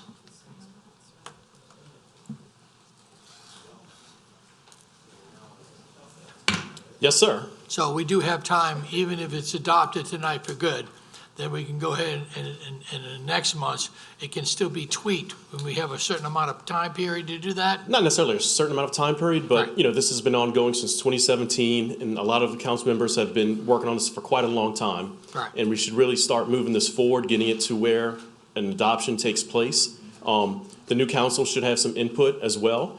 But yeah, we need to make this Unified Development Code better. And I believe this is well on its way to making it better. It's going to be more efficient. It's going to make, business community want to come in and invest in St. Tammany Parish. It's going to be more clear for the public to use. But yeah, I think we ran up against a certain time period, but I believe over the next 6 months, we can finish this up and knock it out. Okay, thank you. I just wanted to do that before I left. Oh, I hear you. I'm an easy target. I figured I'm gonna stay. Mr. Davis, you finished, or? With that being said, and I'm going to listen to the rest of the council people, I'd like to make a motion to adopt this ordinance. All right. Yeah, well, Okay. let's have some more discussion before we No, go. but I thought we had to adopt an ordinance. I thought we had to make a motion before we discuss it, according to No. Robert rules. If I'm incorrect, I'll be incorrect on this. Go ahead, and I'm Mr. Reno. sorry. Okay. First off, I want to thank Jimmy for the work that he's done. Not only that, for taking the time to come and attend this meeting on this subject. I know it's very important to him. That's number one. Number two, as Ross said, I've been working on this since 2017. It's quite a few years. You didn't have that red jacket back then, I don't believe. I'm not sure. But anyway, the bottom line is Parish, Ross, administration, everybody's been working very hard, and we're almost there. And I believe we shouldn't rush it. We're almost there. There's 10 issues that the business community, developers had questions about. And they received it about 4 or 5 days, about 3 days before. And we had a meeting, and it was a very good meeting. We discussed the issues, and you let me know when I'm off base, Ross. And I think Ross has come, out of the 10 issues, settled on at least 5 or 6. And so that means we have 4 or 5 left. So what I'd like to do, and every council member has them in front of him, you have a red line list of the issues that were discussed at the meeting. And what I would like to propose is we go ahead and adopt those amendments to the UDC now, which would allow the new council to take it, look at it, have it redlined, have the only issues that the business community is really looking at. Now, there may be more, but this was the ones that stood out. So I believe if we do that, we would accomplish a number of things. We pass it as amended, so it's getting passed. It allows the new council to have it and look at it because they need to do that. If I've been doing it for 7 years, can you imagine just giving them 6 months to do it? It's going to be very difficult. But the bottom line is we can accomplish it, we can get it done, and everybody can do it. And I think the business community will work along with the citizens, and they can have whatever meetings they need to have. So I don't know how we want to do it, Mr. Chairman, or I may ask Mr. Davis if he would consider adopting it with the amendments and letting the new council have it and work on it, and it still accomplishes what we're looking for. Councilman Lorino.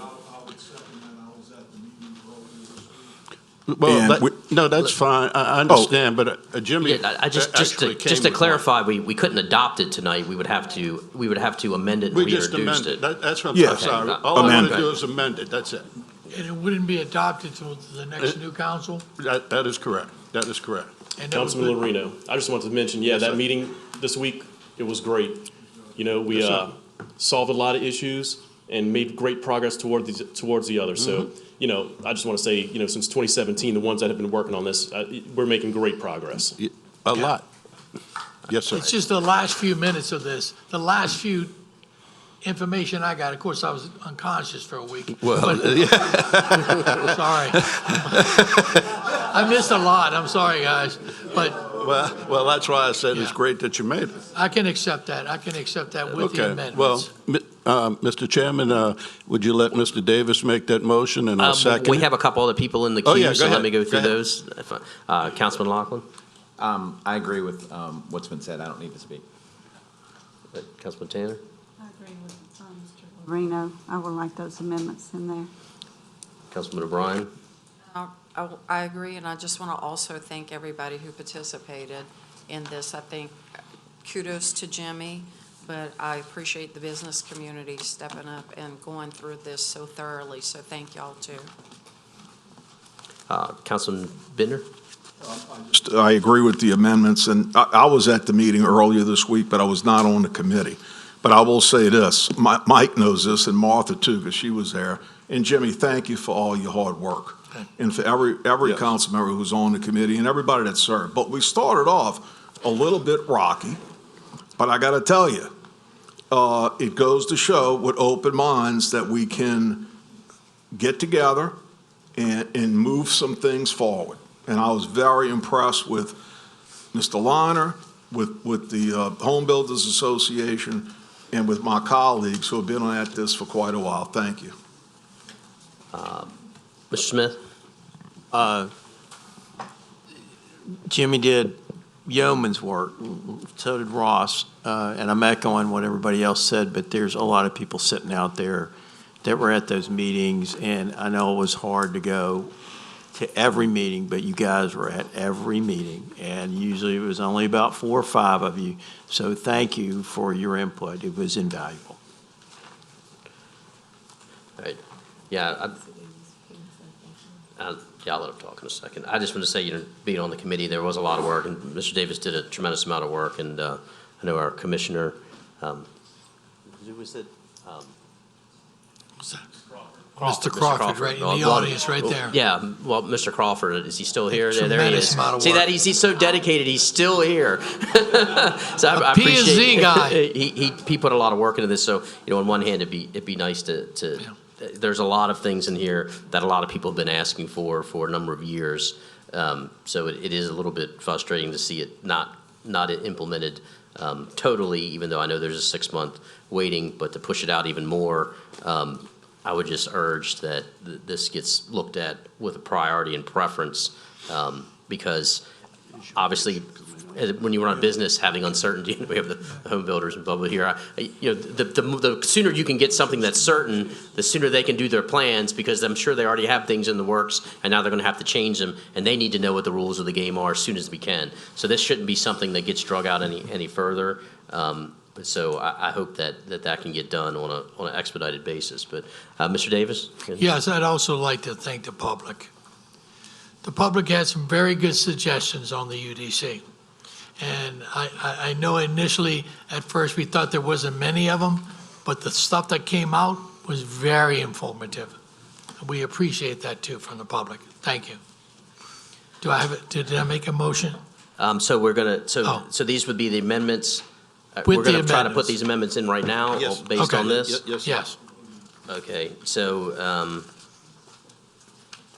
assume all right, so we're gonna, so Mr. Davis, you wanna make that motion? I'd like to make that motion So with the Mr. Davis amendments. makes a motion to amend, based on these UDC rewrite amendments that we have.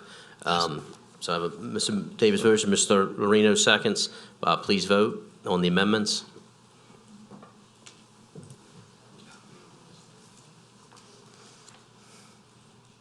The motion is unanimous with no one absent. All right, then we'll have a motion by Mr. Davis to reintroduce, second by Mr. Lorino. Mr. Brennan. Sorry, did you, oh, okay, good. Davis and Lorino. Okay, let me get back to my agenda here. Number 3. Number 3.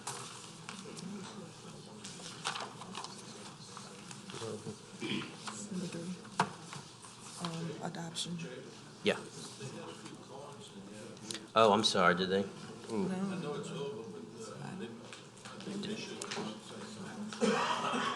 I didn't get any cards. I'm sorry, they didn't hand me the cards. I'm sorry. Amy, no, well, no, I apologize. I'm off my game tonight. Good evening. I guess it's good night at this point.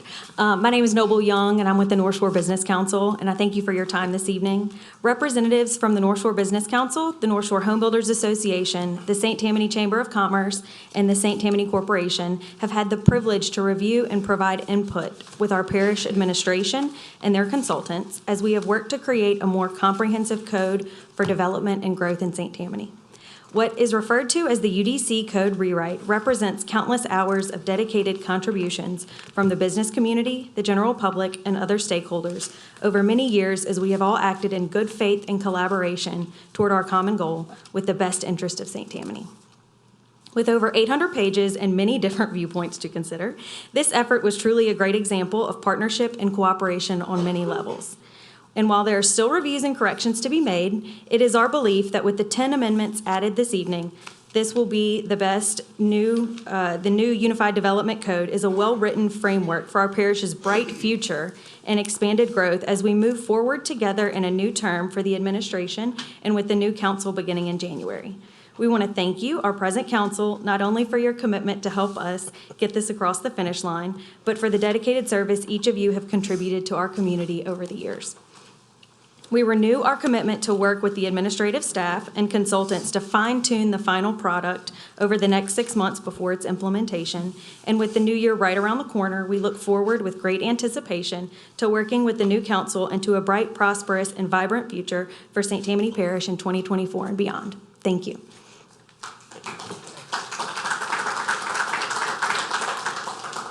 You good? Okay. Jerry? Thank you. Mr. Chairman, I'd like a quick point of personal privilege, please. We have with us tonight a gentleman who's often with us, but doesn't speak a whole lot. But he's done a heck of a lot for this parish over the years, okay? He's in a business. He makes his money fairly. He does above and beyond work, the quality of his workmanship, and he goes way past that. I'd ask Mr. Bruce Wayner to come up, please. Bruce?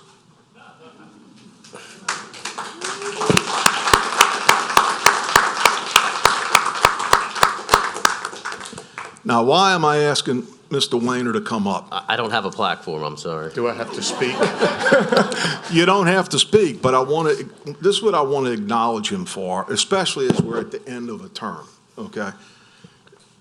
Bruce has been the president of the St. Tammany Trace Foundation for, is it 24 or 30 years, Bruce? 30 years. 30 years. He's headed up in that role the Holiday on Lights, okay? Which for 24 years, our children, now our grandchildren, maybe even, no, I don't think any of y'all are too young. No, but we've enjoyed it with our families. We've been out there as a council in the past. He does this tirelessly, and he never gets acknowledged. I wanted to acknowledge him tonight, and I think we need to give Mr. Wayner a big round of applause because he's been a great asset.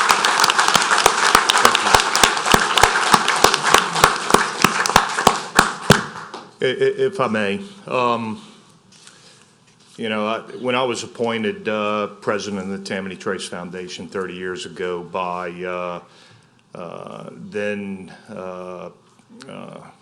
and I miss him dearly, Parish Manager Alan Cartier, Kevin Davis, Bill Euler. It was before the tracks were even pulled up. The Tammany Trace is a real gem to this parish. It's achieved its goals.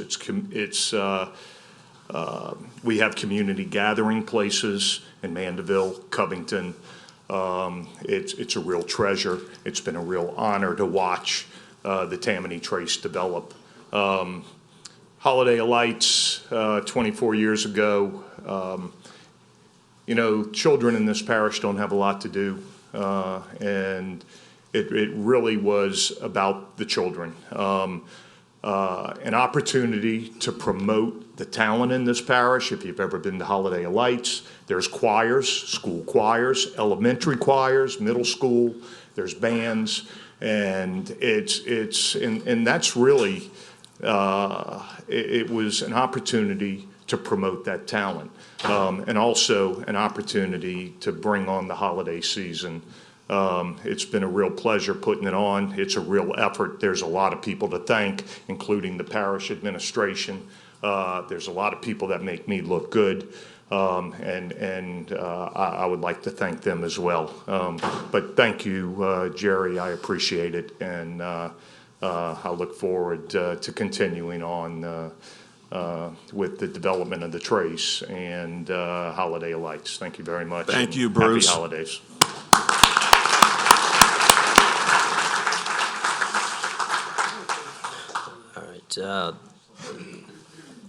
Number 3, ordinance calendar number 73528, ordinance to amend St. Tammany Parish Code of Ordinances, Part 1, Chapter 40, Utilities, Article 9, Sewage from Septic and Sludge, Section 40-330, Inspection of Individual Sewer Systems, to require triennial inspections of individual sewer systems and the issuance of certificates of inspection related thereto, and provide for other matters.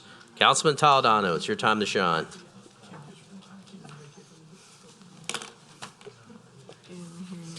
Good Lord. All right, well, we have a number of cards, so would you like to talk first, or do you want the cards to go first? In all fairness, I'll let the cards go first. All right, Jamie Segura? Nope. Matthew Allen?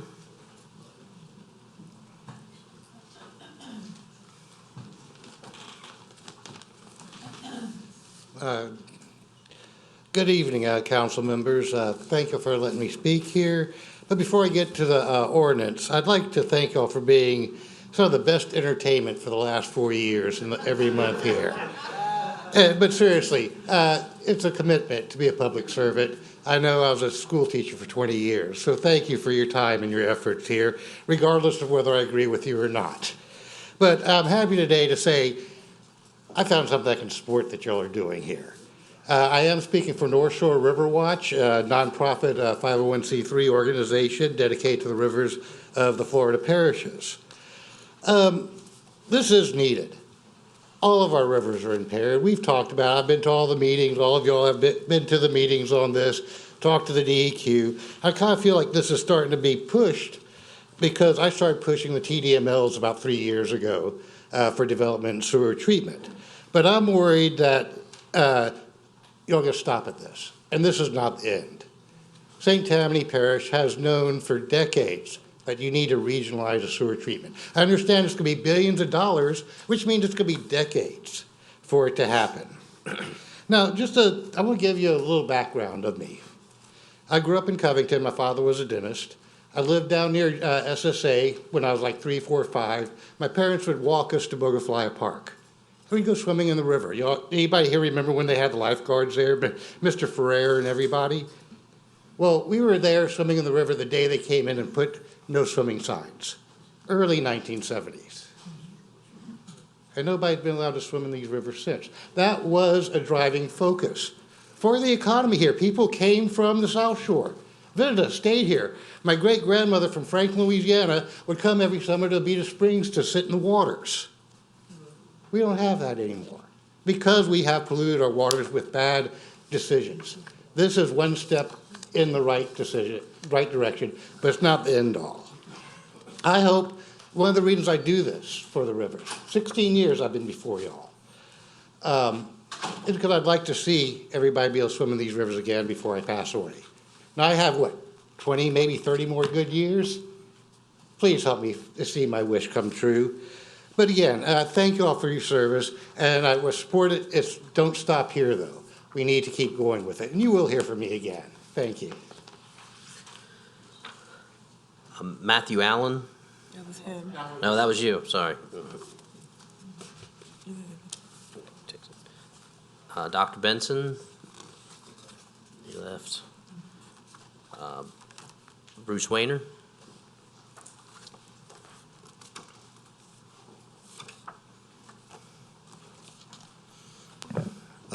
Bruce Wayner, Metairie, Louisiana. First of all, if I may, I'd like to thank y'all for your service, those outgoing council members. It's been a pleasure working with all of y'all, especially Marty. It always wasn't a pleasure, but no. But look, I believe that all your decisions are made in the best interest of this parish. They're not always popular, but again, thank you for your service and happy holidays. To do nothing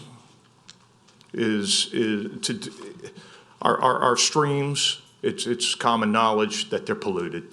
The fecal coliform counts are high, and they're high because of untreated sewage from septic tanks. To do nothing is not an option. We have subdivisions with septic tanks that are over 50 years old.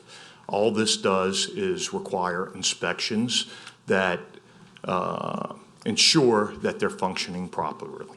So I would ask you to pass this ordinance. Again, to do nothing is not an option. We have to start somewhere, and now's the time. Thank you.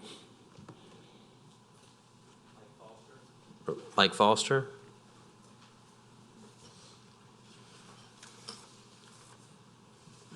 Thank you. After that, I'm not sure I need to say anything, but I will. I'm Mike Foster. I live in near Lake Pontchartrain in Old Mandeville.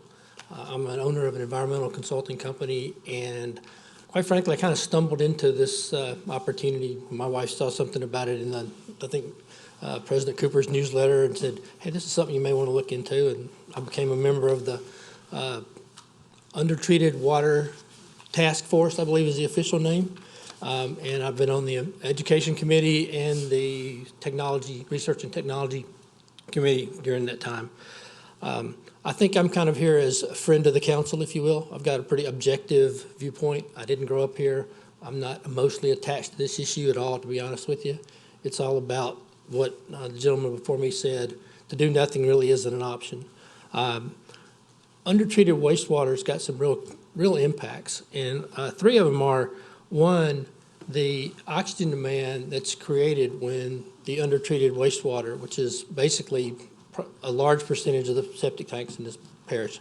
No one really knows what that percentage is, but if I was a betting man, I'd say the over-under would be about 50%, maybe a little under that. Undertreated water goes into those ditches, and it's got an oxygen demand. And what happens when oxygen demand goes into a river, the oxygen goes down. What happens to fish when the oxygen goes down? They die. What kind of fish live in the ditches? Well, one type is called mosquito fish.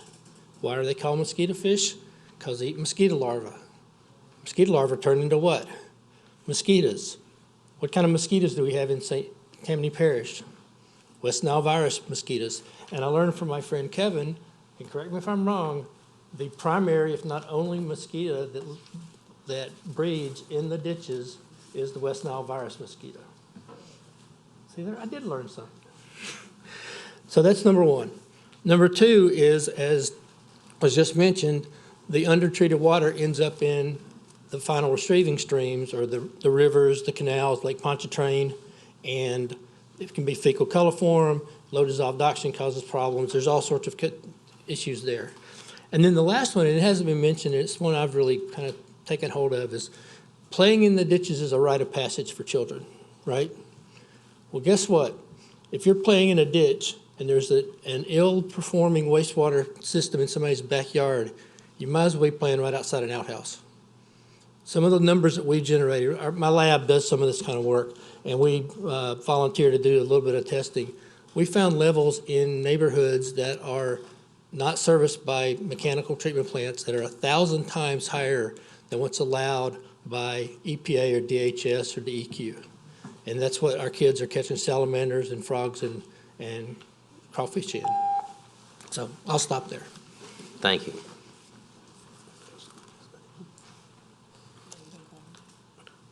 Timothy Smith.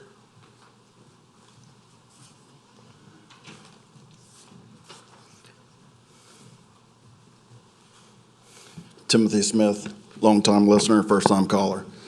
The only reason why I'm here, I was streaming it, and Jimmy Davis challenged us, said, learn the inner workings of the government, then come at us. Make your signs, bring them. I made my signs, I came in here tonight.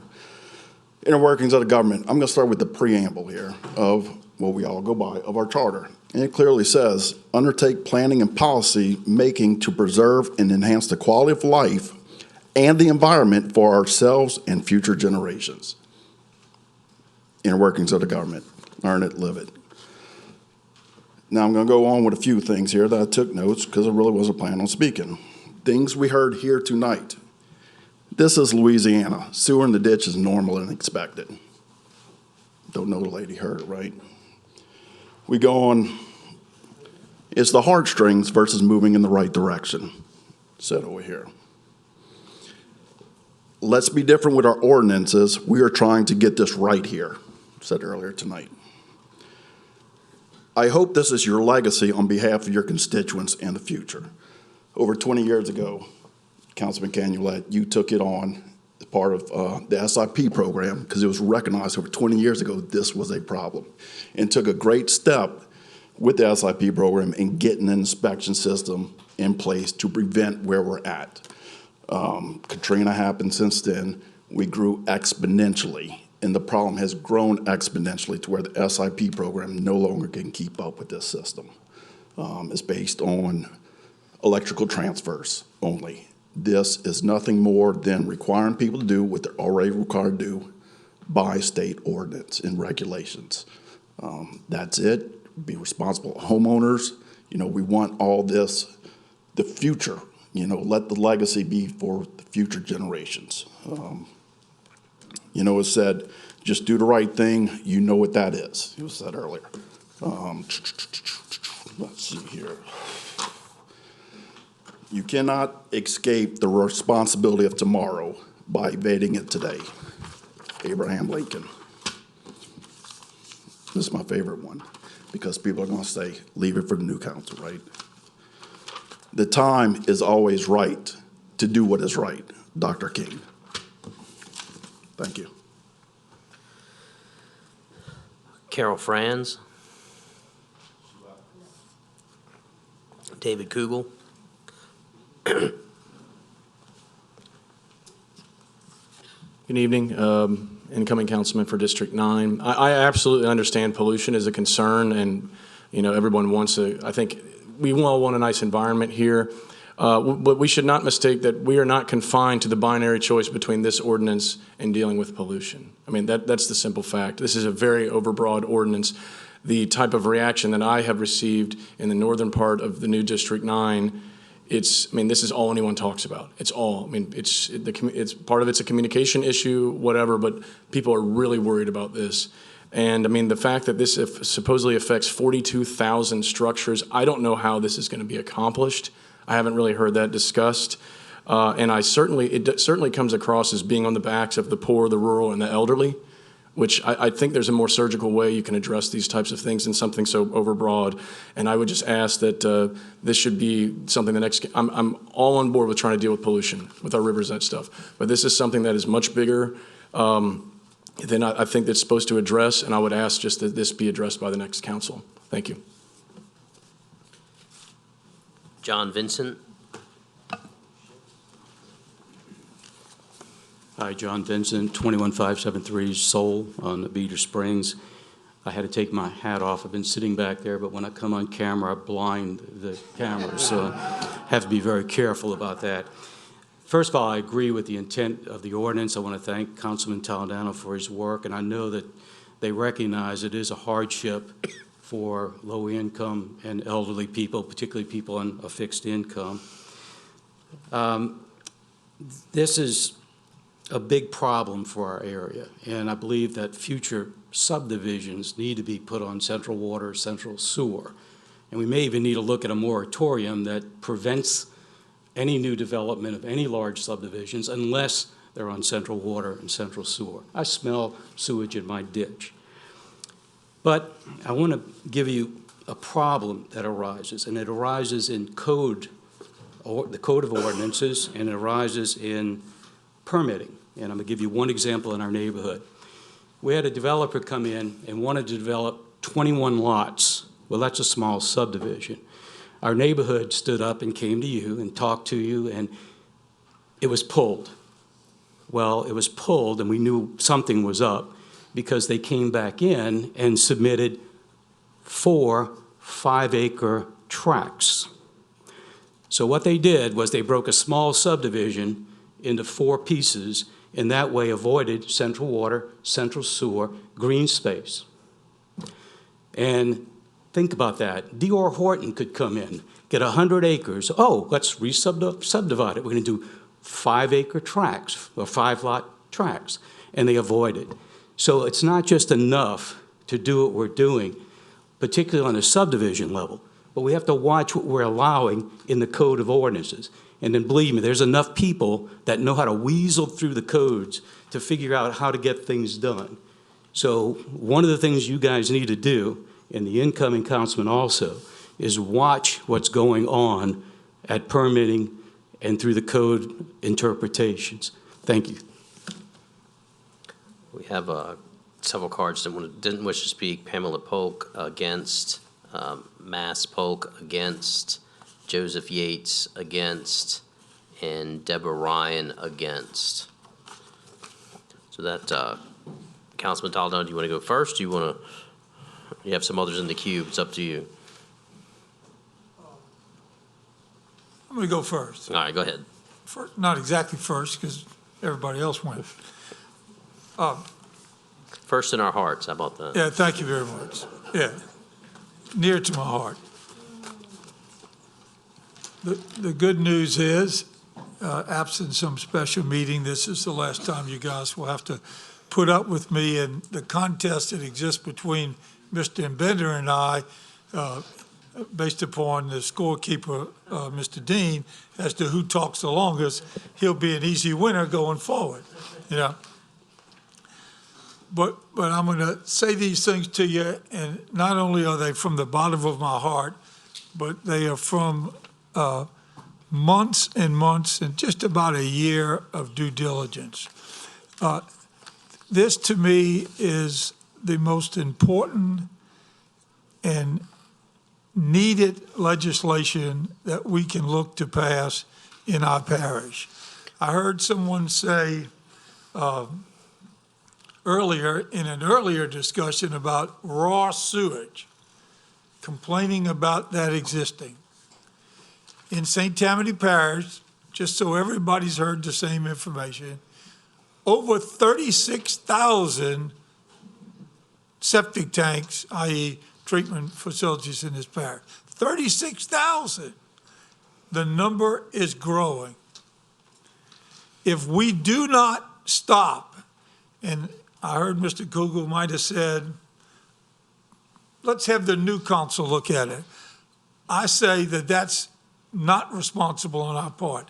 This problem should have been addressed 30 years ago, for sure 20 years ago. Our Constitution says, make and preserve and enhance the quality of life and the environment for ourselves and our future generations. If we do not do something about this problem, it is going to be the ruination of St. Tammany Parish. So what did we do? Thanks to Chairman Airy, and I thank him in a sincere way, he was nice enough to put me on the, forget the name of the board, but it involves solid waste. I forget our title. It became obvious to me that that was the best medium to move forward with this project that has been way past overdue. So then I put together a subcommittee of professionals in this field, people like Tim, who spoke tonight, people like Dr. Kevin Caluette, who does a wonderful job for St. Tammany Parish, people that are in the business and know the business, people that are in the public, engineering, our people such as that. And this is what we came up with, and this is what you've had a chance to look at. So let me fast forward to something that I hear talked about all the time. Well, you know, this is going to be an absolute burden to me. My God in heaven, $100 every 3 years. $100 every 3 years? If that's a burden, we'll find a way to pay it. But you know what we did? We found a way to pay it. Meaning, if your inspection comes out and you need something, let's say your aerator is out. Well, and you can't afford a $300 aerator. Between Mr. Brown and John, we have ways for people to have financial assistance. So the argument is, well, the poor won't be able to afford it. That is a fallacious argument. It will not carry weight. We have ways to help them. Now, if a poor person has a car and he can't afford his brake tag, he doesn't drive his car. But in this particular case, if someone is really unable to pay for that, there's ways to do it. The other issue that people have mentioned, let's take, for example, well, we can look at any district, but we don't even have to look at district. Some districts, because of the way they are situated and the way their property is laid out, most of their septic tanks / treatments will be exempted. But what do? We address that in the ordinance. And we wrote an exemption to say that if your system provides treatment within the boundaries of the property in which no off-site discharge occurs, then you're exempted. You're not in it. So a lot of, for instance, Ms. Tanner's district, a lot of the rural districts, David's, they're going to be exempted. So what do we do now? Do we talk about, let's figure out a way to postpone this? I would respectfully suggest, please do not do that. Pass this tonight. Mr. Brown will explain in just a couple of minutes the implementation program. This is not going to be overnight. Someone suggested, let's have a pilot program. Well, that's not a bad suggestion. As a practical matter, the way this the way this ordinance will be brought online, it will be effectively a pilot program, because Tim will tell you about how many we're going to do at first. So what we've tried to do in this is address every concern and get to this point. We are not doing bioanalytical analysis of septic tanks and sewer systems. We are doing a functionality test. What will that do? Once the inspections cycle through, and it'll take more than 1 year, it takes a while.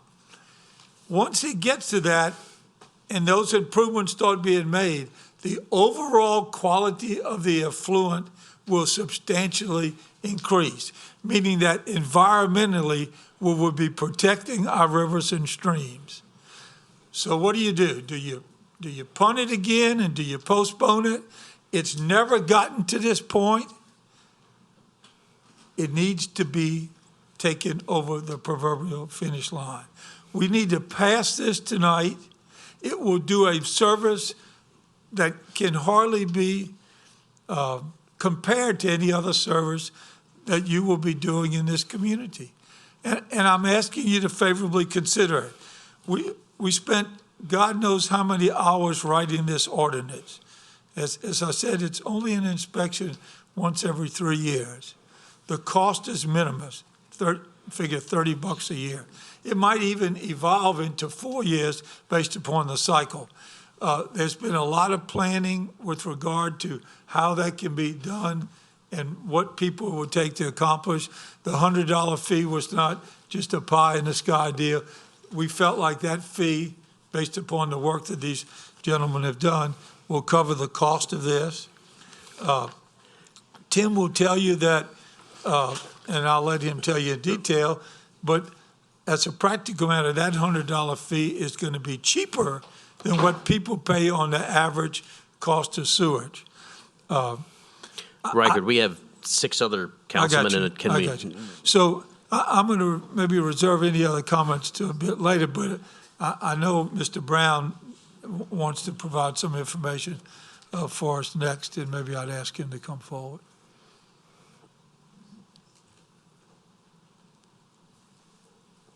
Thank you. Sorry I'm not dressed as well as Ross. This is a good ordinance, and it's needed. It addresses the public health, environmental health, and economic development concerns that these sewer systems present. As Reichert had indicated, we have about 36,000 of these systems. To put that into perspective, that comes out to about 14 million gallons a day of wastewater that's being discharged. Through our inspections and through the work that the Pontchartrain Conservancy has done, we find that about 50% of these systems fail the initial inspection. So if you do the math on that, half of 14 million gallons is 7 million gallons a day being discharged that's either raw sewage or poorly treated sewage. I think we can do better. And I think this ordinance is a good start. I think it addresses a lot of the needs. Most of the folks who have these systems want to do the right thing. And they either don't know what to do or they don't have the financial wherewithal to do it. This ordinance addresses both of those things. It's going to focus primarily on homeowner education, going out, talking to the people, explaining the systems. If this ordinance does anything, it will raise the awareness. We had a guy call our office this week who had just heard about this ordinance, and he wanted to pay the $100 to have us come out and inspect his system. We explained to him that that program's not in place yet, but we'll be happy to come out and inspect your system. Sure enough, his aerator was working, his lift station was working, but he just felt like something was wrong. It turned out that the air line between his aerator and his tank was broken. And so now he knows what he needs to do, and he wants to do it. And I think that's going to be what we find with this ordinance. And we're going to work with people. It's not going to be implemented right away. It's going to take many years to get to all 36,000. In 2024, we're looking at doing a pilot program. That's partially at the request of DEQ because of the funding source for the financial assistance. So we're looking at doing about 400 homes in 2024 as a pilot in some highly dense areas. And like I said, that will give us the ability to work with DEQ to get the state revolving fund in place to help with the financial assistance. We currently use HUD and CDBG funding to help the low to mod income folks, and that's going to continue. The SRF funding will supplement that. Currently we do about 2,000 inspections a year through the SIP program. That's the electrical transfer program. That's going to continue, and then we'll add to that these 400 additional homes. Tim, you might mention about Flower Estates in the presentation there. Yeah, I gave you all some handouts there. One of them was the cost comparison. One of them was the list of impaired water bodies. And the other one was an email from Flowers Estates. Flowers Estates is about 320 homes, I believe, and they're all on on-site systems. None of them will fall under the exemption of this ordinance because they all have discharges. We had a public meeting with that HOA, and they were overwhelmingly in favor of this ordinance. They actually they were asking us how quickly we could get started. That cost comparison, as Reichert indicated, it comes out to about $30 a year for that 3-year period, $100 every 3 years. If you look at the central sewer comparison, based on the Public Service Commission, the average sewer bill over that 3-year period would be $1,000. So the cost really is minimal. It will be $100 every 3 years plus whatever maintenance items they have. If they need to replace their aerator, we'll work with them. We'll give them financial assistance to do it. If they need to pump their system out, we'll help them. We'll get that financial assistance to them. It's just like owning a car. Every once in a while you have to replace your tires. If you have air conditioning, sometimes you have to have your air conditioning serviced. So this is nothing different. And that's, I think, everything I have to say, unless there are any questions. Yes. Well, we got a whole line of people. Can I? All right, one quick question. How much money have you got in your hand dedicated right now to this program? How much do you have? Well, in environmental services. Listen to the question. Not what you think we're going to get. How much money do you have to do this? In environmental services fund, we have about $4 or $5 million. Okay. And that's in this environmental service fund. That's correct. And is that $4 million just for this program, or is it for all of environmental services? No, that's our fund balance. Okay. All right. Thank you. All right, we go to Councilman Bender. Yeah, thank you, Mr. Chairman. Let me just say, Tim, if I have a question, May I interrupt just one second, if you don't mind? We had Dr. Kevin Caillet had a few remarks too, Jake. Well, let's get to some of the council members, and then we can bring them up. That's fine. So I'll ask you to come back up if I have a question.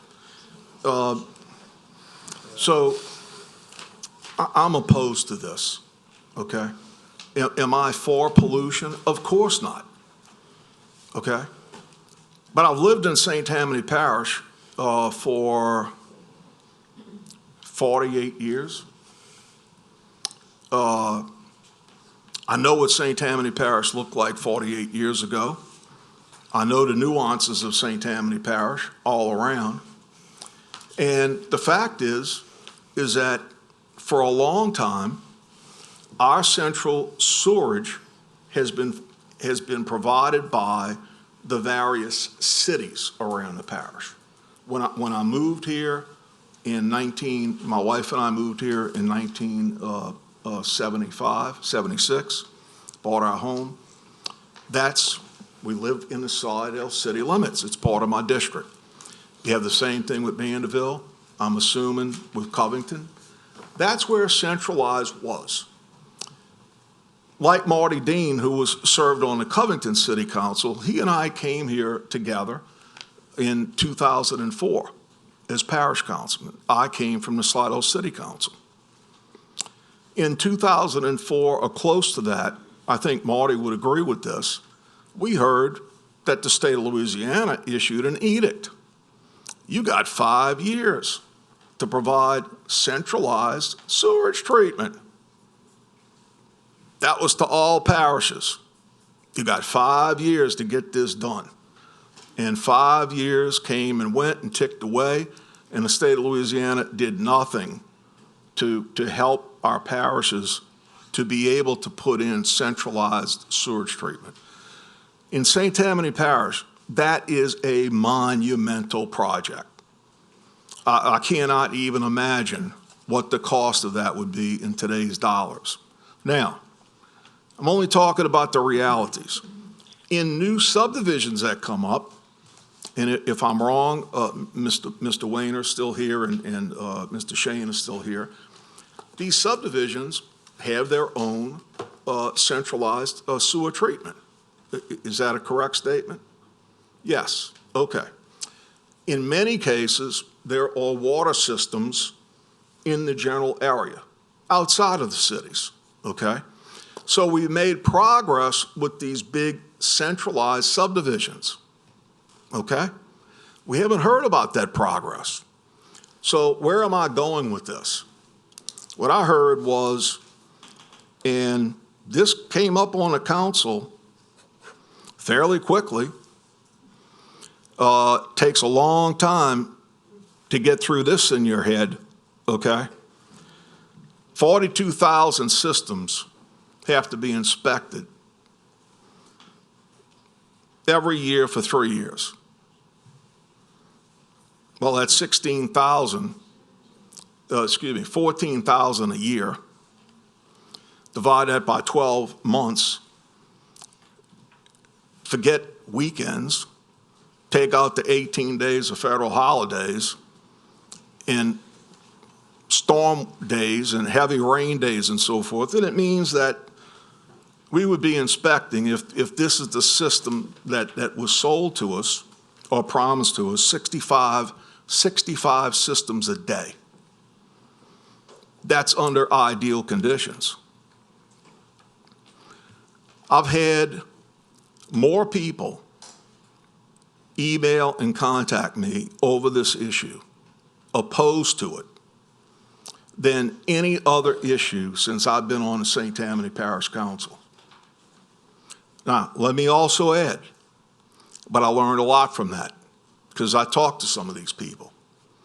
One of the most beautiful subdivisions in my district is on package treatment plants, their own package treatment. When a home's sold, correct? When a home is sold, you have to go from septic to your own package plant and septic. It's been there for 40 years. It is a gorgeous subdivision. It is well kept. And what I learned is, why are they so opposed? Because I got an email from every one of them. Because they get their own systems inspected. We haven't accounted for that. We don't know how many people are getting their own systems inspected. But they do. They name some of the things that they change out, that they get updated or repaired or whatever. Kind of like taking their automobile and getting an oil change every now and then. I don't know what the number is, but we haven't even talked about that number. We're being asked as a council to just say, hey, let us do this, okay? So we're not even aware of everything. All we're hearing is every possible negative. And I understand. Tim, I do understand, believe me. We've had a hard time maintaining our own Tammany utility system. Mr. Smith and Mr. Kugel can tell you about that, okay? So to take on 42,000 septic systems, if that's how many they are, because I've heard a number of 36,000 now. I've heard about we're only going to do a pilot program of 400 in 2024. I never heard about that. I haven't heard that talked about at a council meeting before tonight.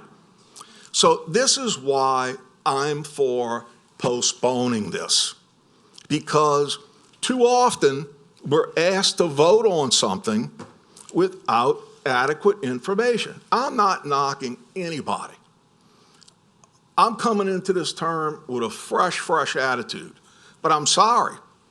Before I can vote on this, it's the reason we have two branches of government. I have to think about what is the accuracy of this? What's the likelihood of this being able to become accomplished?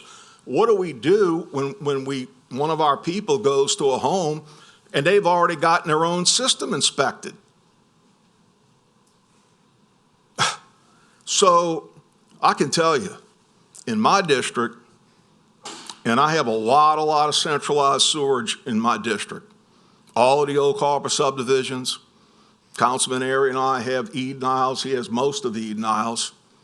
Lakeshore Estates, correct, Councilman? It's from the people that deal with this. Even in one of the poorest parts of my district, which is almost completely mobile homes off of Coast Boulevard, several of those people call me. And you want to know something? I'll tell you this.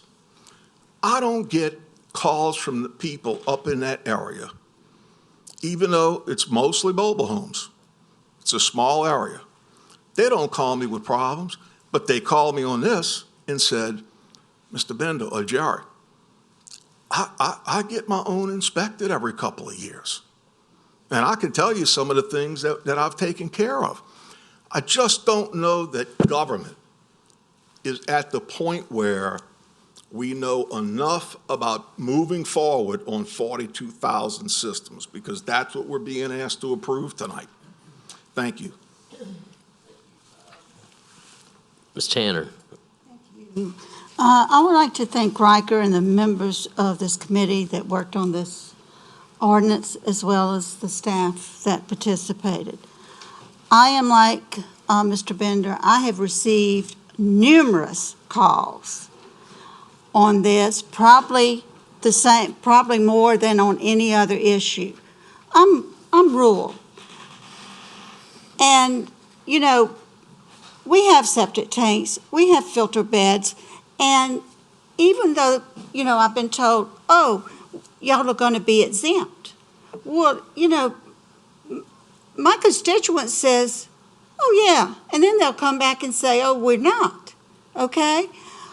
You know, it's just too big of a project to go parish-wide.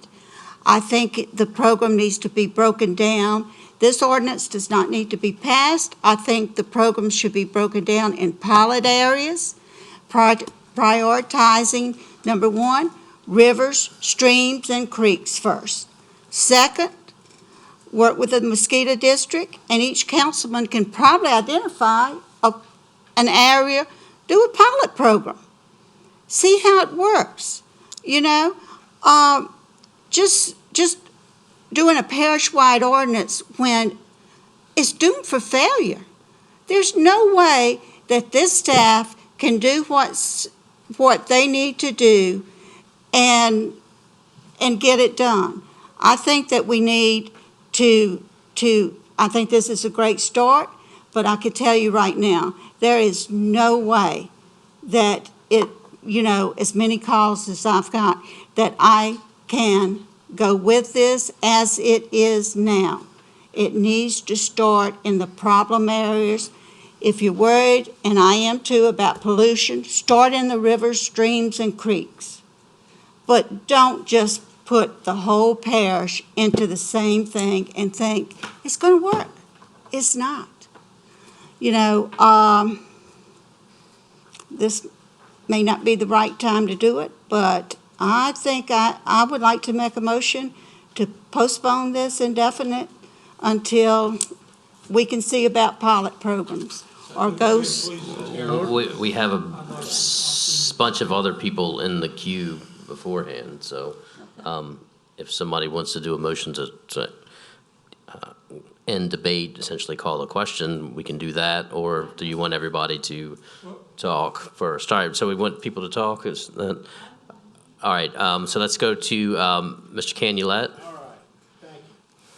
All right, I've been waiting. So Cheryl's been paying attention, and I'm very, very happy. So, unfortunately, coming from the sewer background at the refinery and the water background at the refinery, yeah, well, I'm not going to say what the name is, but so I have a lot of problems with this. You know, the first problem I have with this is this parish goes from 0 level to 80, 90, 100 feet in Folsom. We cannot take this and treat this parish one thing. This thing has got to be broken into the regions that is affected and what is the proper drainage or the proper sewer vessel or container that you're going to use to make sure it's clean. So, like, simple like this. People don't want to hear this. You live within 1,000 feet of a river, a lake, or water, goodbye septic tank. No grandfathering. Forget grandfathering. You want to be eco, you want to clean up the environment, zero tolerance for septic tanks. All treatment systems must be up to date and modernized. They need to be checked every year because when they have a spill, they are flowing directly into the streams. It's not like a week, it's like an hour. They're in the waterway in an hour. Now, do you need that up north? Absolutely not. But let me say this, to exempt, I'm just going to go ahead and exempt them because they're up north, is not the right way to do it. Every system in this parish should be subject to being checked and inspected. Just because you live north and you get to have the drainage bed doesn't mean you never get to have it checked. That's insane. If you're going to do them all. Categorize them, get the right systems, and look, you think people are upset now? Wait till you tell them they've been living out there. Well, my system works good. Well, you know, it was put in 1980, and it's just not modernized enough to live within 500 feet of the water. So that is going to be just a huge challenge and a backlash in itself because they're going to say, oh, no way, we'll see you in court, whatever we want to do. But then there's the money aspect. We have $4 million in environmental services. What I was trying to get at, has the DEQ guaranteed this parish $5 million or anyone guaranteed this parish any money to help the poor people? Guaranteed it, it's in the bank. Now, I don't want to know what we're projecting or what we think we're going to get. How much are you going to get? When you figure out how much you're going to get, it might be $5 million, it might be $40 million. But you need to know how much money you're working with. Because we're talking about thousands and thousands of systems. How do you pick? When your number is short, who gets shorted? How are you going to do that? Who picks it? Environmental Services? Administration? Who? Who gets to pick it? Who gets the free ride? So there's a lot of questions that need to be answered. And yes, this needs to be done, and this needs to keep moving forward. But move forward with something that's got real meaning and real plans. We don't even have the real good plans, in my opinion. Because when you're talking about sewer treatment, sewage for the whole parish, If you ain't already broken down the regions, you ain't done your homework. Look, I know you know this. You know this better than me. Thank you. So I'm not saying stop this. I'm saying improve on this. And then when you know what you need to know and you have your facts, Mr. Kugel, since you want to take this on, you're going to get to tell the people that. You're going to get to tell them the treatment ain't no good, or they got to get a new unit. They're not going to be happy. Now, Mr. Taladano was absolutely correct. We all took an oath up here. We are working till the day that we don't get paid anymore. That's just simple as that. You will get your shot at this. Pat will get their shot at this. Joe will get their shot at this. Everyone's going to get their shot at this. I don't know if you're going to like your shot, but you're going to get it. So when y'all have all more of this details, plan details, then go with a plan. Don't hope you're going to get money, because these people are scared to death out here in this parish that we're going to come shut them down because their systems don't work. And what's the punishment? Let's say we get one. What's the punishment? You turn their electricity off? Or they'll never comply. So what do you do with them? What's your plan? They just get to vet the system forever? Or are you going to have some kind of system in place to remedy that? Haven't heard a word. There's a lot of work. What you're doing is great. You continue working hard on it, but there's room for improvement, a lot of improvement. And then when you figure out your funding, man, y'all go get it. Go tear them up. Thank you, Jake. Councilman O'Brien? Well, I have to say that I haven't heard from a huge number of people in my district, but the ones who I did hear from, with the exception of one, were opposed to this. I agree with several of the statements that have been made by some of my colleagues. We certainly are not in favor of polluted waters. Nobody is. But to create this huge department trying to check 42,000 systems, like Jerry said, 65 per day, I don't think that's realistic. We don't have any hard numbers yet. I like the idea of pilot programs. To me, that makes sense. To me, we can start something small in a critical area, look at it, understand where the mistakes are, understand what it really costs, how many systems we can accurately check. I mean, I look at it this way. You know what? I don't want to do anything fast. I want to do it right. And I think right now we're focusing on fast. And I think we need to focus on what matters to do this correctly. Now, I don't think we have enough information, have had enough time as this council to vet this properly. And with respect to the incoming council, we're going to be the ones that's dealing with this. We're only talking about these people coming in about 30 days. Really? If we don't pass it today and we wait 30 days, that's going to be a catastrophe? Seriously? Do you want to do it fast or do you want to do it right, is my question to everybody. Now, we have an obligation for health, safety, and welfare, but we have a fiduciary responsibility to this parish too. We have to consider all of these things. They're all important. But again, I'm going to end up with this question. Do you want to do it fast or do you want to do it right? I would argue that we are under an obligation to do it right. Councilman Casabon? My turn.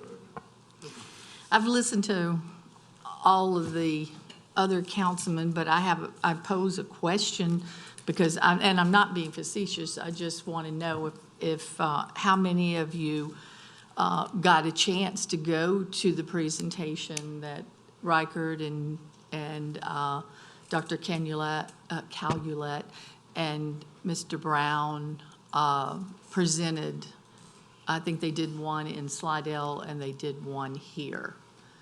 I felt the same way about the uncertainties of it, but I think before we make this big decision on not doing anything until it's perfect and set up perfectly, I think as a council that we need to sit down and let them do the presentation that they did.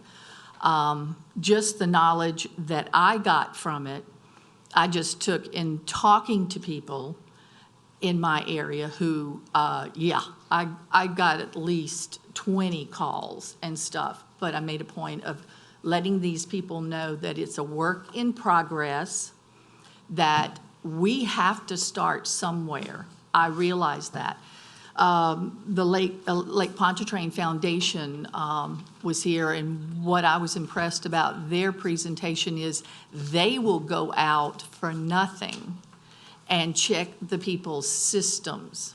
And if they will let them know what part or if it's working and so on. And they had shown us that they had cleaned up one whole area in one of the subdivisions. So what I'm trying to say is let's educate ourselves on the process and what we have or what our people need to know. I'm all about education. I want to have meetings in my community, in Folsom, in Goodby, which we're going to set up the first of the year. Before we totally, and we have to start thinking this is not something that we can do without. And so we've got to make this work. We have the gentleman, the other thing that impressed me the most, that I did not know that there were 60 different kinds, am I right? 60 different kinds of mosquitoes. And with this in the water that kills the oxygen, like the gentleman said, the larva that eats that mosquito, the West Nile mosquito, it turns them into males and they don't breed, so therefore these mosquitoes come. It was interesting, I thought. But when I approached my people and told them, look, if we get this right, then we won't have to pay as much for mosquito spray. This is why the mosquito spraying has increased and stuff. Is it perfect? No. But to me, the ordinance is saying that we need to start doing something. If we need to rewrite this ordinance, put in the different areas, each councilman put in the region that are the areas that they would like checked. But I can't see not doing anything. And I think, if I'm not mistaken, we were given this mandate how many years ago?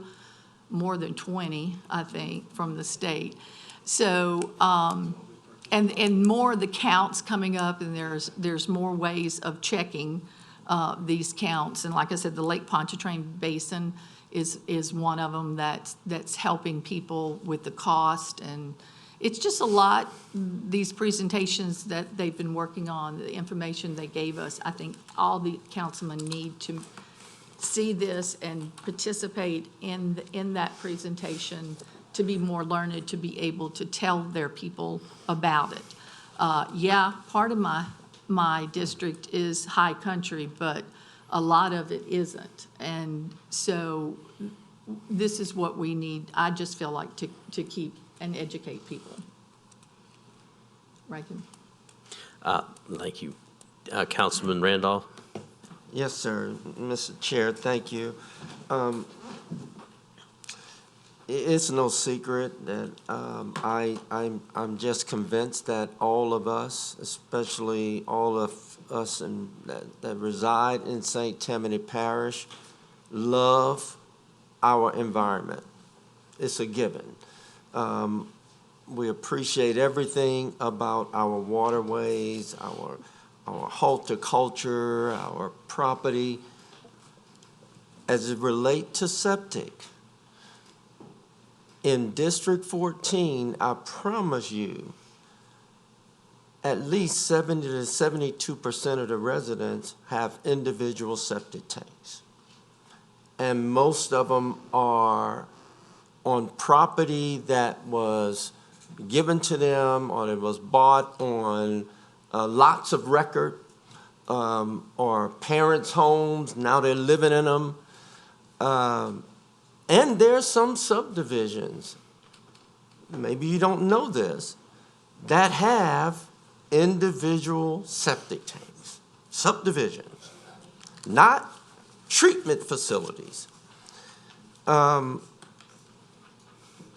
love the idea, and I really appreciate the time, the effort, the research, the statistics, the data that this committee have brought to us.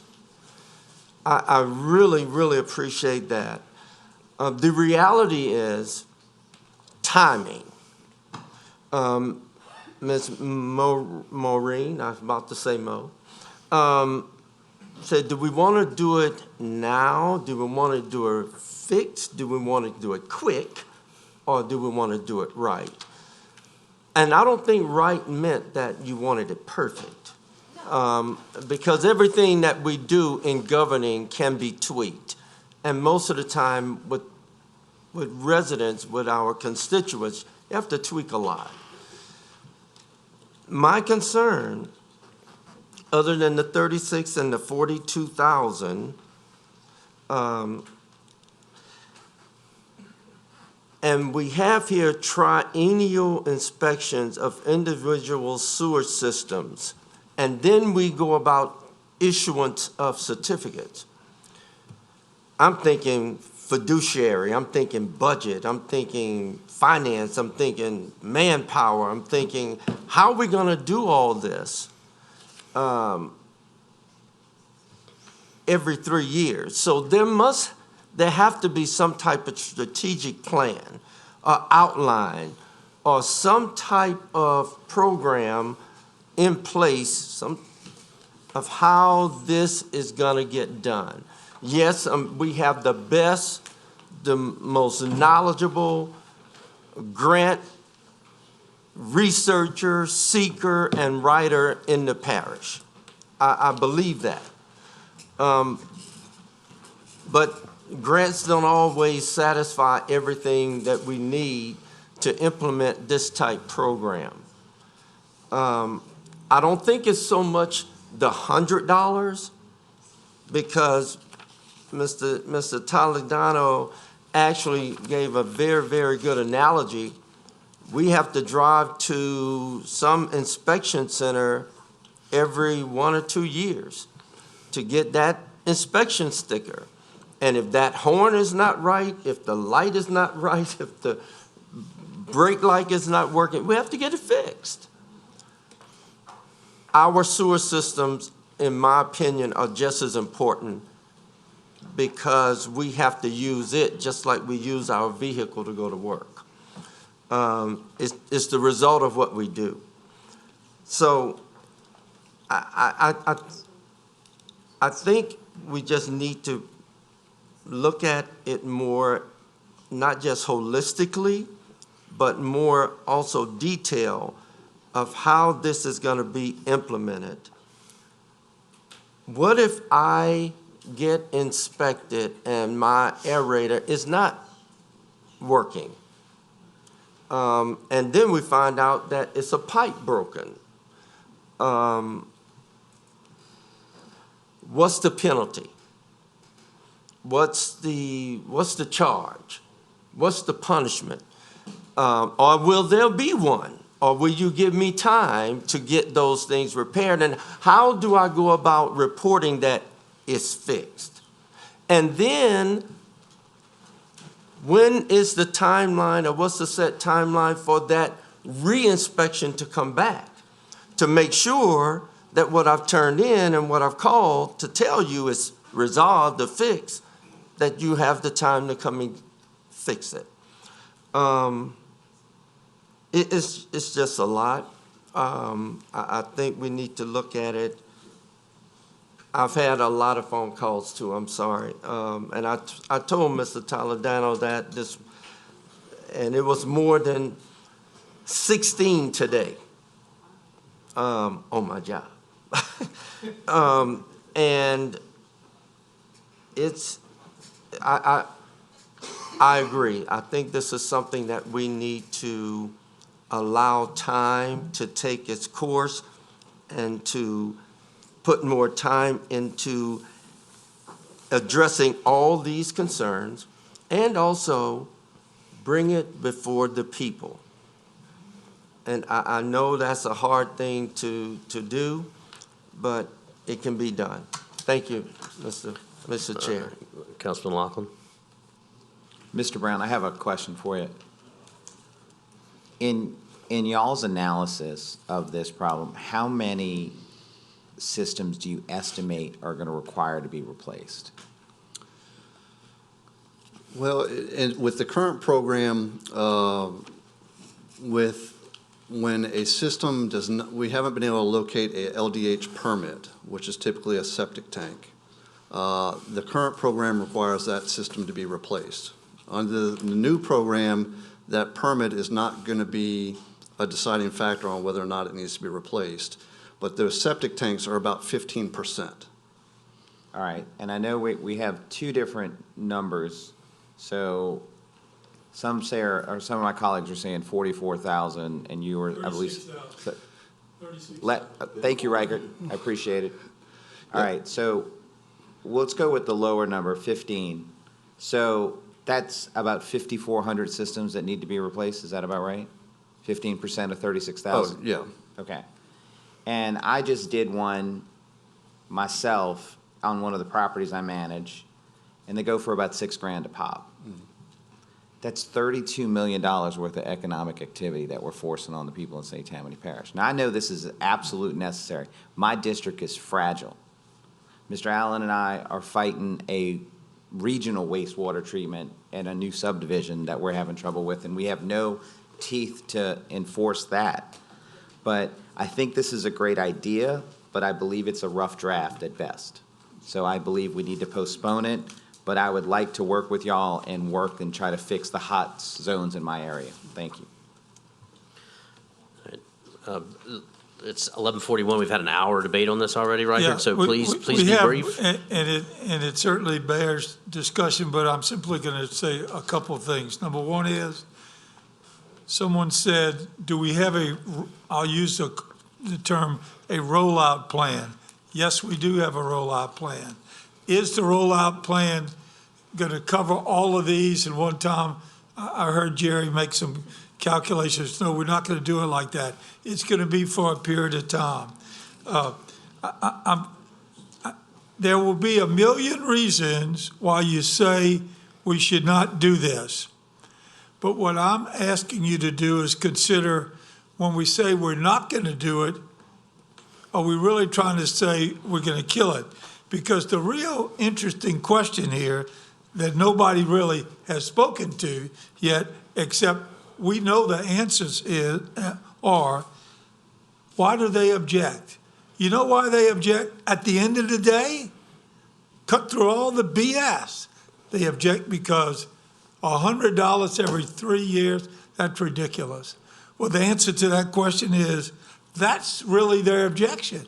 That's really the problem that people have with this program. If you said, we'll come inspect your system for free, I guarantee you there would be minimus objection.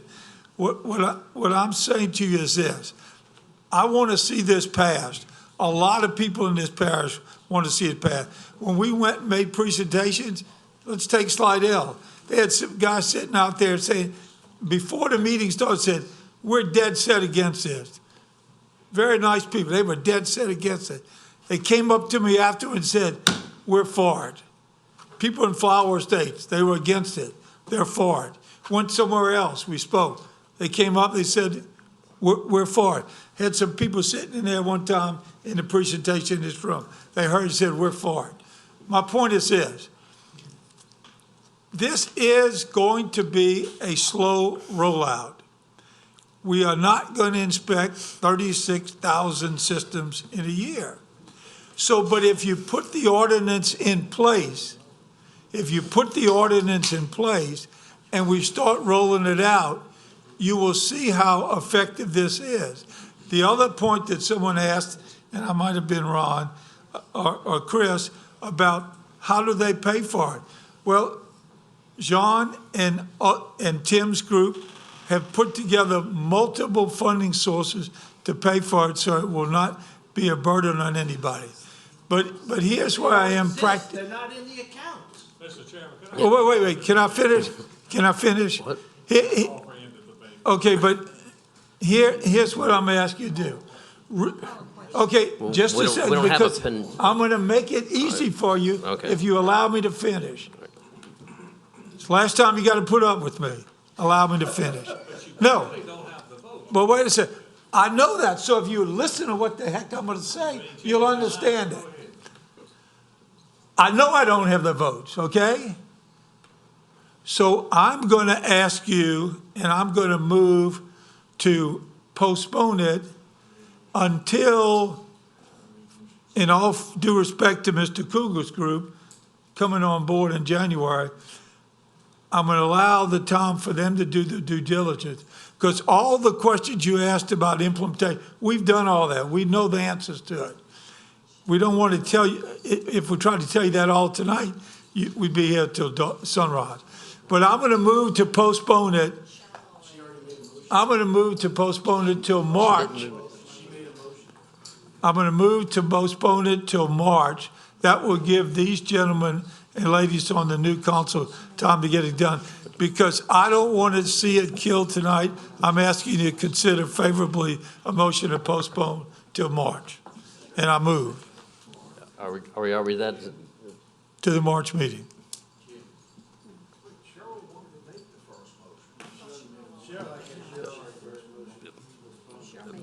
There was already a motion, and what was your motion?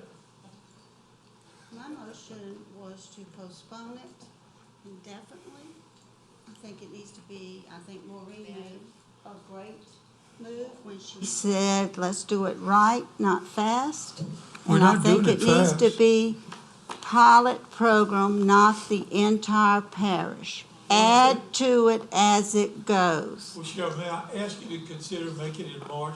To give us some timelines. We do have a pilot program planned in the way we're implementing it. You know? No. So there's a motion to Postpone it indefinitely is a joke. And there's a second by Ms. O'Brien? No, Mrs. Smith. Mr. Smith? Okay.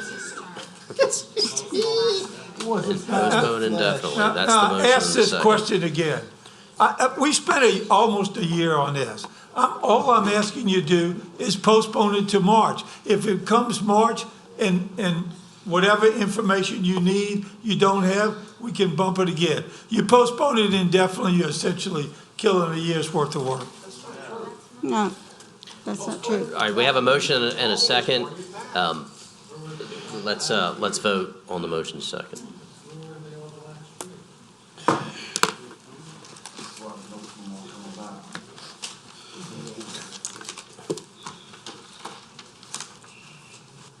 The motion passes with 11 yeas, 2 nays, and 1 absent. All right.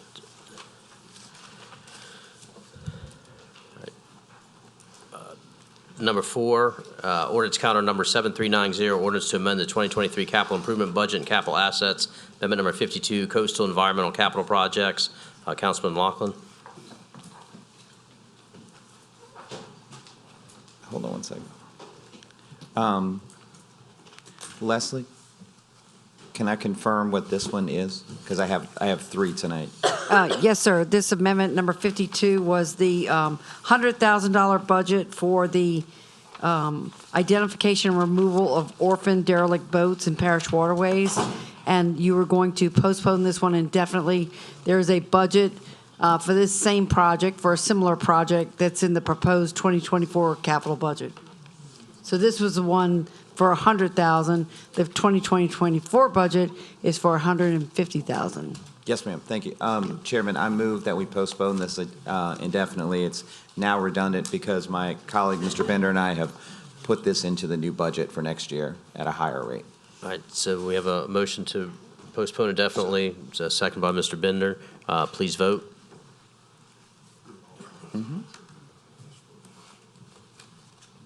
Ms. Tanner, what's your vote?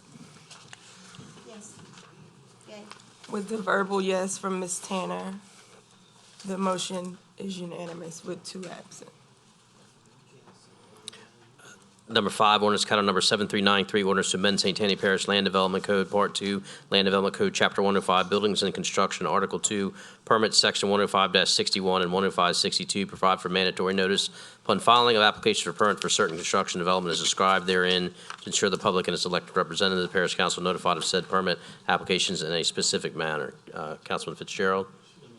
Moved by Councilman Fitzgerald, second by Councilman Dean. Please vote.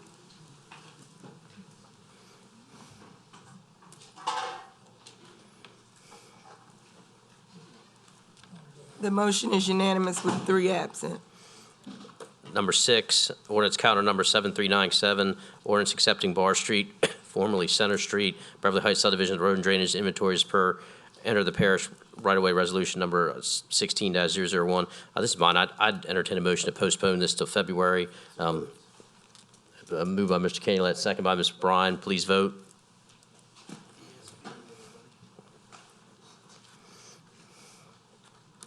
Mr. Randolph?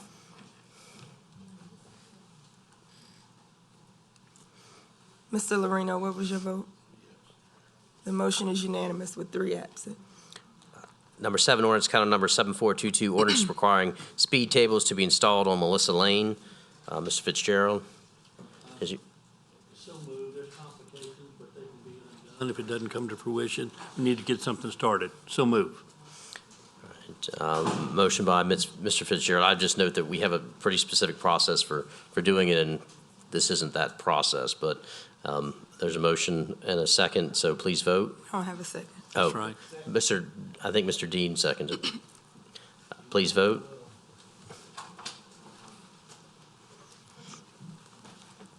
Mr. Lorino? Oh, was there a card on that one, on Melissa Lane?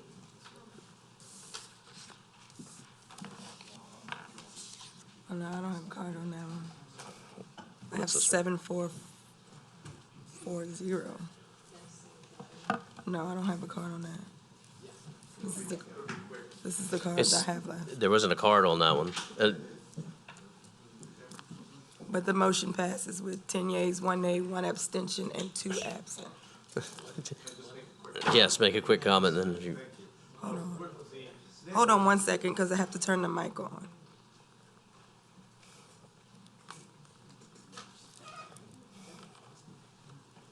All right. You're good. Thank you. Just real quick, Jake. Robert Barnett. The neighborhood is opposed to, obviously, the traffic implications that are coming. They are in favor of the speed bumps that this process has started. But I think this is more directed to the administration for them to consider. Because I would like to talk just briefly about Veterans Boulevard. Oh, I'm sorry, Melissa Lane. What's going to be happening is that you're going to need stoplights, 3 or 4 of them, to control those intersections, because you're asking the people to come up to Melissa and take a left off of Highway 36 if we're having a right turn situation. So they've got to take a left to come through Melissa Lane and then take Melissa Lane onto Highway 21 south back to the development. So I think I wish Mike Cooper was out here, because I'd ask him to get involved, not just with the speed bumps, but to put into action some type of protection for the people. The traffic nightmare on Veterans Boulevard is going to be a nightmare with this right turn only. So I asked that Mike get personally involved and make it happen, because he has the administrative ability to kill that traffic study, and which would hence kill this project. Number 8, Ordinance counter number 7423, ordinance to authorize the Parish of St. Tammany through the Office of the Parish President to acquire certain property for the St. Tammany Parish Library System. Motion and a second on that. Moved by Mr. Dean, second by Mr. Laughlin. Please vote.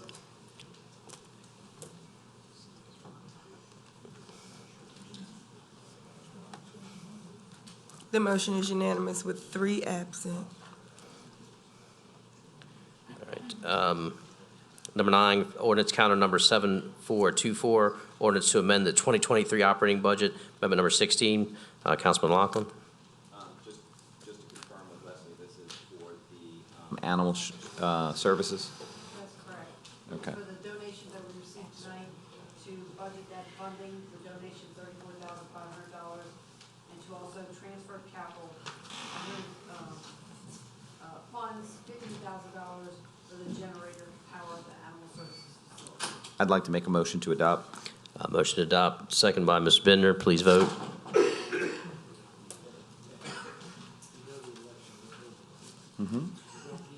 The motion is unanimous with 3 absent.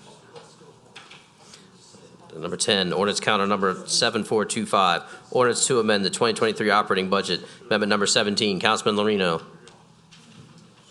Moved by Councilman Lorino, second by Mr. Dean. Please vote.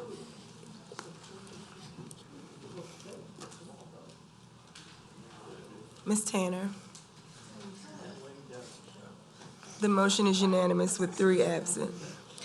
Number 11, ordinance counter number 7426, ordinance to amend the 2023 operating budget, amendment number 18. Councilman Lorino. Moved by Councilman Lorino, second by Councilman Dean. Please vote.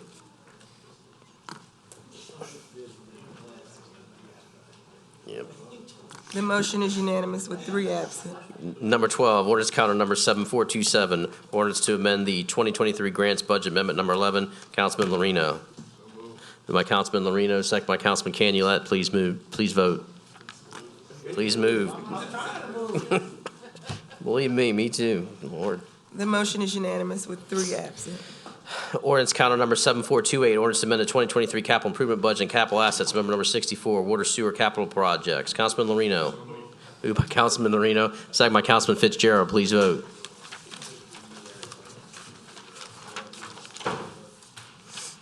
Number 14, ordinance counter, I'm sorry. The motion is unanimous with 2 absent.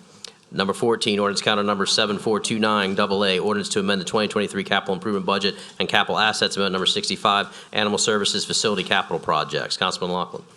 Moved by Councilman Laughlin, second by Councilwoman Bryan. Please vote.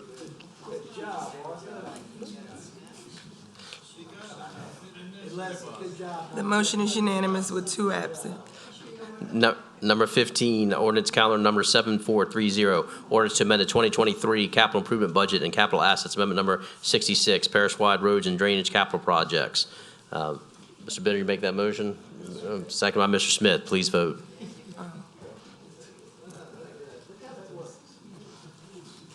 Mr. Bender, Mr. Randolph.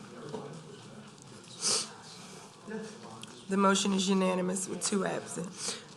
Ordinance counter number 7431, ordinance to amend the 2023 operating budget, amendment number 19. Councilman Smith.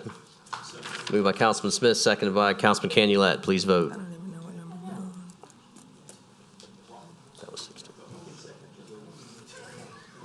Mr. Bender, Mr. Lorino. Mr. Lorino. It's not selected. The motion is unanimous with 2 absent. Number 17, ordinance counter number 7432, ordinance to amend the 2023 capital improvement budget and capital assets, amendment number 76, grants capital budget. Councilman Smith. Moved by Councilman Smith, second by Councilman Randolph.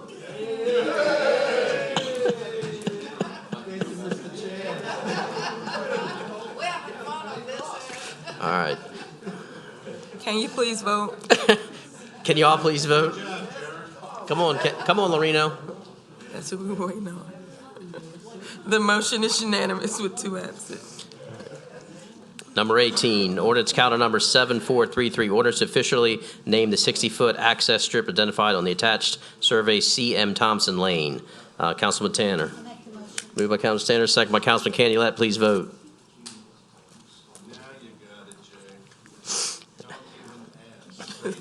The motion is unanimous with 2 absent. if y'all would stop working against me, I mean, finally, Number 19, ordinance counter number 7434, ordinance amending the official zoning map to reclassify 19,161 square feet of land more or less from its present A3 suburban district to an A3 suburban district and MHO manufactured housing overlay, Ward 10, District 6. Moved by Councilwoman Tanner, second by Councilwoman O'Brien. Please vote.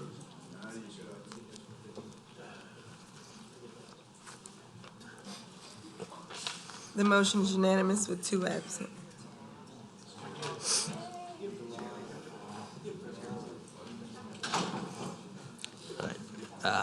Number 20, ordinance calendar number 7435, ordinance amending the official zoning map to reclassify 3.1 acres of land from its present A1 suburban district to A1A suburban district, Ward 1, District 3. Moved by Councilman Casbon, second by Councilman Fitzgerald. Please vote. Mr. Smith?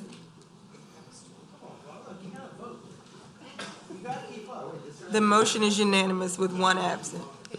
Number 21, ordinance counter number 7436, ordinance amending official zoning map to reclassify 12,500 square feet of land from its present A3 suburban district to A3 suburban district and MHO manufactured housing overlay, Ward 9, District 14. Councilman Randolph. Moved by Councilman Randolph, second by Councilman Smith. Please vote.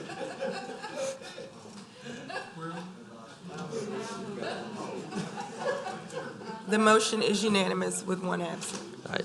Number 22, ordinance counter number 7437, ordinance amending the official zoning map to reclassify 10,000 square foot of land from its present A4 single-family residential district to A4 single-family residential district and MHO manufacturing housing overlay. Ward 8, District 14. Councilman Randolph, so moved. Seconded by Councilman Canulette. Please vote.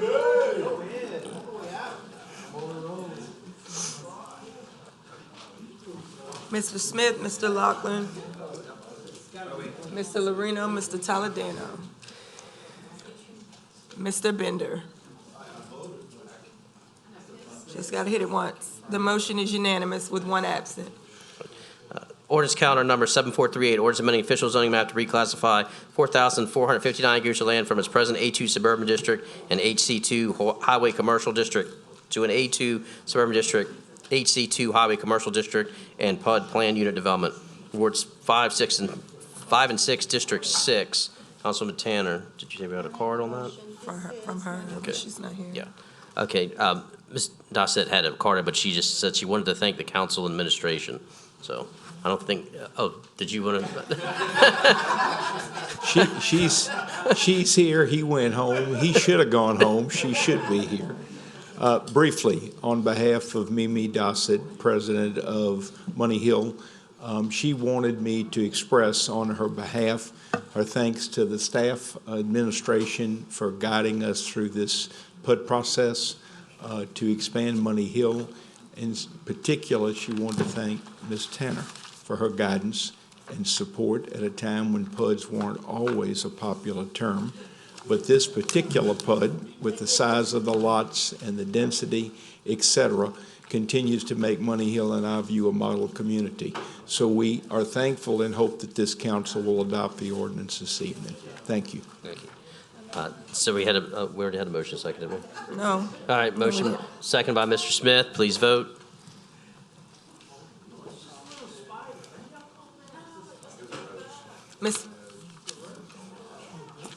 Mr. Bender, what was your vote? Yes. The motion is unanimous with 1 absent. All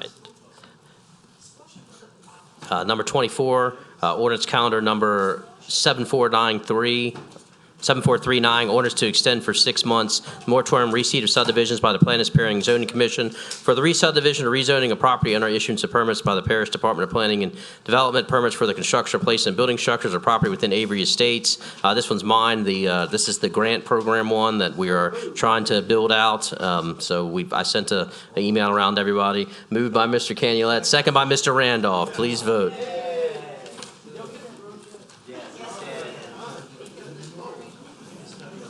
Mr. Lorino, just press it once. The motion is unanimous with 1 absent. It's his first day. Forgive him. Number 25, ordinance calendar number 7440 AA, ordinance to extend for 6 months the receipt the moratorium on receipt of subdivisions by the Parish Planning Zoning Commission for the rezoning of multifamily property and the issuance of certain permits by the Parish Department of Planning and Development, permits for the construction or placement of new multifamily building structures on property zoned A6, A7, A8, or highway commercial zoning classification with lodging including apartments, hotels, motels, or any residential permanent use in Planned Business Campus District 1 or Planned Business Campus District 2, zoning classifications in Ward 1, 2, and 3, Districts 1 and 2. And we have 2 cards here. Mr. Barnett.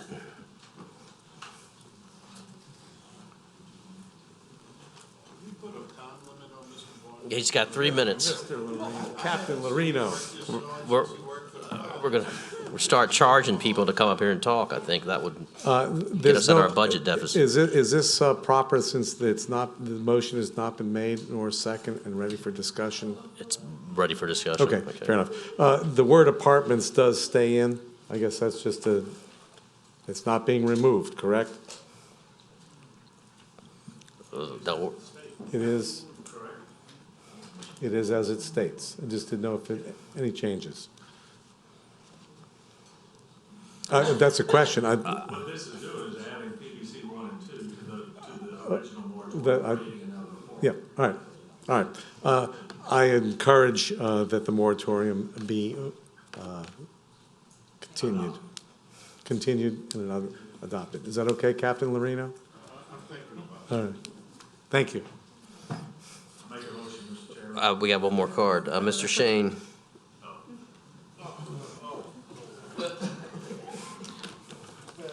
I pass. Merry Christmas.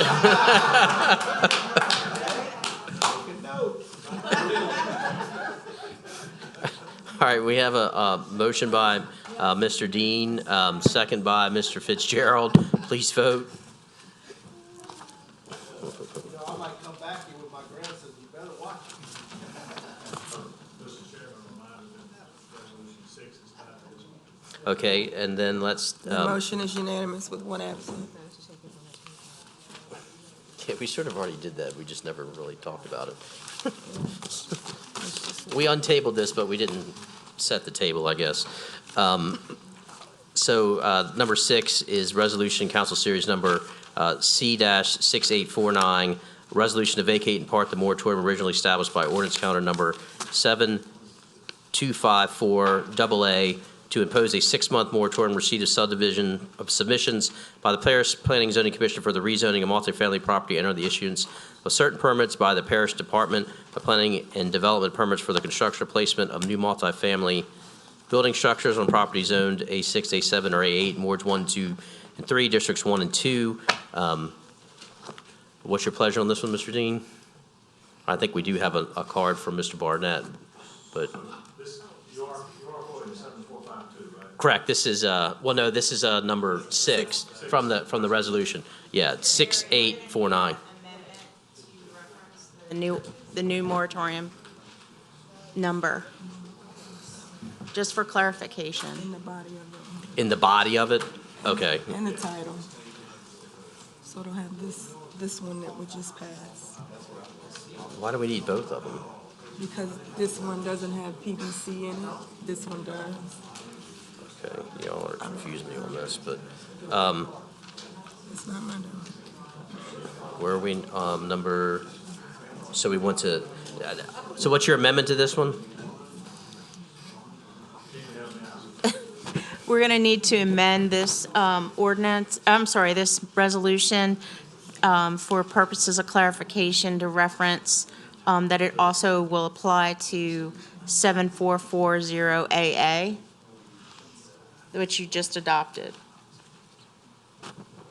So a motion to make it apply to the ordinance as, all right, which is 7440 as amended. 744 AA, okay. So we have a motion on that, a second by Mr. Fitzgerald. Please vote on the amendment to the resolution.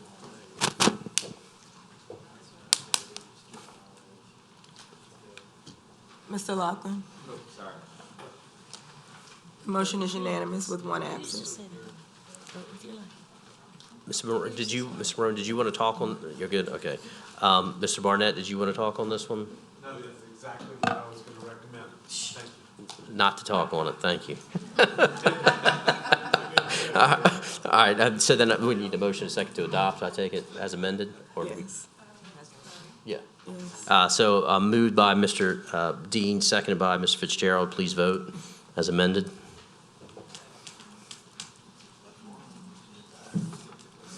The motion is unanimous with one absent. So we just did that one, okay. Ordinance calendar this is number 26 back on the agenda. Ordinance calendar number 7441, ordinance to extend for an additional 6 months the moratorium on the opening of new streets in Angelica Estates, Ward 3, District 5. Councilman Toledano. Thank you, Chairman Neri. I've not gotten any word from the engineers that the matters of concern out there have been solved. So for that reason, I'm going to move to extend the moratorium. Moved by Councilman Toledano, second by Councilman Lorino. Please vote.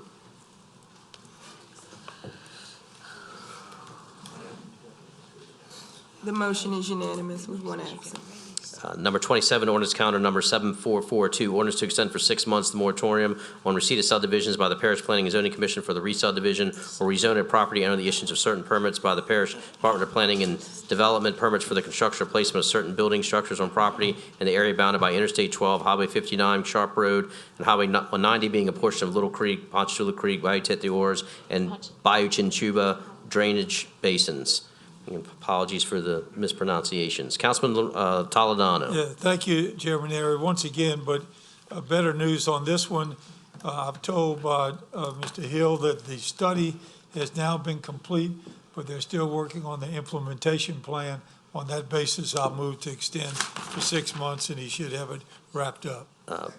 Moved by Councilman Toledano, second by Councilman Lorino. Please vote.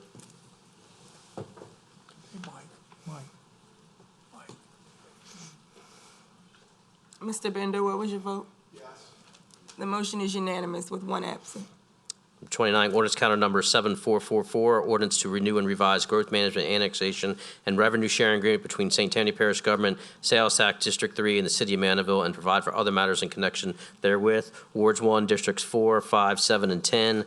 Councilman Lorino. Moved by Councilman Lorino, second by Councilman Toledano. Please vote.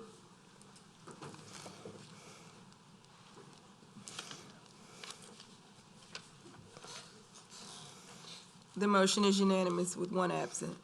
Number 30, ordinance calendar number 7445, ordinance requiring speed tables be installed on Westwood Drive, Ward 5, District 5. Councilman Toledano. So moved. Moved by Councilman Toledano, second by Councilman Lorino. Please vote.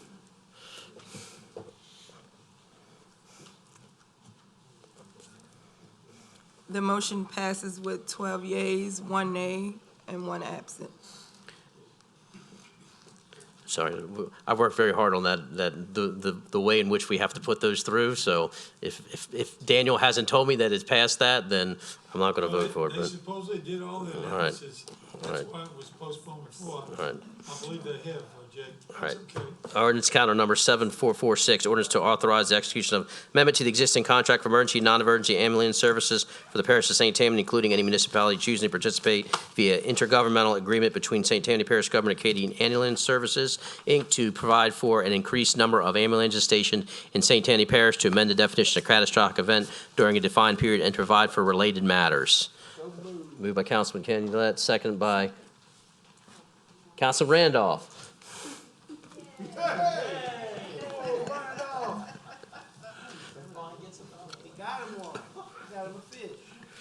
Mr. Lorino, Mr. Toledano, Mr. Bender, Mr. Randolph. With a verbal yes from Mr. Bender, the motion is unanimous with 1 absent. Number 33, ordinance calendar number 7466, ordinance to relocate existing financed economic development districts in existing Part 2 Code 120, or Chapter 120, Planning and Development of the St. Tammany Parish Code of Ordinance, not having impact on development standards or permitting, to Part 1, Chapter 2 Administration, Article XI, Special District Budgets, retitle Article 11, Special District Budgets, to Special Districts, and to treat elements like board creation, boundaries, authority, and budgets comprehensively. Moved by Mr. Longlin, second by, I'm sorry, Mr. Smith, second by Mr. Longlin. Please vote. Yep. All right. Mr. Canulet. 2 off the floors. Mr. Canulet? Yes. The motion is unanimous with one absent. All right, we need a motion and second to open the agenda off the floor. Needs to be unanimous vote. Moved by Mr. Canulet, second by Mr. Smith. Please vote.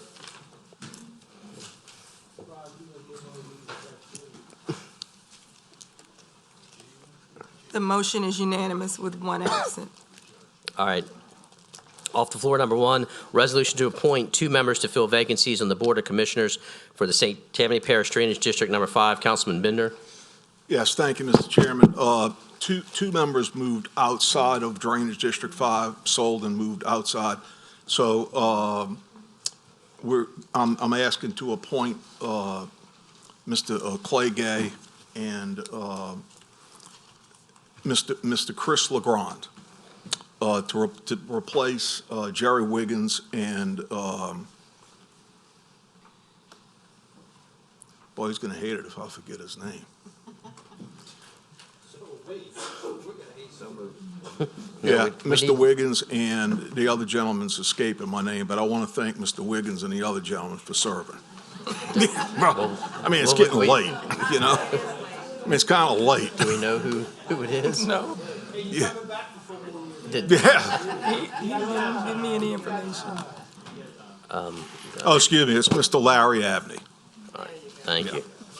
We hate to replace somebody that didn't need to be replaced. Yeah. And I assume we need to do this because with these boards are small and we have Yes.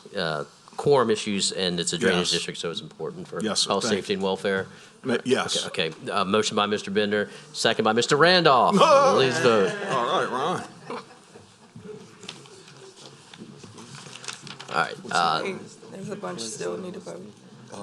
Mr. Dean, come on, y'all. Yeah. Mr. Toledano, One what more. is your vote? Mr. Clay Gay. The motion is unanimous with one absent. Resolution, off the floor, number 2, resolution to acknowledge and confirm the parish president's appointment of administrative hearing officer, Mr. Lorino. Ms. Jean Hayes to explain that real fast for us. Go ahead, Jean. Hey, this is going to be really fast. Our current administrative hearing officer, his contract ends December 31st. We have over 30 cases on the docket for January 11th at 8 o'clock in the morning. And he is our current administrative hearing officer, is not able to have these hearings all day, 2 days a month, which is what we need right now to eliminate our backup. So we've found another administrative hearing officer. We need him confirmed tonight. President Cooper has appointed him. We need him confirmed tonight so that he'll be ready to hear his first case on January 11th before the next council meeting that night on January 11th. Thank you. Moved by Yes, and the chair. he's Moved by here, Mr. and Bender, second by He's waited all of this time. Mr. Toledano. Yeah, why don't you come up? Yeah, come on up. Would you like to come up, sir, since you waited so long? No, I don't want to hear anything. Get the hell out of here. Well, we can already see your dedication for staying here this long, and we needed to do this for the reasons set forth. Please vote. Last vote, all. Ms. Casabon, Mr. Lorino, Mr. Toledano. The motion is unanimous with one absent. All right, we're adjourned.